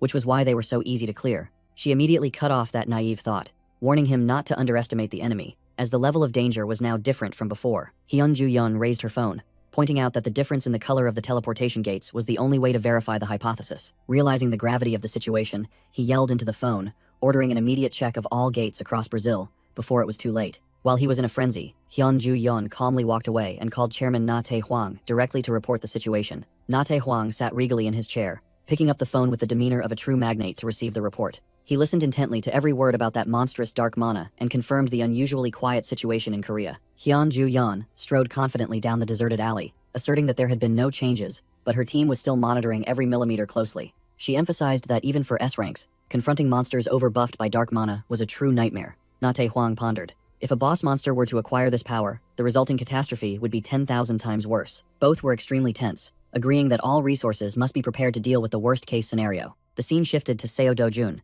who was wading into the water to begin his grind for mana cores. In dungeons with rivers, lakes, or island terrain, the damned mana core often lay deep underwater, making it difficult for fellow hunters. But humans are not fish, so very few heroes can unleash their full combat power in this aquatic environment. A prime example is Ivan Looper, New Zealand's national hero, specializing in challenging underwater maps. This man charged exorbitant prices to handle aquatic rifts, thanks to his exclusive awakened innate skill, underwater breathing. Seo Dojun immersed himself in the water, clearly sensing the dense dark mana concentration enveloping this place even more than on land. Without another second of hesitation, he plunged straight into the water, creating a large column of waves to begin his hunt. He dove deep to the bottom. The bulky backpack on his back did not diminish the descent speed of a predator. Visibility down here was pitch black, likely due to the influence of the dark mana stirring the water, preventing light from penetrating. Seo Dojun swam past a school of strange fish with his sword strapped to his back, his eyes wide open, observing every movement around him. He began channeling his mana. The first step was to stabilize his body in the aquatic environment by enveloping his legs with mana. His entire body gradually sank deeper, maintaining perfect balance thanks to the glowing protective mana membrane. Next, he adjusted the water resistance, skillfully controlling the mana flow around his body to neutralize the pressure. Seo Dojun completed his preparations, enveloping his entire body in a blue aura to move freely underwater as if on land. Seo Dojun landed softly on the lakebed as if strolling through a park, the mana enveloping him, allowing him to stand firmly on the soft ground. A colossal Arakan monster loomed out of the darkness, its jagged teeth intending to swallow the tiny prey that dared to trespass its territory. The monster snapped fiercely, shaking the entire water current, its sharp teeth closing as if to crush its target. Inside that colossal mouth, Seo Dojun remained unharmed and realized this Arakan had been infused with power by dark mana. He clenched his fist, concentrating his strength, preparing to teach this oversized fish a lesson about the food chain. Seo Dojun tensed, unleashing a massive surge of mana, pushing away all surrounding water pressure to create space for action. In a mere instant, the Arakan was torn into small pieces by the terrifying mana pressure, its blood mingling with the dark water. He looked at the floating scraps of flesh with contempt,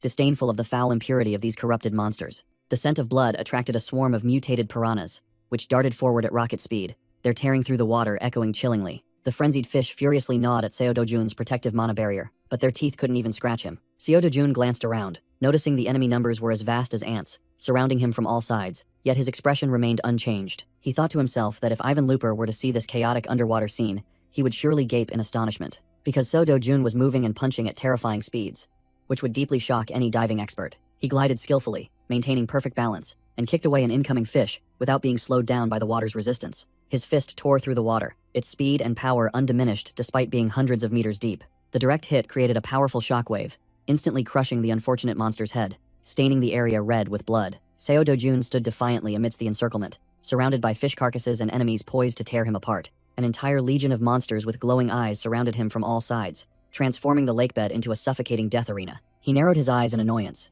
feeling that clearing out this massive pile of trash was truly too troublesome and time-consuming. Without further hesitation, Seo Dojun propelled himself forward like a living torpedo to begin the widespread slaughter. The murky black water violently fluctuated, signaling the emergence of a terrifying entity from the abyss. Seo Dojun was startled into vigilance when he discovered a colossal purple eye lurking in the deep. He recognized that deadly gaze belonged to a Kremos, a legendary monster hiding in the shadows. Instead of fear, Seo Dojun smirked with delight, surprised to stumble upon such a bargain right here. He recalled that in the old world, all legends once hunted Akramos in their humble beginnings to establish their names. His eyes blazed with ambition, determined not to let this once-in-a-millennium opportunity slip from his grasp. The monster began to display its power, opening a swirling cosmic black hole right in the middle of the lake. The murky black maw spun wildly, as if to swallow all creation into endless oblivion. Colossal shadow tentacles lashed down, creating terrifying tremors that shook the entire lakebed. The immense impact force tore through the water and crushed all surrounding obstacles. Seo Dojun struggled to defend against Akremos' formidable ability to create subspace and devour opponents. The invisible gravitational pull from the black hole dragged him, and the unfortunate fish around him, into the death zone. He gritted his teeth, resisting the pull, his face tense against the overwhelming power of the subspace. Seo Dojun snorted coldly, channeling mana to firmly anchor his body amidst the furiously swirling water. Streams of black and white energy collided, generating lightning bolts that tore through the underwater darkness. Akremos' purple eye widened menacingly, emitting overwhelming killing intent to suppress its tiny prey. Seo Dojun's eyes glowed brilliantly, officially activating his serious mode to counterattack the monster. He spread his arms, accumulating mana, calculating that killing it was easy, but seizing its subspace was the main objective. Seo Dojun roared, unleashing a colossal amount of pure mana to completely suppress Akremos' will. A fierce pillar of mana light erupted, sweeping away everything and incinerating the small fry monsters into dust in an instant. Seo Dojun gritted his teeth, enduring the immense pressure, feeling as if he was about to be pushed back by the resisting force of the illusory space. He poured all his mana into his hands, creating a brilliant golden light to counter the darkness that threatened to swallow him. Seo Dojun's eyes widened in intense focus, frantically controlling his mana to tear through the darkness and suppress the enemy's black aura. He strained, unleashing a colossal amount of mana, determined to completely devour the dark mana from the abyss instead of enduring the attack. Seo Dojun's hands constantly shifted, forcing the chaotic energy flow to obey his iron will. His eyes flashed with a sharp glint as he sensed the opportune moment to turn the tide. Seo Dojun broke out in a cold sweat, realizing his current body was overloaded and in pain from this immense power. His entire body enveloped in a sphere of light, he charged straight into the heart of the pitch-black storm to deliver the finishing blow. He stretched his hand forward with utmost determination, shouting that it was time to go all in against this monster. The scene suddenly shifted 180 degrees, transitioning to a clear blue sky and an unusually peaceful land. A colossal column of water exploded in the tranquil river, shattering the inherent stillness of the picturesque world. Seo Dojun burst out of the water column, along with Akramos' fish-like form, both suspended in midair in a confrontational stance. He smirked triumphantly, his star-covered hand tightly grasping the core energy he had just seized. Seo Dojun raised his hand, which held a miniature galaxy, boldly declaring that he now possessed Akramos' subspace. Immediately, he unleashed a devastating kick, sending the fish-like Akramos flying away to be rid of it. A splash echoed as the object fell, sending water spraying onto the riverbank, concluding the spectacular heist. The Emerald River flowing through the ancient village appeared under the warm sunlight, a stark contrast to the recent battle atmosphere. Distant mountains and reeds swaying in the wind created an unbelievably peaceful scene. The dazed birds tilted their heads, looking down at the strange intruder with extreme curiosity and confusion. Seo Dojun lay flat on the grass, drenched to the bone, while the dazed birds pecked at his head. Achoo! His earth-shattering sneeze startled the birds, making them fall backward in fright. The birds flapped their wings frantically, soaring into the blue sky to escape the disturber of their afternoon nap. Seo Dojun's eyes snapped open, his sharp gaze gradually returning after his exhaustion-induced stupor. He looked at the pile of soaking wet gear lying beside him and mumbled, realizing he had passed out for a while. He sat up in the grass, staring blankly at his palm to check his body's condition after the battle. Immediately, he activated his power, causing a surge of mana to envelop his hand, feeling the strength flowing through his veins. He confidently asserted that the amount of mana in his body had skyrocketed compared to before, thanks to absorbing the monster's core. A smug smile appeared on his lips as he declared this hunt was an incredible bargain for the effort expended. He immediately activated the most valuable loot he had just stolen, the subspace, creating a swirling black hole. Seo Dojun knelt on one knee, gleefully testing this infinite storage feature by tucking his sword into it. In an instant, the sword was smoothly sucked into the spatial black hole and vanished without a trace. He stood up, stretched, and let out a refreshing shout to loosen his muscles after hours of extreme tension. With a satisfied smile, he told himself there was nothing left to do in this rift, since he had cleared out all the good stuff. He stood watching the sunset over the river and decided to close the gate to go home and rest to regain his strength. The scene shifted to the towering headquarters of the Korean Heroes Association under the blue sky, where the atmosphere was extremely tense. In the office, Min Hongji, with a grave expression, informed Na Tae-hwang that the deaths of the heroes had been confirmed. Na Tae-hwang grimaced in pain and regret upon hearing that they had lost irreplaceable core personnel. However, upon hearing the report that Seo Dojun had single-handedly cleared the disaster, the muscular old man stroked his beard, marveling at his strength, which far exceeded expectations. Na Tae-hwang noted that the Takashi incident had caused a huge sensation and expressed satisfaction that a Korean hero had finally captured international attention. Min Hongji reported that the domestic rifts remained stable, a complete contrast to the anomalies occurring in Brazil. Na Tae-hwang warned his subordinates not to let their guard down for even a second, his eyes sharp and full of authority. Looking out at the towering Lot Tower, Na Tae-hwang unexpectedly confessed that he was worried about Seo Dojun. He analyzed that President Daniel Lopez of Brazil was notoriously stingy and would surely try to exploit Seo Dojun's labor. However, Na Tae-hwang smirked confidently, betting that it would be Old Man Lopez who would be stripped bare by Seo Dojun, down to his underwear. Min Hongyi was speechless looking at his superior, while Na Tae-hwang looked smug, understanding his pragmatic honorary nephew's personality all too well. He burst into hearty laughter, confidently asserting that Seo Dojun was no pushover to be easily taken advantage of by others. The scene shifted to Brazil, where the Brazil official Beard's face was drenched in sweat, proving Na Tae-hwang's prediction was spot on. The official tremblingly asked if Seo Dojun's demands were excessive, while Seo Dojun sat grandly with two beauties, adopting a superior attitude. Seo Dojun smirked, repeating the phrase excessive demands with a cold gaze, as if looking at an idiot. He decisively stood up, declared there was nothing left to discuss, and prepared to leave immediately, delivering a powerful psychological blow. The official frantically raised his hand to stop him, shouting for him to wait as he saw his prey about to slip away. He tried to use morality as a tactic, bringing up Brazil's safety and the responsibility of an S-rank hero to exert pressure. Seo Dojun turned back with fiery eyes, growling as he questioned the so-called responsibility when he had closed two gates by himself. He sarcastically retorted that the official should go preach morality to those useless Brazilian heroes who hadn't accomplished anything yet. Seo Dojun walked away, bluntly declaring that Brazil's safety had nothing to do with him, and retorted by asking if they would help Korea if the situation were reversed. Suddenly, a frantic messenger ran in with bad news. The entire rift zone within a 500 kilometers radius had been sealed off and was inaccessible. The Brazil official Beard desperately exclaimed that Brazil was doomed, while Seo Dojun's group narrowed their eyes at this unexpected turn of events. Hyunju-yeon sharply interjected, asserting to the chairman that the answer to this problem was much simpler than he thought. She smiled confidently, forcing him to meet all of Seo Dojun's demands because, compared to Brazil's survival, that price was still a bargain. The Brazil official Beard broke out in a cold sweat, his face turning pale as he realized he had no other retreat than to open his wallet. He gritted his teeth and agreed to pay $50 million for each closed rift, while Seo Dojun paused to listen. Seo Dojun smirked, scoffing that the official should have been reasonable, and coughed up the money from the start, avoiding all this trouble. He turned back, held up two fingers, and finalized the demand for an immediate transfer of $100 million for the two gates he had cleared. Hyun Ju-yeon secretly calculated that if this incident got out, she would be labeled as greedy for money.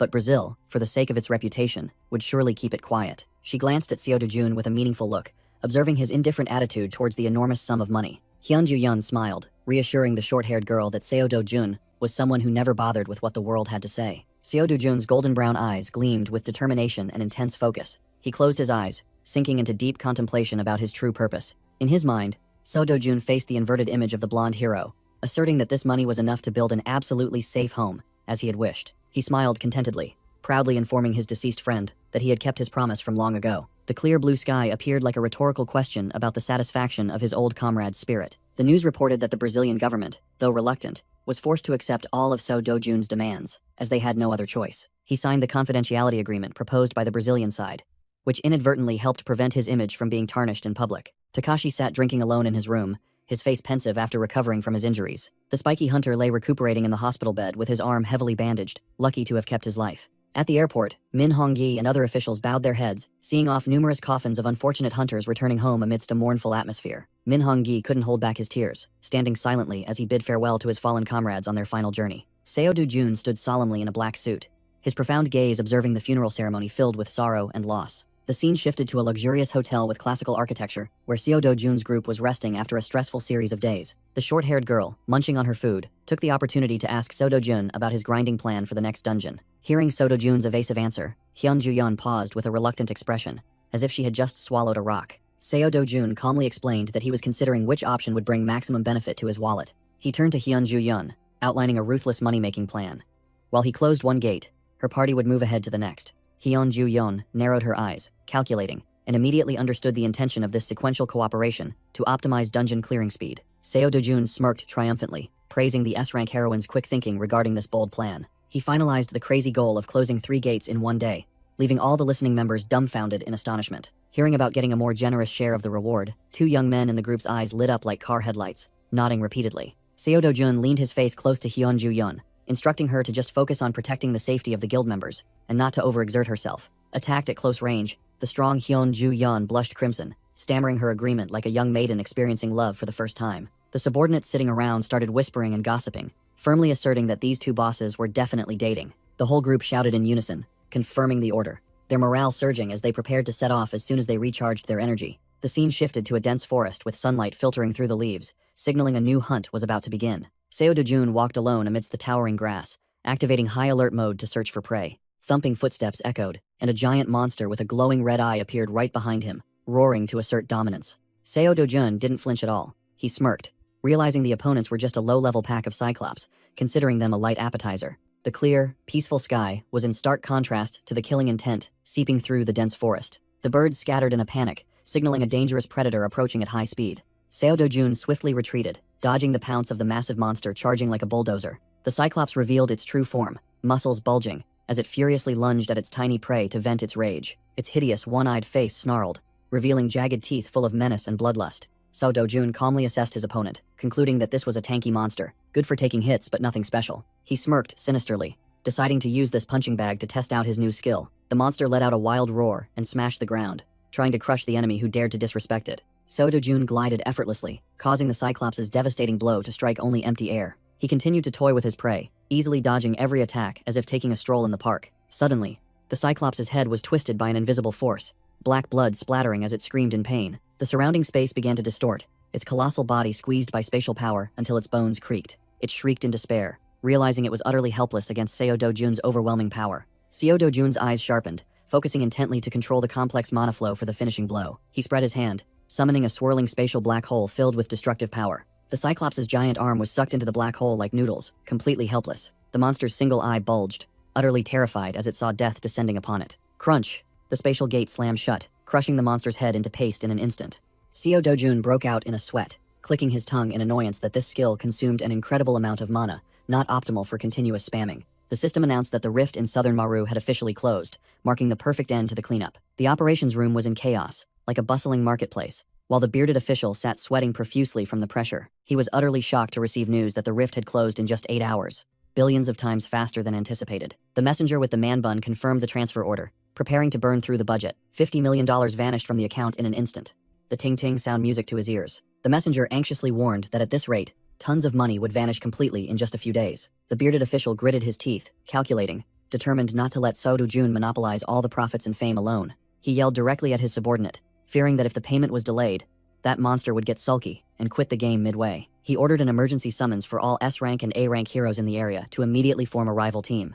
A $10 million bonus was offered to any team that cleared faster than Seo Do-jun, truly a style of using money to exert dominance. The race officially began, with the officials betting everything on the Hero Alliance to salvage their reputation. A promotional poster appeared, depicting Seo Do-jun single-handedly taking on the International Heroes Alliance like a blockbuster movie. In another luxurious location, someone's phone lit up with a message from Chairman Lopez. Kang Young-pyo sat casually on the sofa, his face full of calculation and arrogance as he received the confidential news. He smirked, satisfied that his superior had finally made a decision. The secretary entered with a gloomy expression, reporting rumors of S-rank heroes dropping like flies. Kang Young-pyo didn't bother to care, thinking $10 million was a steal for such easy pickings. He skimmed the plan, slightly surprised to see them intending to mobilize all personnel into a single, all-out formation. He clicked his tongue in annoyance, finding the thought of sharing a table with that bastard Seo Do-jun unbearable. But the secretary suddenly froze, discovering that Seo Do-jun's name had completely vanished from the combat roster. Kang Young-pyo broke out in a cold sweat, realizing that Seo Do-jun's entire team was absent,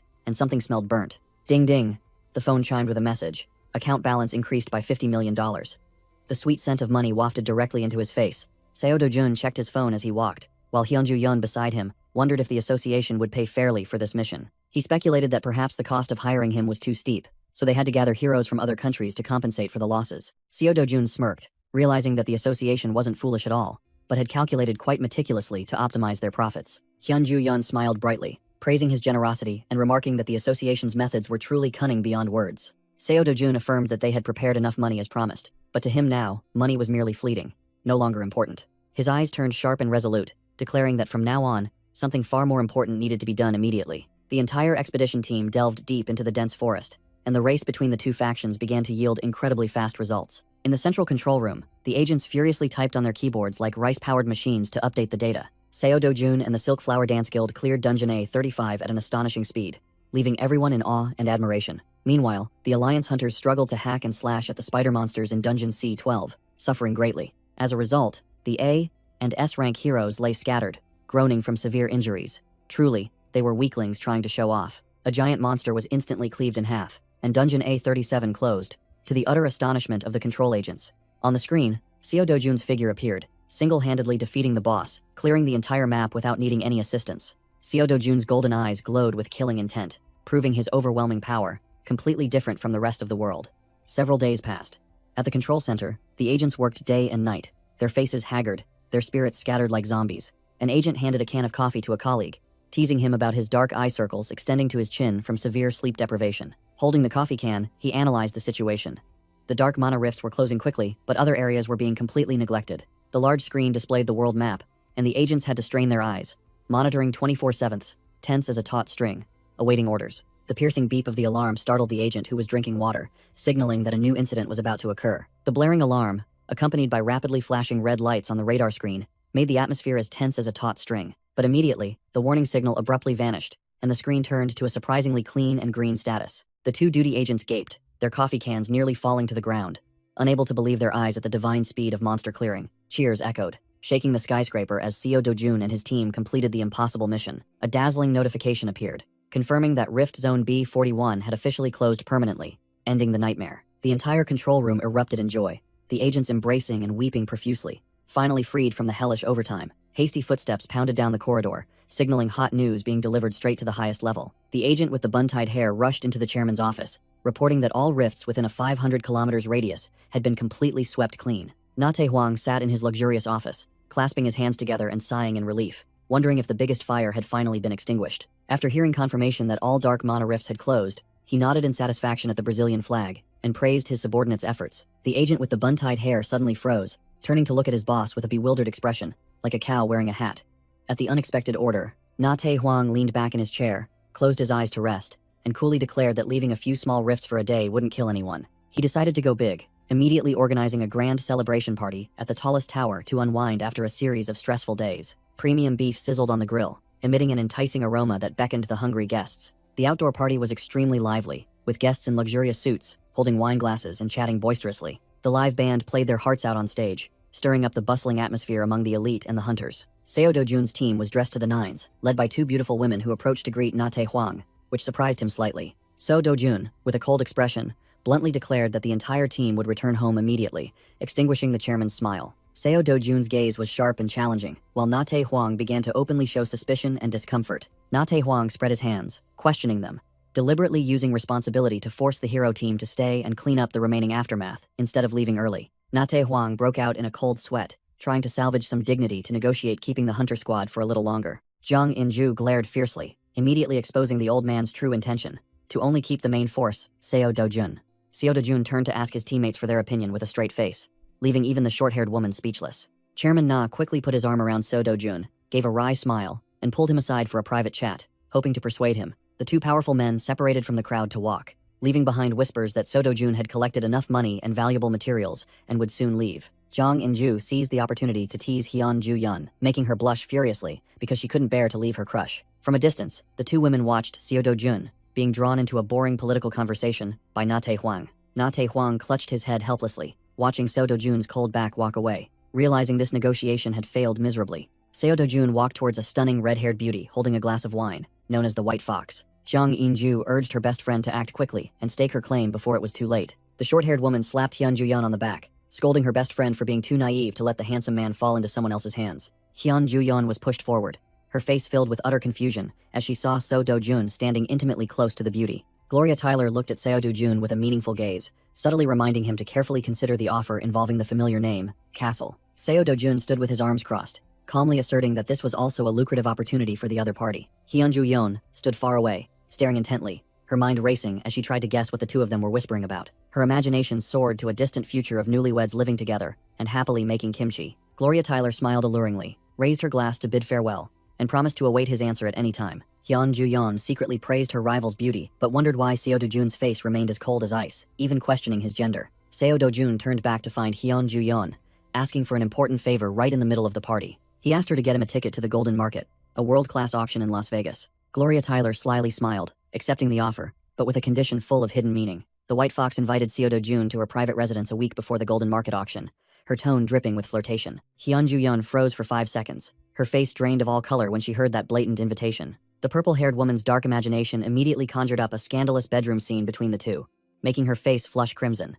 She worriedly looked at Seo Do-jun, afraid he would fall into the honey trap and betray his precious self. Hyun Ju-yeon gulped nervously, while the two main characters maintained their nonchalant demeanor. Gloria Tyler glanced at the purple-haired woman's awkwardness with unconcealed amusement. She took out her phone, telling him to take his time thinking about his answer to the enticing invitation. Seo Do-jun casually took the phone to receive the VIP ticket, considering the initial transaction a success. Hyun Ju-yeon wondered when these two had exchanged contact information so quickly and smoothly. A dapper man in a brown suit unexpectedly approached, offering compliments reeking of fake pleasantries. Kang Young-pyo smirked, praising the sight of the two great beauties, Korean and American, standing side by side as truly pleasing to the eye. He strode forward with an arrogant demeanor, sarcastically remarking that Seo Do-jun was living like a king with a beauty on each arm. Seo Do-jun and Kang Young-pyo's eyes met, sparks flying, the air thick with tension. Gloria Tyler and Hyun Ju-yeon immediately recognized the troublemaker as Kang Young-pyo and raised their guard. Kang Young-pyo burst into hearty laughter, startling the surrounding guests who turned to look. He raised both hands, signaling for calm, telling everyone not to be too tense because he wasn't planning to do anything right now. The smile on his lips turned utterly cunning as he offered to introduce an old friend to Seo Do-jun. Takashi lumbered out, his arm in a white cast, his face as gloomy as a funeral. All three of them were stunned to realize that the crippled man was Takashi, the defeated general Seo Do-jun had utterly crushed before. Takashi lumbered out, his arm in a white cast and his face menacing, as if he wanted to devour someone alive. Hyun, Ju-yeon, and Gloria Tyler were wide-eyed, not expecting this defeated foe to be discharged so early. Kang Young-pyo put on an innocent expression, feigning regret as the two fated rivals clashed once more. Seo Do-jun's icy gaze met Takashi's look burning with hatred, and the tension was palpable. Seo Do-jun smirked, offering a provocative greeting about his opponent's recently healed body. He added a sharp taunt, thanking Takashi for giving him a delightful thrashing. Kang Young-pyo quickly stepped in to intervene, speaking up to appease the monster about to explode. The old fox, Kang, forced a laugh as he pushed Takashi's back, trying to usher him away to avoid trouble. The Taegoku member standing behind clicked his tongue in annoyance, vexed that Seo Do-jun dared to ruin his carefully laid plan. Kang Young-pyo pressed Takashi's shoulder down onto a chair, sweat beginning to trickle down as he tried to control the situation. Takashi gritted his teeth, his old wounds seeming to throb painfully at his enemy's arrogance. The brown-haired Taegoku member suddenly stepped forward, speaking in a condescending tone and demanding Seo Do-jun apologize for hitting someone. He clenched his fist, veins bulging, deliberately provoking to ignite a new fight. Kang Young-pyo broke out in a cold sweat, afraid his plan would be ruined. while the two girls beside him turned pale with worry. Seo Dojun remained unperturbed, holding a glass of wine, and called Takashi's name with a deathly smile. His eyes glowed with a golden, intimidating light, as he posed a rhetorical question that directly insulted the gangsters. The Taegoku member froze, not having even processed the profound insult he had just heard. Hyun, Ju-yeon, and Gloria Tyler gaped, unable to believe their ears at Seo Dojun's outrageous audacity. The Taegoku member stared wide-eyed and asked again like an idiot, unable to believe someone dared to disrespect his gang. Seo Dojun loudly confirmed that the Yakuza were just trash, leaving the other man stunned in rage. Seo Dojun wore an arrogant smile, openly insulting the gangsters as nothing more than useless trash. Hyun Ju-yeon, standing behind him, turned pale, realizing the familiar bloody scenario was about to repeat itself right here. Kang Young-pyo quickly placed a hand on Takashi's shoulder to restrain the mad dog waiting to pounce and tear apart. Takashi froze, his bloodshot eyes full of killing intent, but he was forced to restrain himself at his comrade's warning touch. A phone was raised, its screen displaying an audio file ready for a shocking reveal. A finger decisively pressed the play button, activating the bomb of truth amidst the luxurious party. The recording blared loudly, exposing the dirty assassination plot they had discussed to eliminate their opponent. Seo Dojun's name was clearly uttered in the recording, confirming he was the intended target. The Taegoku members gaped, turning deathly pale as they heard the shocking conspiracy being exposed. The voice on the phone casually discussed dealing with the prey in the dungeon as if it were nothing. Kang Young-pyo in the recording shamelessly laughed about hunting girls in Brazil for entertainment, in a lewd tone. Hyun Ju-yeon and Gloria Tyler's faces darkened, their eyes showing extreme disgust at being mentioned by that filthy man. The real-life Kang Young-pyo smirked maliciously, offering a provocative farewell to the two beauties. Seo Dojun's left eye glowed orange, activating his lynx eye skill for a powerful psychological counterattack. He fixed a deadly gaze on Kang Young-pyo, asserting that he had picked the wrong opponent to mess with. Kang Young-pyo turned his back and walked away through the crowd, still fantasizing about torturing Seo Dojun to an inch of his life. Suddenly, Kang Young-pyo broke out in a cold sweat, a chilling sensation as if thousands of eyes were fixed on him. His face contorted, pupils constricted as an invisible fear suffocated his mind and soul. Seo Dojun wore an evil smile, enjoying the feeling of his prey trembling in his palm. Takashi stood beside Kang Young-pyo, both resentfully blaming the foolish Yakuza member for ruining all their schemes. A hand slammed down on the table in utter helplessness, acknowledging that everything was a complete mess. Takashi took a powerful uppercut from the Yakuza henchman for messing up a big job. He coughed up blood, screaming in pain as old wounds were aggravated by new blows to his face. Takashi fell backward, pathetic like a dog, mercilessly beaten by its own master. Kang Young-pyo decided to betray his comrades, kicking away the bodyguards to clear a path for his escape. The Taegoku commander roared, ordering his subordinates to capture the cowardly traitor alive. Kang Young-pyo ran for his life, leaving behind the chaos he had created. Hyun Ju-yeon shrieked Seo Dojun's name in panic, urging him to chase and apprehend the scoundrel immediately. Seo Dojun stood still as a statue, hands in his pockets, watching the enemies retreating back with an indifferent expression. Hyun Ju-yeon couldn't believe her eyes, turning to question why he had let him escape so easily. Seo Dojun merely smirked meaningfully, his face exuding the cunning of someone who held all the cards. Night fell with a cold blue moon, bringing an end to a tumultuous and dramatic evening. News of the scandal spread across the world at lightning speed, with newspapers vying to publish wanted posters of the two defeated individuals. Takashi appeared on television in a disheveled state, surrounded by reporters like vultures circling a corpse. An expensive ceramic vase was smashed to pieces in a fit of rage. Hong Hee-ju slammed her fist on the table, cursing her idiotic subordinates for ruining the company's reputation. Her face was contorted with fury, her eyes burning with hatred fixed on the television screen. Hong Hee-ju swung her golf club, preparing to hit a home run into the room's furnishings. She swung the club directly at the television screen, unleashing all her wrath on Takashi's pathetic image. Manager Lee stood pressed against the door, sweating profusely, not daring to utter a single word in the face of his boss's rage. Manager Lee flinched, his face drained of color as he heard his boss's soul-shaking roar from inside. Hong Hee-ju stood tall amidst the battlefield, with a golf club in hand. The poor television had been utterly shattered by her. She slumped into a chair with a murderous expression, lit a cigarette, and immediately asked about Kang Young-pyo's whereabouts. Manager Lee tremblingly reported that both Interpol and the Hero Alliance were relentlessly hunting him but hadn't caught him yet. Hong Hee-ju gnashed her teeth and cursed, her eyes blazing with contempt, wishing the trash would just die trying to resist. She pressed for details on cleaning up the aftermath to ensure no traces remained that could bring trouble to the company. All accounting ledgers, communication networks, and security camera data had been silently and flawlessly erased by their team. Seeing the manager still standing there with a worried, funeral-like expression, she pressed him, asking what else was wrong. A phone suddenly flew through the air towards the bald manager at an incredible speed. Manager Lee caught the phone with a bewildered expression, beads of sweat beginning to roll down his forehead. He stammered a foolish question, asking if it was a phone, even though the screen was brightly lit. Hong Hee-ju bit her nails nervously, revealing that it was a personal number known only to family members. Cold sweat streamed down her beautiful but distorted face, twisted with fear, as she ordered him to read the latest message immediately. Manager Lee looked at the phone screen, his hands and feet trembling with a bad premonition. The message from the mysterious K threatened to release evidence if she didn't cooperate, and promised to contact her again soon. He looked up in alarm,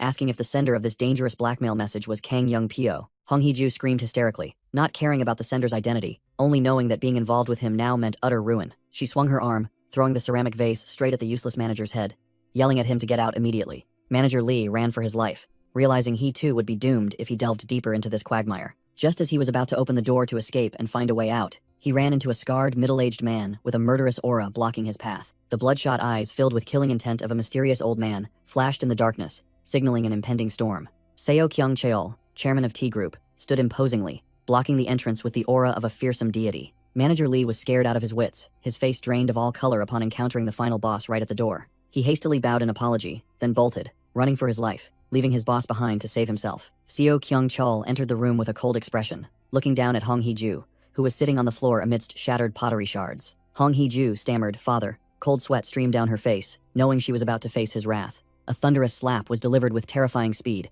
aimed directly at his precious daughter-in-law's face. Hong Hee-ju fell sprawling onto the floor, clutching her trembling cheek, her entire body cowering in pain and fear. The old man growled, asking if she considered him a useless relic forgotten on the sidelines. Before she could explain herself, he swung his hand again, delivering another blinding slap that seemed to crack the very air. Hong Hee-ju's beautiful face was slapped sideways, distorted by the brutal, merciless force of the blow. Seo Kyung Cheol leaned close to his daughter-in-law's face, exposing that she had hired Kang Young Pyo to assassinate Seo Do-jun. A sinister smile appeared on his lips as he mentioned that his bloodline had produced an S-rank hero. Hong Hee-ju's eyes widened in extreme shock upon hearing his declaration to bring Seo Do-jun back to the family. The old man smirked, envisioning Seo Do-jun would help him overthrow the arrogance of his rival, Jang Sung-ho. His cold, sharp gaze pierced down at his wretched daughter-in-law as he began to settle accounts for the mess she had created. Hong Hee-ju broke out in a cold sweat, understanding that her fate now lay entirely in the hands of this ruthless old man. Meanwhile, an airplane cut through the clouds, carrying Seo Do-jun's group back to Korea, leaving all their troubles behind. Seo Do-jun sat relaxed with his arms crossed in a business class seat, while Hyunju Yun sat right behind him. He smirked with satisfaction as he tallied the enormous spoils he had just acquired from this tumultuous trip. Hyunju Yun suspiciously asked Seo Do-jun directly if he had deliberately let Kang Young Pyo go to scheme something else. A calculating and confident smirk appeared on the face of the one holding the chessboard. Seo Do-jun casually admitted it was a strategic move to lure the prey into a larger trap ahead. Seoul welcomed the return of the one who had stirred up all of Brazil.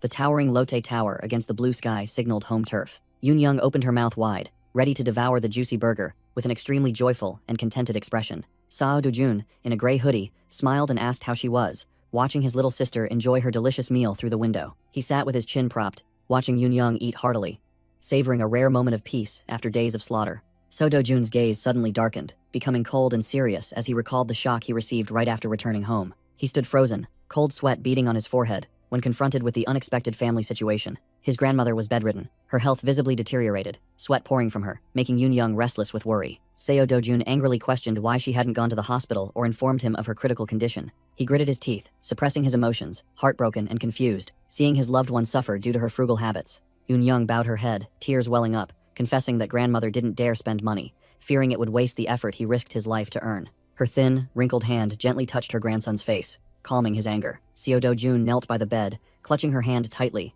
and affirmed that treating her illness would never be a waste. He leaned close to her ear and whispered, boasting about earning a mountain of money from his trip to Brazil, so she could enjoy it without worry. Grandmother teared up with happiness, relieved of her mental burden upon hearing her grandson encourage her to spend freely. Immediately, Seo Do-jun used his financial power to move her to the most luxurious VIP hospital room in Korea for treatment. His hand picked up a French fry, re-establishing his daily routine of visiting grandmother, then going to eat. After visiting her, the two siblings sat together eating burgers again, enjoying their wealthy and warm family life. The Gasan Hero residential complex stood tall under the clear blue sky, a gathering place for the most prominent figures. Seo Do-jun walked up to the familiar blacksmith shop, where he was considered the top VIP client. Inside the shop, Choi Cheol-kwan was carefully holding a blue croco monster's heart, looking as if head struck gold. The old blacksmith confidently declared that he would forge a masterpiece sword from this premium material, far exceeding all expectations. Choi Cheol-kwan set the completion time at 3 weeks and promised to start working on it immediately. Seo Do-jun seized the opportunity to make another crafting request in addition to the main sword. He reached into his backpack and pulled out a carefully wrapped bag of materials,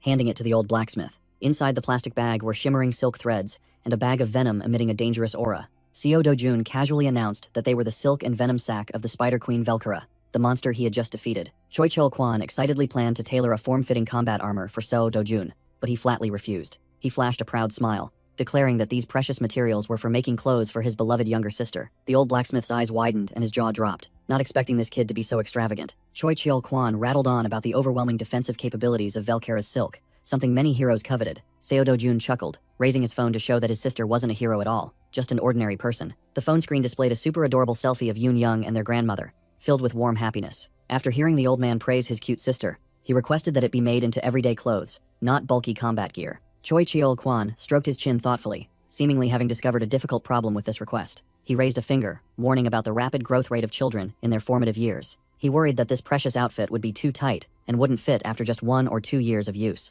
Seo Do-jun merely smirked confidently, as if he had already anticipated this move. Seo Do-jun finished with a confident final remark, then turned and walked away, leaving the old blacksmith bewildered. Choi Cheol-kwan stood rooted to the spot, sweating profusely, wondering where this monster had acquired such in-depth knowledge about Cyclops' blood. Seo Do-jun's back suddenly paused midway. As if remembering something, he turned his head back, flashing an arrogant, meaningful smile, like one living a second life. The scene shifted to a bustling modern street under an azure sky. The powerful and decisive clack of dress shoes echoed on the floor. A smart middle-aged man in a brown suit was walking confidently down the street. He descended a narrow staircase leading into a seemingly mysterious basement. The doorbell chimed crisply as he entered the Paradise Cafe. The man adjusted his tie, observing the luxurious cafe interior with a satisfied expression. Park Sung-wook pushed up his glasses, silently praising the owner's refined aesthetic taste despite the basement location. His gaze stopped at a figure sitting with their back turned in a hidden corner. The other person had their hoodie pulled low, motionless as a rock, exuding a mysterious aura. Park Sung-wook approached that mysterious figure and offered a polite greeting. He extended his business card, introducing himself as the one who received the meeting request. The business card clearly stated Park Sung-wook, 52 years old, former chief of staff for S Group, now a freelancer.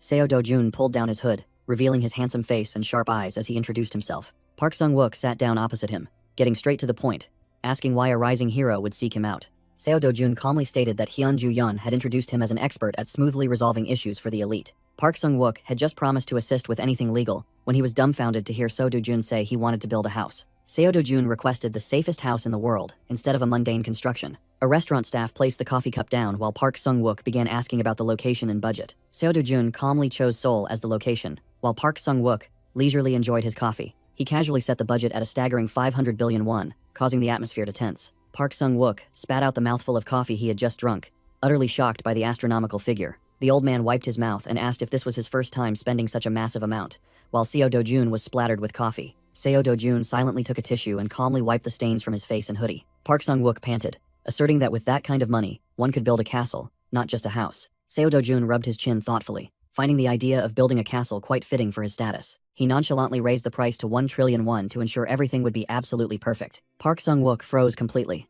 speechless and sweating profusely at the VIP client's extravagance. He regained his composure and probed, asking if Seo Do-jun knew which house was considered the safest in Korea right now. Park Sung-wook answered himself. It was Chairman Oh Young-gun's mansion in the Gangnam district. Seo Do-jun, sitting opposite him, nodded, confirming that this information was entirely accurate. Park Sung-wook analyzed that the house was valued at 110 billion won on the market. However, if only the land cost and actual construction expenses were considered, the value would only be around 80 billion won. He asserted that, with Seo Do-jun's colossal budget, he could easily build something far more dominant and extraordinary. Park Sung-wook explained that Gangnam was expensive, because no rifts had ever appeared there, but buying land there was impossible. He concluded that building the best house was easy, but finding an absolutely safe area was the real challenge. Seo Do-jun took a sip of coffee, his sharp eyes asserting that Gangnam was not as safe as rumored. Park Sung-wook cautiously asked if the VIP client had a specific location in mind. He pushed up his glasses, suggesting buying land in Guro district instead of the expensive central areas. Seo Do-jun narrowed his eyes, calculating, recalling that Guro once had a rift, and nearby Mapo was a place he had thoroughly cleared. Park Sung-wook was curious why the tycoon had chosen that area. Could there be a secret? He gulped, sweat trickling down as he awaited a strategically significant answer. Seo Do-jun nonchalantly gave a concise, blunt answer that left his interlocutor dumbfounded.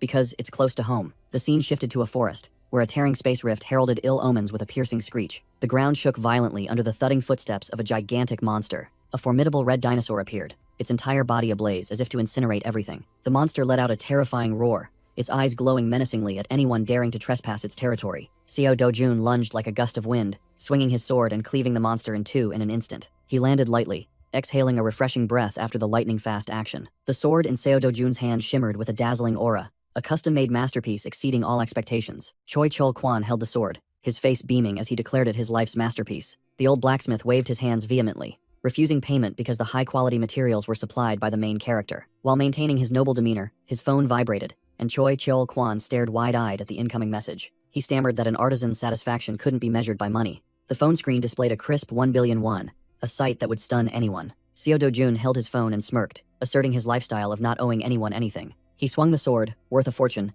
and smashed the monster's head, confirming that hunting was now as easy as pie. Seo Do-jun plunged into grinding dungeons like a destruction machine to earn enough money to build a house. The red dino boss was punched without missing a single hit for daring to block the path of the future real estate mogul. He swung his sword, boldly declaring that he would secure enough money, despite the exorbitant price of the land. A powerful slash pierced through its defenses, shattering the monster's energy core in an instant. After hours of grueling combat, Seo Do-jun returned to being an exemplary older brother, carrying Yoon-young on his back. Yoon-young beamed as she reported that grandmother was about to be discharged from the hospital, instantly warming up the atmosphere. The little girl nuzzled her head into her older brother's hair, complaining about how busy he had been, which made him feel a pang of guilt. Seo Do-jun's eyes became resolute as he promised to take care of grandmother at the hospital in his sister's stead. While they were enjoying themselves, he suddenly stopped abruptly, his face darkening as he sensed the presence of an uninvited guest. A pair of shiny leather shoes stepped out of a luxury car parked, blocking the way. The lackey, wearing a sharp suit, stood leaning against the car and asked to confirm Seo Do-jun's identity. He introduced himself as someone sent by Chairman Seo Kyung-cheol to formally welcome the VIP. Seo Do-jun didn't even glance, his face as cold as ice at the invitation reeking of trouble.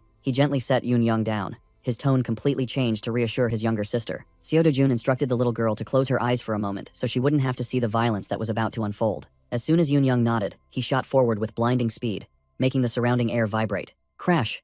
A thunderous kick smashed the front of the car to smithereens, right next to the lackey's face. The lackey's face drained of all color, and he stammered, speechless, before the terrifying power. Seo Do-jun's eyes blazed with killing intent, and he growled, telling the nuisance to get out of his sight and never return. The lackey ran for his life, leaving Seo Do-jun standing tall, protecting his younger sister behind him. Seo Do-jun made up a gentle excuse to explain to Eun-young that he had just put the bad guy in his place. Little Yoon-young clenched her fists with determination, innocently asking if she could participate in punishing the bad guy. Seo Do-jun burst out laughing, then lifted his younger sister onto his shoulders with a soft hup, continuing their joyful journey home. But deep down, his killing intent flared, vowing to slaughter anyone who dared to touch his younger sister. The scene shifted to a luxurious drinking table, where news of Seo Do-jun buying land was the main topic. Jeong In-ju was drinking and grilling her best friend, Hyun-ju-yeon, about her plan to approach the tycoon in the Guro district. Hyun-ju-yeon played dumb and innocent but was immediately scolded by her best friend for being foolish and not knowing how to seize the opportunity. Jong In-ju painted a rosy picture where Hyun-ju-yeon became a charming neighbor, bringing food over to her crush. Hyun-ju-yeon shrieked in denial, but was secretly thrilled, as her friend scolded her for having money but not knowing how to use it to flirt with a guy. In her vivid imagination, she saw herself wearing an extremely seductive red dress with a high slit. The illusion became clear as she and Seo Do-jun shared intimate gestures in a romantic kitchen. Hyun-ju-yeon covered her face, blushing furiously as she imagined a kissing scene, reassuring herself that it was completely possible. Jong In-ju pulled her friend back to reality, confirming that Hyun-ju-yeon was building a new mansion to settle down permanently, not just temporarily. Hyun-ju-yeon tried to regain her composure, admitting that her plan to move close to her neighbor was real. Jung In-ju mused for a moment, her eyes flashing with shrewd calculation, making the atmosphere grow tense. Hyun-ju-yeon was startled, her eyes sharpened when she heard her best friend hint that she also wanted to move closer to Seo Do-jun. The purple-haired woman shrieked in jealousy, while Jong In-ju laughed gleefully, having hit the nail on the head for the little fox worried about losing her prey. Her smile vanished, and Jung In-ju's demeanor turned serious as she affirmed that she was not joking about moving. Hyun-ju-yeon was stunned and broke out in a cold sweat at her close friend's unexpected and competitive declaration. Jung In-ju raised her wine glass, likening Seo Do-jun to a supercar on the highway that her guild needed to cling to for advancement. Hyun-ju-yeon was dumbfounded, her face blank as she realized she was being compared to a freeloader on the path to fame. Jung In-ju revealed her cunning nature, calculating to build a guild headquarters that also served as a residence for long-term settlement. The two women clinked their glasses, sealing the deal with a snap, determined to stick with the tycoon to the ends of the earth. The scene shifts to Seo Do-jun, the young man busy toiling like an ox, plowing a field in the heart of Seoul. Park Sung-wook listed the protagonist's terrifying achievements, clearing 9 dungeons in just 2 short weeks. Seo Do-jun paid no mind to the polite compliments, his eyes glued to his phone, awaiting the most important message of his life. The old manager worriedly asked if he was in an arms race, fearing Korea would collapse like Brazil. Ding! A message reported 45.2 billion. Won neatly deposited into his account, a dazzling sum that would make anyone's eyes water. Park Sung-wook looked at his nonchalant, almost calm demeanor, with extreme bewilderment, unable to understand what this man intended to do. The man broke out in a cold sweat, unable to comprehend what motivation drove a monster like him to grind day and night so frantically. Seo Do-jun smirked meaningfully, exuding the air of someone in control, who knew exactly what he wanted. He casually replied that he was merely tidying up a few obstacles in his way. The real reason that made Park Sung-wook gasp and break into a cold sweat. He needed money. A lot of money. Park Sung-wook's face contorted in shock when he heard the young billionaire's purpose for spending the money. Building a house. Seo Dojun took the opportunity to ask the expert's opinion on how to plan his own territory in the most magnificent way. Immediately, the area around the protagonist's land became a real estate hotspot, with land prices skyrocketing. Hyunju, Yun, and Jung. Inju quickly snatched up the most prime locations to become neighbors with the tycoon. Even the big boss, Na Tae-hwang, couldn't sit still, bringing out his binoculars to observe the situation from above. Speculators and other heroes caught the scent of money, rushing to tear apart the development map like vultures spotting a carcass. The old fox, Seo Kyung-cheol, cackled savagely, pleased to see the business acumen flowing in his grandson's veins. Subordinates received urgent orders, frantically hunting for every inch of land around the target area like hungry wolves. Rumors spread like a virus, stimulating the greed of speculators and throwing the market into chaos. Money poured down like rain, sending land prices in Guro skyrocketing to the heavens. Seo Dojun sat proudly with 10,000 pyong of land in his hands, while Park Sung-wook froze, stunned by the client's extravagance. He slammed the blueprint onto the table with a thud, his resolute demeanor allowing no room for doubt. Park Sung-wook adjusted his glasses, sweat pouring down him as he looked at the crude, almost incomprehensible drawing. On the vast expanse of land, this madman had only planned for a tiny house, nestled within a surrounding circle. The real estate expert couldn't contain his bewilderment and had to ask what he intended to do with the immense empty space remaining. So Do-jun unrolled a scroll, coldly declaring that the top priority was to turn this place into an absolutely safe fortress. Park Sung-wook turned pale, stammering as he realized his client actually wanted to build sturdy walls like those from the Middle Ages. He calmly scrolled through his computer, requesting to expedite the construction of the basic structure and skip the cumbersome interior furnishings. When legal procedures were mentioned, So Do-jun scoffed and immediately brought up Na Tae-hwang's name as protection, silencing his counterpart. Park Sung-wook stood frozen, wondering what bizarre purpose required the final boss of the Hero Association to get involved. It turned out his ambition was to create an artificial rift zone right in his own backyard. Seo Do-jun stood amidst the dense forest, his demeanor as relaxed and carefree as if he were strolling through a park. Na Tae-hwang sat in his office, hands clasped, confirming the audacious request of the young hunter with a look of amusement. Seo Do-jun glided like the wind, easily dodging the deadly beak dive of the Caucastrian monster bird. Min Hong-gi's eyes widened, sweat pouring down his face as he heard the insane idea of taming monsters. The old fox, So Kyung-chol, cackled with delight, showing satisfaction at his precious grandson's audacity. Seo Do-jun calmly walked towards the towering volcano, where he was about to undertake the unprecedented, insane feat of taming monsters. The dark cave entrance echoed with the threatening growls of the monster hidden within, signaling an unfriendly welcome. Seo Do-jun's figure confidently stepped into the cave, his steady footsteps like death knocking on the prey's door. Na Tae-hwang clasped his hands in thought. Even this powerful old man had to break out in a cold sweat at the sheer audacity of the kid wanting to raise a monster right on his own land. Inside the dark cave, Seo Do-jun drew his black sword, its chilling killing intent completely overwhelming the surrounding space. Park Sung-wook froze completely, his face blank as he heard the identity of the disaster-level pet his client wanted to raise. The monster revealed itself with a roar that shook the heavens and earth, and it was Kassarian, the infamous rift boss of old. Seo Do-jun smirked arrogantly, his eyes blazing as he declared he would go easy today to teach his new pet some manners. Kassarian's colossal tail lashed down, as if to crush the audacious intruder who dared to challenge its territory. Seo Do-jun dodged the attack by a hair's breadth, the ground around him shattering from the monster's terrifying physical might. He retaliated with a powerful surge of lightning energy, striking the stubborn monster's head to knock some sense into it. Kassarian was battered senseless, its colossal head pinned to the ground, unable to lift itself against the protagonist's overwhelming power. After a session of negotiation with his fists, the ferocious dragon now lay flattened in one spot, while Seo Do-jun dusted off his hands and stood up. An hour later, the volcano still stood majestically under the blue sky, but the order within had been completely re-established. Kassarian now obediently lowered its proud head, its eyes devoid of any killing intent before its violent new master. The monster panted heavily, its tongue lolling out from exhaustion after Seo Do-jun had thoroughly beaten it without missing a single strike. Seo Do-jun sat down and patted its colossal snout as if caressing a pet dog, instructing it to stay and guard the house obediently, promising to return. He turned and walked away, whistling cheerfully, leaving the disaster-level boss watching him with eyes full of resignation and dejection. Kassarian curled up and fell asleep, its snores rumbling like thunder, officially accepting its fate as the tycoon's guard dog.